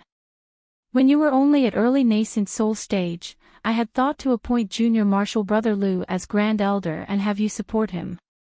But now that you've entered mid-nascent soul stage and displayed such grand abilities, winning over much prestige for the sect, the title of Grand Elder rightfully belongs to you. Junior Martial Brother Lu has no complaints with this as the title should be bestowed to the strongest cultivator in the sect. After a moment of silence, Han Li replied, Many thanks for Senior Martial Brother's kind intentions, but I cannot accept the role of Grand Elder. Junior Martial Brother Han doesn't need to be so modest. Lu Luo wryly chuckled and said, You've already assumed the role in everything but name. You can't think of having me, an early nascent soul cultivator, be the Grand Elder of the number one sect in the state of Shi. It's not that I'm refusing out of modesty. I am simply unwilling to hold that title. Senior Martial Brothers should know that I am a cultivator who is wholeheartedly dedicated to the path of cultivation. For me, the less things to distract me from cultivation, the better.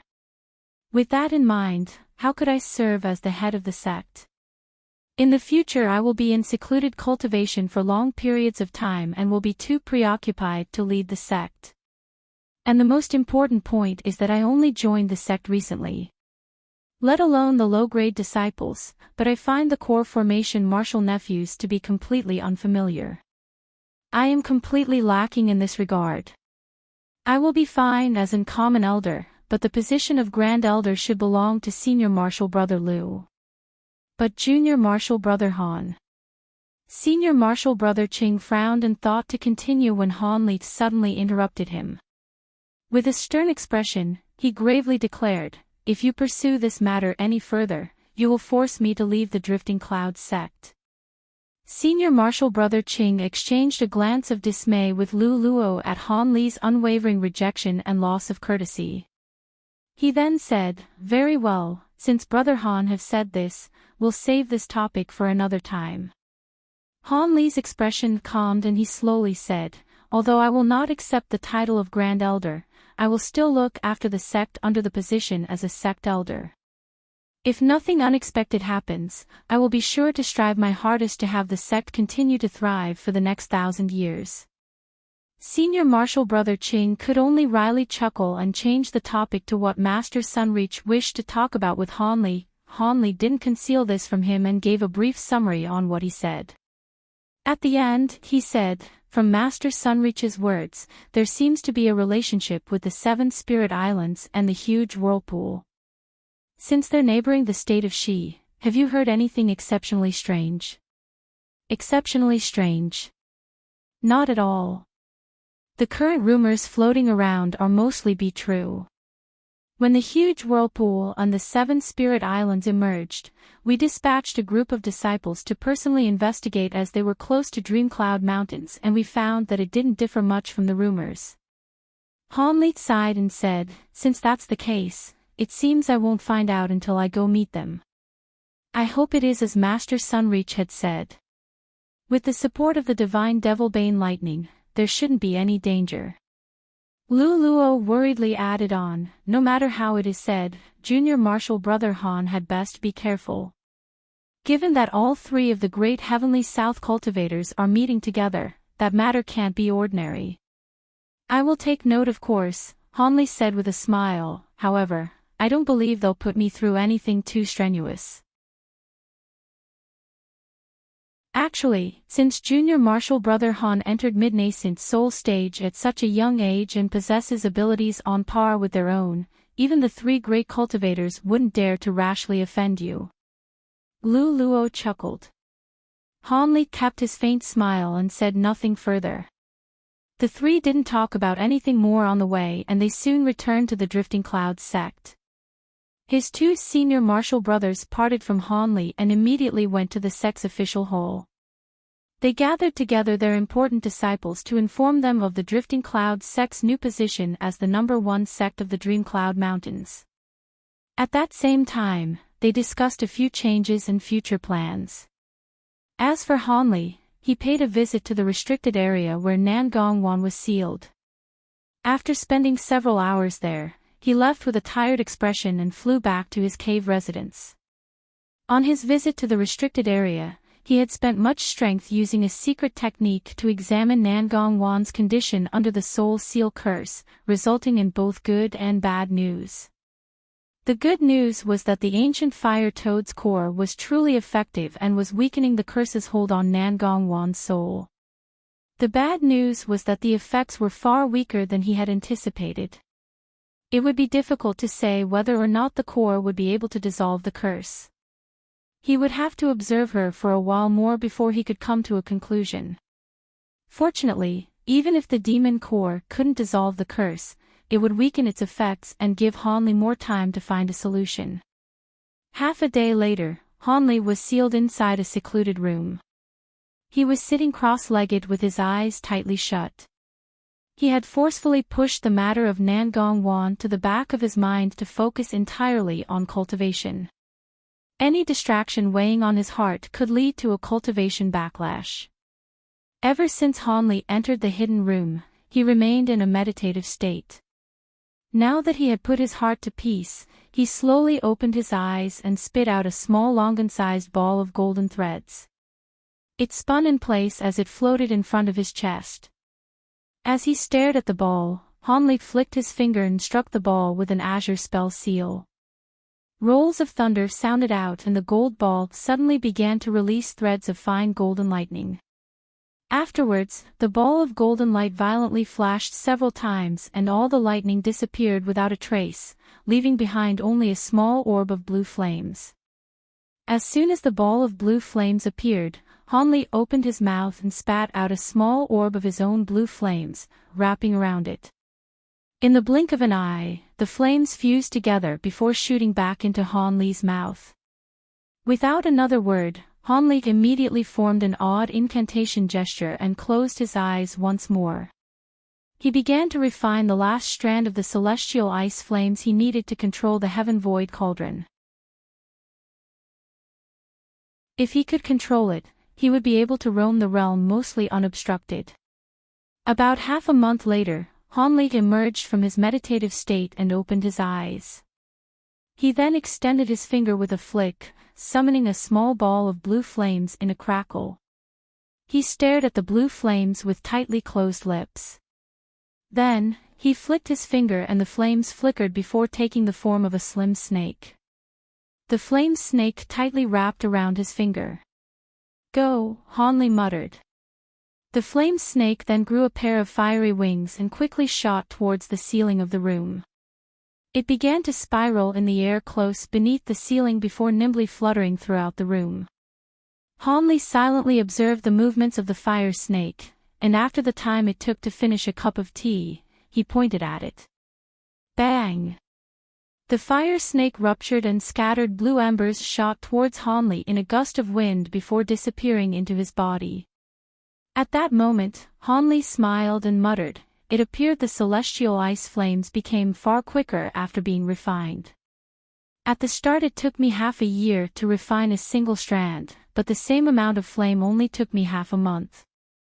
Hanli then tilted his head in thought and slapped the storage pouch.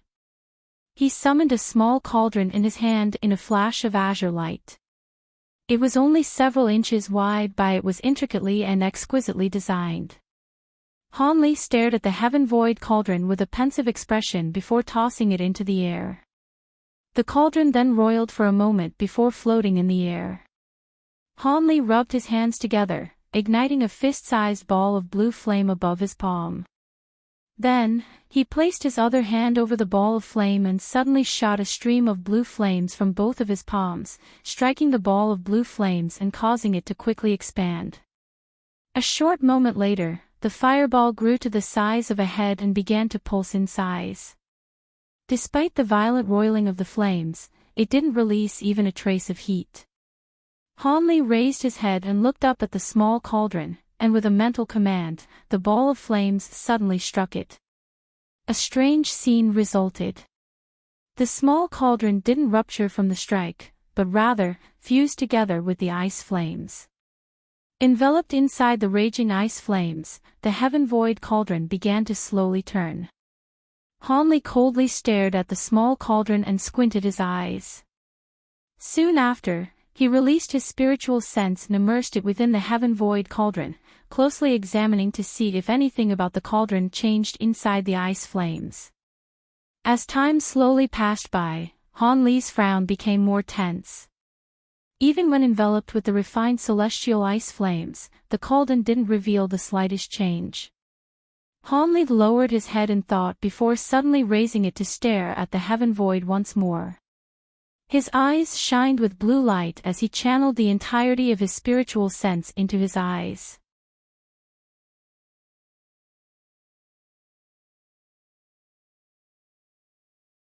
Not long after Hanli activated the bright sight spirit eyes, his expression began to stir as if having discovered something. He raised his finger to the heaven void cauldron and released several thin threads of azure spiritual chi that soon disappeared from sight. In a flicker of blue light, the ice flames began to surge around the cauldron, causing it to expand from its original size of several inches to 3 meters wide. Clear carvings of landscapes, animals and other aspects of gentle nature could be seen on its surface. When Hanli saw this sudden transformation, he calmly stood up and beckoned to it, having it move a meter in front of him as it floated in the air. After examining it a moment more, Hanli passed his hand through the icy flames and pressed it against the cauldron. As a result, the icy flames surged and swept up into a tornado around it. Followed by the sound of dragon cries, a 3-meter-long flood dragon of blue flames emerged from the tornado. It shook itself with delight before suddenly disappearing into the cauldron. At that same moment, the cauldron's faint copper exterior instantly turned blue. The various animals on its exterior suddenly began to shine with light and seemed to come to life, roaming across its surface in an incredible display. Hanli was unfazed by the sight of this and quickly pierced the cauldron with several azure threads from his palm, pouring in an unending stream of spiritual power. When a large quantity of spiritual power was absorbed, the cauldron began to hum. As Hanli gazed at the cauldron, blue ancient characters began to appear and float across on the cauldron's surface, and in a flicker of light, they began to gather 3 meters in the air to form a strange spell scripture. Hanli raised his head to look at it and unconsciously slowed the infusion of spiritual chi into the cauldron, causing the characters to suddenly dim before disappearing. In his alarm, he hastily resumed the flow of spiritual chi, causing the scripture to appear once more in a faint blue light. The scriptures weren't long and only reached about 1,000 characters in length. When Hanli read through it, his face initially revealed happiness, but his smile soon turned bitter. The scripture was easy enough to understand. It was the method to control the heaven void cauldron. The scripture clearly stated that there were 2 conditions to control the cauldron. The first would be to refine the celestial ice flames. The second condition was a kind of ancient technique known as the artifact imprint techniques. These techniques were established to control divine spirit treasures and other equivalent treasures. Each and every divine spirit treasure passed down from antiquity has their own specific artifact imprint technique. These specific techniques were incapable of being exchanged between their respective treasures as each one had their own characteristics and abilities. As a result, there is a clear divide between ordinary ancient treasures and divine spirit treasures. Only ancient treasures that had an artifact imprint technique could be considered divine spirit treasures. And it was only after their respective command technique was cultivated that they could be sealed within one's body and could be slowly tempered. Of course, divine spirit treasures aren't able to be fused with one's spiritual sense unlike common treasures. Rather, they are closer to devilish artifacts in this regard. In order to gain influence on the treasure's spiritual nature, one had to use artifact imprint technique as the treasure was housed in their body. As a result, the divine spirit treasure's spiritual nature will gradually shift to become suitable to the user's spiritual sense, eventually reaching the stage where one could wholly unite with their treasure and use it to its fullest extent. And given the fantastical might of divine spirit treasures, it reduces its wielder to a supporting role while in use due to the strain it puts on the user's spiritual sense. As a result, it isn't something that can be casually used such as one's own bonded magic treasure. Rather, it requires opportune timing to use but would allow its user to easily defeat their opponents. In summary, the trade-offs for a divine spirit treasure's amazing power was the inability to use it immediately, requiring its owner to use its respective artifact imprint technique to mold the spiritual nature of the divine spirit treasure, as well as some difficulty in using it during combat. The scripture above the heaven void cauldron had explained this in simple terms, and Hanli felt quite a bit of joy from this. But after he read the incantation, his expression to turn unsightly. Although the incantation itself was rather simple, it comprised of 3 layers. The first layer of the incantation required the cultivator to be at mid-nascent soul stage. As for the second and third layers, they required the cultivator to be at late nascent soul stage and the deity transformation stage respectively to cultivate. As a result, he would only be able to use only a small portion of the heaven void cauldron's power after he cultivated the first layer. Greatly disappointed, he withdrew his hand and ceased pouring spiritual power in the cauldron, causing the scripture to immediately fade away. Han Li stared at the huge cauldron in front of him with a gloomy expression. Although he didn't know how much strength was a small portion of the cauldron's power, Han Li didn't have high hopes for it. Would it be able to compare with the aureate sword formation and purple apex flames? After a moment of silence, Han Li sighed once more and decided on refining the first layer of the cauldron's artifact imprint technique. This would allow him to store the heaven void cauldron within his body, allowing him to later nurture it. With that thought, Han Li swept his sleeve, sweeping up the huge cauldron in a jet of azure light and instantly shrinking it back to its original size. Then with the cauldron grasped in his hand, he put it away into his storage pouch in a flash of light. With that done, Han Li sat cross-legged and slowly closed his eyes. The first layer of the artifact imprint technique appeared in his mind and he began to silently comprehend it. The technique wasn't very complicated, taking Han Li only about a month's time to fully comprehend it. However, the scripture didn't state that how long he would have to temper the heaven void cauldron. Fortunately, the artifact imprint technique worked on its own. So long as the divine spirit treasure was kept in one's body, his spiritual sense gradually influenced the treasure's spiritual nature. 2 months later, Han Li emerged from seclusion.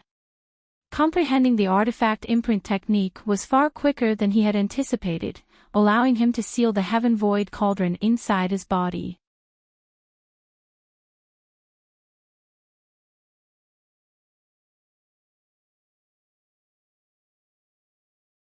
As of current, Han Li's reputation has reached a stage of fame was known to the entire cultivation world of the heavenly south.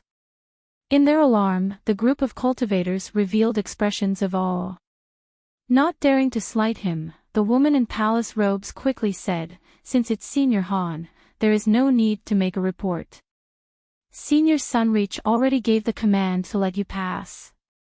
This junior will be bringing you to Spirit Turtle Island." Han Li nodded with an emotionless face and said nothing else. The woman then called out to the cultivators behind her and had them remain behind before guiding Han Li. They flew towards a black dot in the distance, an island that spanned about 30 kilometers. Knowing it was the first time Han Li arrived at this place, the woman carefully explained, "Senior Han, this is Spirit Phoenix Island, the base of the Harmonious Bonds sect. It is neighboring the Spirit Turtle Island, which is the base of the Great Truths sect." Han Li glanced at the location that the woman pointed out and found that the island was still too far away to see. However, he was able to sense a huge spiritual source in a different direction, releasing clear and astonishing spiritual chi fluctuations. The source of this immense quantity of powerful spiritual chi must be the rumored whirlpool. Han Li pondered as he followed after the woman into the distance. About 2 hours later, he arrived at Spirit Turtle Island. This island was slightly larger than Spirit Phoenix Island and its outline did resemble a turtle as suggested of its namesake. When the two had drawn close to the island, the woman had sent out a voice transmission talisman, causing a wild streak of light to welcome them when they arrived. When Han Li saw this familiar light, he stopped and sent a voice transmission from a distance. "Is that you, fellow Taoist Sunreach? You flatter me by welcoming me personally."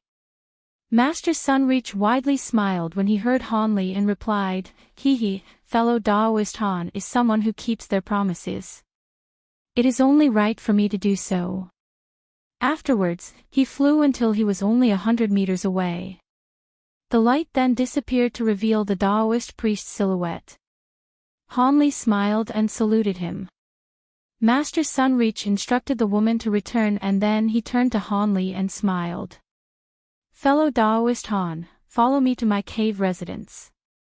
I've already informed fellow Daoist Wei. As for Devil Concord, he is occupied with his own matters and can't come. That's fine. Let's go. Hanli didn't raise any objections and the two immediately set off. On the way, Hanli swept his spiritual sense past the entire island and he unconsciously frowned. The island had a very rich spirit being that spanned about 5 kilometers. There were only a few cultivators on the island, but each of them possessed high cultivation, contrary to Hanli's expectations that there would be low-grade cultivators on the island. This was cause for doubt as well. Not long after, Hanli followed Master Sunreach into the newly formed cave residence. The cave residence was located in an unremarkable stone mountain and was very cleanly cut. Hanli followed Master Sunreach into a large hall and they both took a seat. He then offered Hanli some tea and they began to talk. The old Taoist seemed to avoid mentioning the reason he wanted Hanli to come, instead telling Hanli about the nearby seas as well the sects occupying the 7 spirit islands, as well as a few unaffiliated cultivators he should be aware of. It appeared that Master Sunreach didn't plan to tell him anything until Wei Wuya arrived.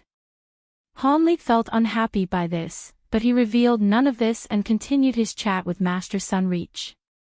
After the time it took him to finish a meal, Wei Wuya arrived at the cave residence, and Master Sunreach went out to welcome him and bring him into the hall. Of course, Hanli greeted Wei Wuya when he saw him. When Hanli saw his face, he noticed that Wei Wuya's skin was flawless and his complexion was healthy. He seemed to recover from his wounds from Devil Fall Valley and appeared quite vigorous. Hanli found this odd. To the best of his knowledge, Wei Wuya should have suffered an immense loss of strength from Devil Fall Valley. Since he had recovered so quickly, it seemed he had used quite a few precious medicines. Wei Wuya quickly took a seat and asked, "Brother Sunreach, have you spoke of the matter with Hanli?"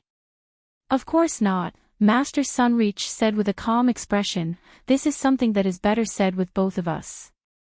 Since Brother Wei has come, it would be better for you to start. I'll just be providing some additional details." After some thought, Wei Wuya agreed, "That's fine. This matter can't be further delay or disaster will befall us." Disaster. When Hanli heard this, interest lit up on his face. It appeared this matter was quite important. Fellow Daoist Han, I'll make the long story short. The matter is related to the Elder Devil. Wei Wuya's words greatly shocked Hanli. In his alarm, he said, "Isn't the Elder Devil fleeing due to its heavy wounds?" "That's right. However, doesn't fellow Daoist feel that the giant whirlpool has appeared at an opportune time?" Wei Wuya solemnly said, "The whirlpool appeared in the endless seas as soon as the Elder Devil fled. We even found some concrete evidence near the whirlpool. Fellow Daoist Han should know that in the final stages of the pursuit of the Elder Devil, it slaughtered a few cultivation clans as well as a few small sections. We later discovered that these clans and sects all were rumored to possess devilish artifacts. As a result, the devil had managed to acquire 3 of these devilish artifacts. There was also a secret area near the huge whirlpool where we discovered the remains of one of the stolen devilish artifacts as if directly shattered by the great force. As a result, we suspect that the Elder Devil had arrived here in the endless seas before we managed to surround it and drive it away." After muttering to himself for a moment, he probingly asked, "Is there something amiss with this whirlpool? You wouldn't be taking this matter so seriously if that wasn't the case, even if the devil caused it." "Brother Han speaks truly," Master Sunreach said with a bitter smile. "If this whirlpool only released spiritual qi, we wouldn't give it much consideration. The crucial problem is that this so-called whirlpool is actually the center of a huge formation that had been sealed long past. The 7 islands are only a portion of the spell formation. Fellow Daoist should now know how serious this matter is." Sealed spell formation. What is this huge spell formation trying to seal? Han Li's expression vastly changed. Although he didn't know precisely how large the formation was, he could imagine its immense scale given the distance between the 7 islands.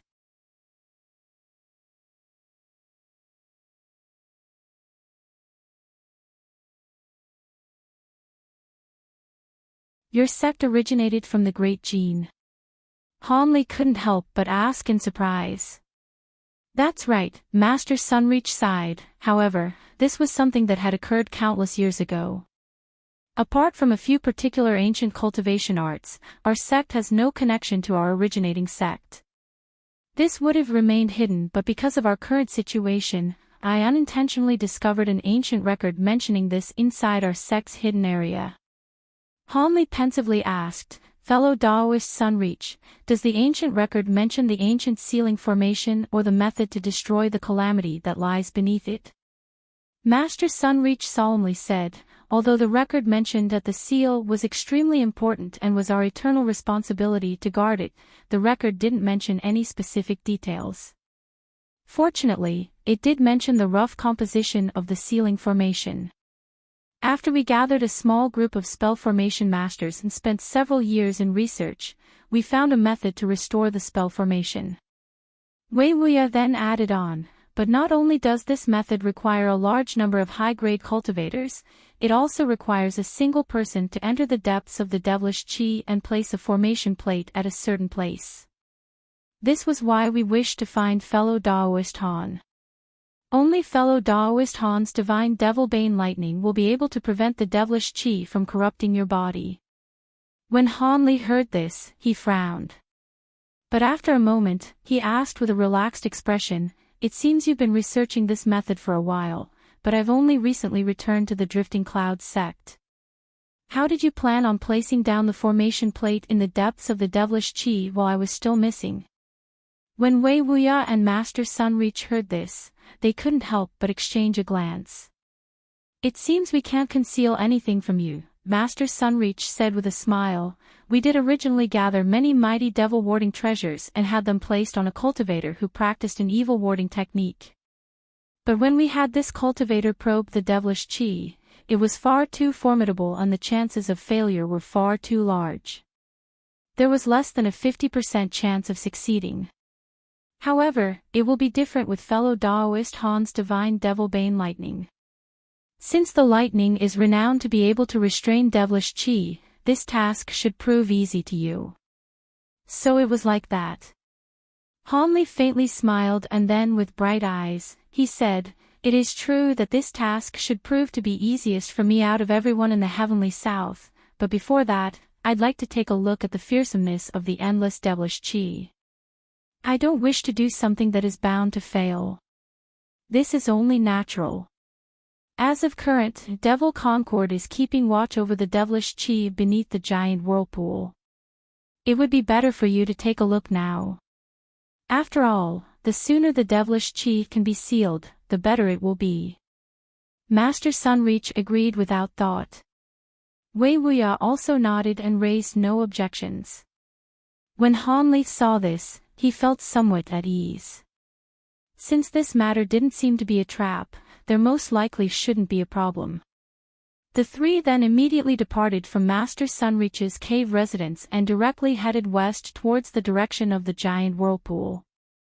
After flying for over 50 kilometers, they eventually arrived over an area of sea covered in a mist of white light that have a large cloud of rainbow light swirling above it in the sky, appearing like an upside-down whirlpool.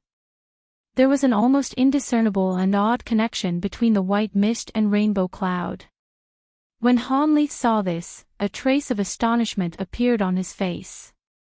With his spiritual sense, he was able to sense that both the mist and rainbow light contained large quantities of pure spiritual chi. This exceeded what a top-grade spirit vein could produce. So this is the giant whirlpool. Han Li muttered. Master Sunreach pointed to an area and said, that's right. Devil Concord should currently be on a nearby reef. Let's go and talk to him. Then Hanli swept his spiritual sense in that direction to find a large black-robed man sitting 5 kilometers away. When Hanli released his spiritual sense, Devil Concord suddenly opened his eyes and coldly looked in Hanli's direction before standing up. Then his body blurred and he appeared in the air. At that moment, Hanli and the others were already flying over. When Master Sunreach grew closer, he stopped and happily called out, "Fellow Daoist Concord. Fellow Daoist Han has arrived. It seems we'll be able to soon restore the sealing spell formation." "Oh. It is good that fellow Daoist Han has agreed to help us. With the divine Devil Bane lightning, he will be sure to instantly succeed." Devil Concord didn't smile and simply looked at Hanli with a cold disregard. Hanli was a bit surprised to see this, but when he thought about the matter, he couldn't help but smile. As the divine Devil Bane lightning was specialized in restraining devilish chi, it would also prove devastating to cultivators practicing devilish arts. Given that Devil Concord was the top cultivator of the Devil Dao, this wasn't a matter that could be happily accepted. Master Sunreach's amiable meeting with him was most likely to prevent Devil Concord from showing him any hostility. Hanli inwardly shook his head. Although he felt somewhat gloomy over the matter, he didn't take it to heart. With his current cultivation, even if Devil Concord attempted to kill him, he'll have more than enough power to defend himself. However, Hanli strongly believed that Devil Concord wouldn't be prone to do something so foolish in the first place. When Wei Wuya informed Devil Concord that Hanli was going to take a look at the devilish chi, Devil Concord simply frowned before nodding in agreement. Then under the guidance of the three, Hanli headed towards the giant whirlpool. A short moment later, the giant whirlpool clearly entered Hanli's view. The whirlpool was about 1 kilometer wide. And strangely enough, it didn't splash with seawater, but rather emitted strands of pure white spirit chi. The resulting spiritual chi gathered into a mist above it and underneath the shining sunlight, making for a beautiful sight. Hanli took a deep breath of the damp sea air and felt his heart shake when he sensed the nearby pure spiritual chi. If it releases this much spiritual chi for each day it existed, it must possess a truly astonishing quantity. Because he wasn't able to see the depths of the whirlpool from up above, Hanli's body glowed with light and he flew to the center of the whirlpool, hoping to take a closer look. But when Hanli arrived above it, he felt a huge attractive force weighing down on his body, forcefully pulling him inside the whirlpool.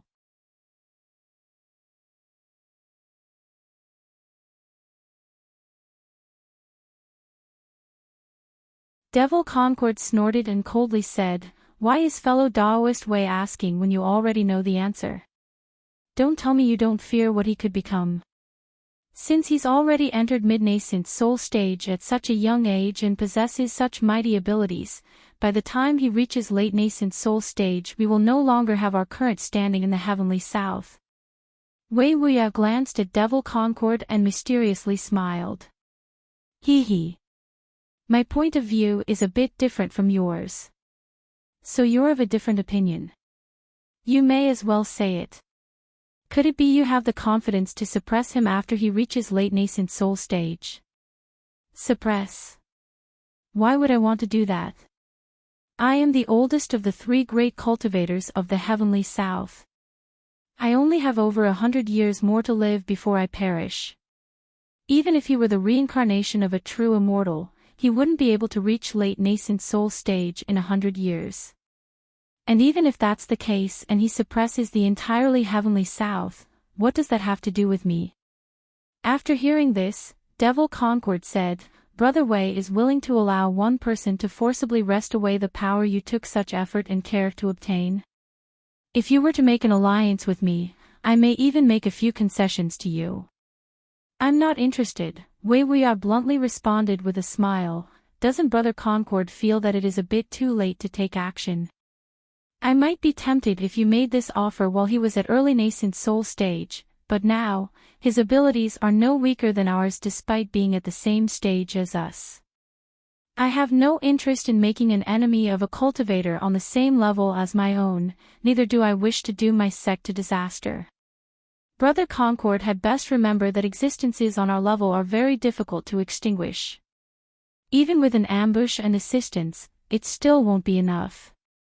Of course, if you were able to create an entrapment similar to what we used to deal with the Elder Devil, that would be a different story. Wei Wuya then added on, but from the way I see it, you should avoid doing any underhanded tricks and provoking his wrath. After all, this person could potentially unify the Heavenly South in the future. Don't forget the mighty deity transformation stage cultivators that had unified the Heavenly South in the past. When Devil Concord heard him, he sank into thought and said nothing else. Meanwhile, Han Li and Master Sunreach delved about 10 kilometers deep into the whirlpool. Under the heavy pressure of the spiritual chi, the two were unable to quickly fly to the bottom and could only slowly descend. Han Li already took out his blue light shield and had to cover his body in a layer of blue light. At that moment, over 30 streaks of golden light began to quickly swirl around his body, taking him even deeper into the whirlpool. As for Master Sunreach, he delved down with ease. By depending on a single white flying sword to revolve around his body, he was able to easily cut through the layers of white spiritual chi in the whirlpool and followed at Han Li's side. Han Li felt a trace of admiration when he saw this. As he expected, late nascent soul eccentrics were unique existences. With that thought, Han Li then swept his surroundings with his spiritual sense. He was only able to spread it about 40 meters below before being repelled, preventing him from seeing any further. As for his bright sight spirit eyes, they were able to see a little over 100 meters below, but all he saw was white mist. However, his bright sight spirit eyes would occasionally spot any spiritual chi whirlpools when they appeared, allowing him to avoid them with ease. Of course, Master Sunreach noticed how nimbly Han Li avoided these hidden whirlpools of spiritual chi prior to their appearance, causing him to feel rather impressed and even more strongly about winning Han Li over to his side. As for the possible unification of the Heavenly South under Han Li when he potentially reached late nascent soul stage, Master Sunreach didn't care much for it. If he wasn't mistaken, Han Li was a cultivator who wholeheartedly pursued the heavenly Tao. So long as there was nothing to concern him personally, he would simply continue to silently cultivate, rather than pursue anything that would cause him unnecessary trouble. Were this not the case, Han Li would have seized control over the state of Shi with ease. According to the righteous Tao's reports on the state of Shi, when Han Li was an early nascent soul stage and later entered mid-nascent soul stage, he didn't reveal any power-hungry tendencies, much to the relief of Master Sunreach. After the time it took to finish a meal, Han Li reckoned that he had already delved over 30 kilometers deep and he couldn't help but take a look up above. There was a white mist of spiritual chi that he was unable to see through, separating him from the outside world. Given the immense pressure that Han Li's flying swords were subjected to, he reckoned that only mid-nascent soul cultivators were able to sink this deep into the whirlpool. Were it not for the fact that his Azure Essence sword arts provided a deeper magic power than similarly ranked cultivators, he would find the pressure quite strenuous. Just as Han Li sank into his thoughts, Master Sunreach called out to him, "Fellow Daoist Han. We're about to arrive at the bottom. Be careful." "Many thanks, Brother Sunreach." Han Li quickly recollected himself and gazed downward. As a result, he saw a blinding white radiance flooding his view as if there were layers upon layers of light below him. When Han Li saw this, he slowed his descent. A short moment later, Han Li and Master Sunreach stopped about 20 meters above the white light barrier. With his bright sight spirit eyes, Han Li was able to clearly see countless threads of devilish chi squirm staring at the light barrier. Han Li muttered, "So this is suppressing the devilish chi. It will prove quite troublesome." Master Sunreach explained, "That's right, the amount of devilish chi has turned it into an abyss. It is unknown how far deep it goes. I won't conceal this from you." My own cultivation art possessed some evil warding properties and I attempted to go in. But I was only able to reach about 300 meters deep before I was unable to further persist. In matters of both its devilish nature and quantity, it isn't something that common cultivators can touch. Devil cultivators that practice ancient devilish arts will have a massive spike in cultivation if they were to touch it, but conversely, their souls will become corrupt and be lost. Hanli nodded as he listened and stared at the devilish chi behind the light barrier as he silently mulled over the matter. After a short moment of thought, Hanli said, "Brother Sunreach, wait here for a moment. I'm going to take a look and see how formidable this devilish chi is. Be careful, Brother Han."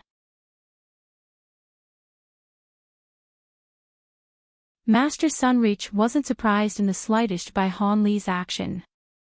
Hanli didn't say anything further and his silhouette blurred several times before appearing with the tip of his foot touching the light barrier. Then a foot-long streak of azure sword chi shot down and instantly pierced through the light barrier and traveled into the devilish chi before disappearing without a trace. Hanli revealed a bit of surprise, but he soon realized something. The light barrier was only effective against devilish chi, he wouldn't need to expend any effort to make an opening through it. With that thought, the golden sword streaks revolving around him began to sing with thunder and began to spark with arcs of golden lightning, creating a giant net of lightning around him. As of current, his understanding and grasp of divine devil-bane lightning have reached a realm beyond comprehension. With his hands forming an incantation gesture, the net of lightning quickly shrank and wrapped around his blue light barrier in the blink of an eye, creating a huge ball of lightning around him. As for his flying swords, they shanked to the size of several inches under his command and quickly flew into his sleeve. With that done, Hanli silently sank through the light barrier and entered the devilish chi without any resistance. Thunder loudly rang out and black devilish chi began to lash out around him, but the rings of thunder dispersed the devilish chi as they continuously swarmed around him. Hanli made no immediate movements. He simply stood in place as he observed the divine devil-bane lightning disperse the clouds of devilish chi. As a result, the devilish chi quickly restored its original form and rushed around him once more. Hanli frowned and his heart sank after he saw the rate at which the divine devil-bane lightning was being consumed. He tilted his head in thought before delving deeper into the devilish chi. As of current, Hanli had no mind to spread his spiritual sense past the light barrier. The concentrated devilish essence of the chi below could corrupt a cultivator's spiritual sense, inflicting immense harm on anyone foolish enough to do so. His only option for the time being was to use the bright sight spirit eyes to gaze into the pitch-black depths. However, they were only able to look about 10 meters deep before he could see no more. After sinking about 600 meters deep, Hanli paused and looked around him. Then a short moment later, he immediately returned up. When Master Sunreach saw Hanli appear, he smiled at him and said, "The divine devil-bane lightning is clearly powerful. You were able to stay inside for such a large period of time without the slightest damage. It is deserving of its grand reputation." "It wasn't much," Hanli calmly replied, "since the devilish chi isn't under anyone's control, it is easily scattered. Let's return and have the discussion up above." Master Sunreach promptly nodded in agreement. Then, Hanli withdrew his golden lightning and summoned his flying sword before flying back to the surface. When the two arrived at the surface, Wei Wuya calmly asked them, "How was it? With fellow Daoist Han's divine devil-bane lightning, you should be free to move inside the devilish chi." After a moment of thought, Hanli answered, "I already gave it a try, but before I agree, I have to first ask you where you want the formation plate. If the location is too deep inside the devilish chi, I fear that my divine devil-bane lightning will not be able to last." Devil Concord then proposed, "Let us return to the cave residence to discuss the specific location. The formation plate is still in the hands of those formation masters. Let us first go retrieve the plate and then have the discussion then. After all, the formation plate wasn't easily created, so we cannot lose it in the process." You're tuning into the Journey of the Soul YouTube channel. Don't forget to subscribe and join us on this journey to catch the most captivating stories.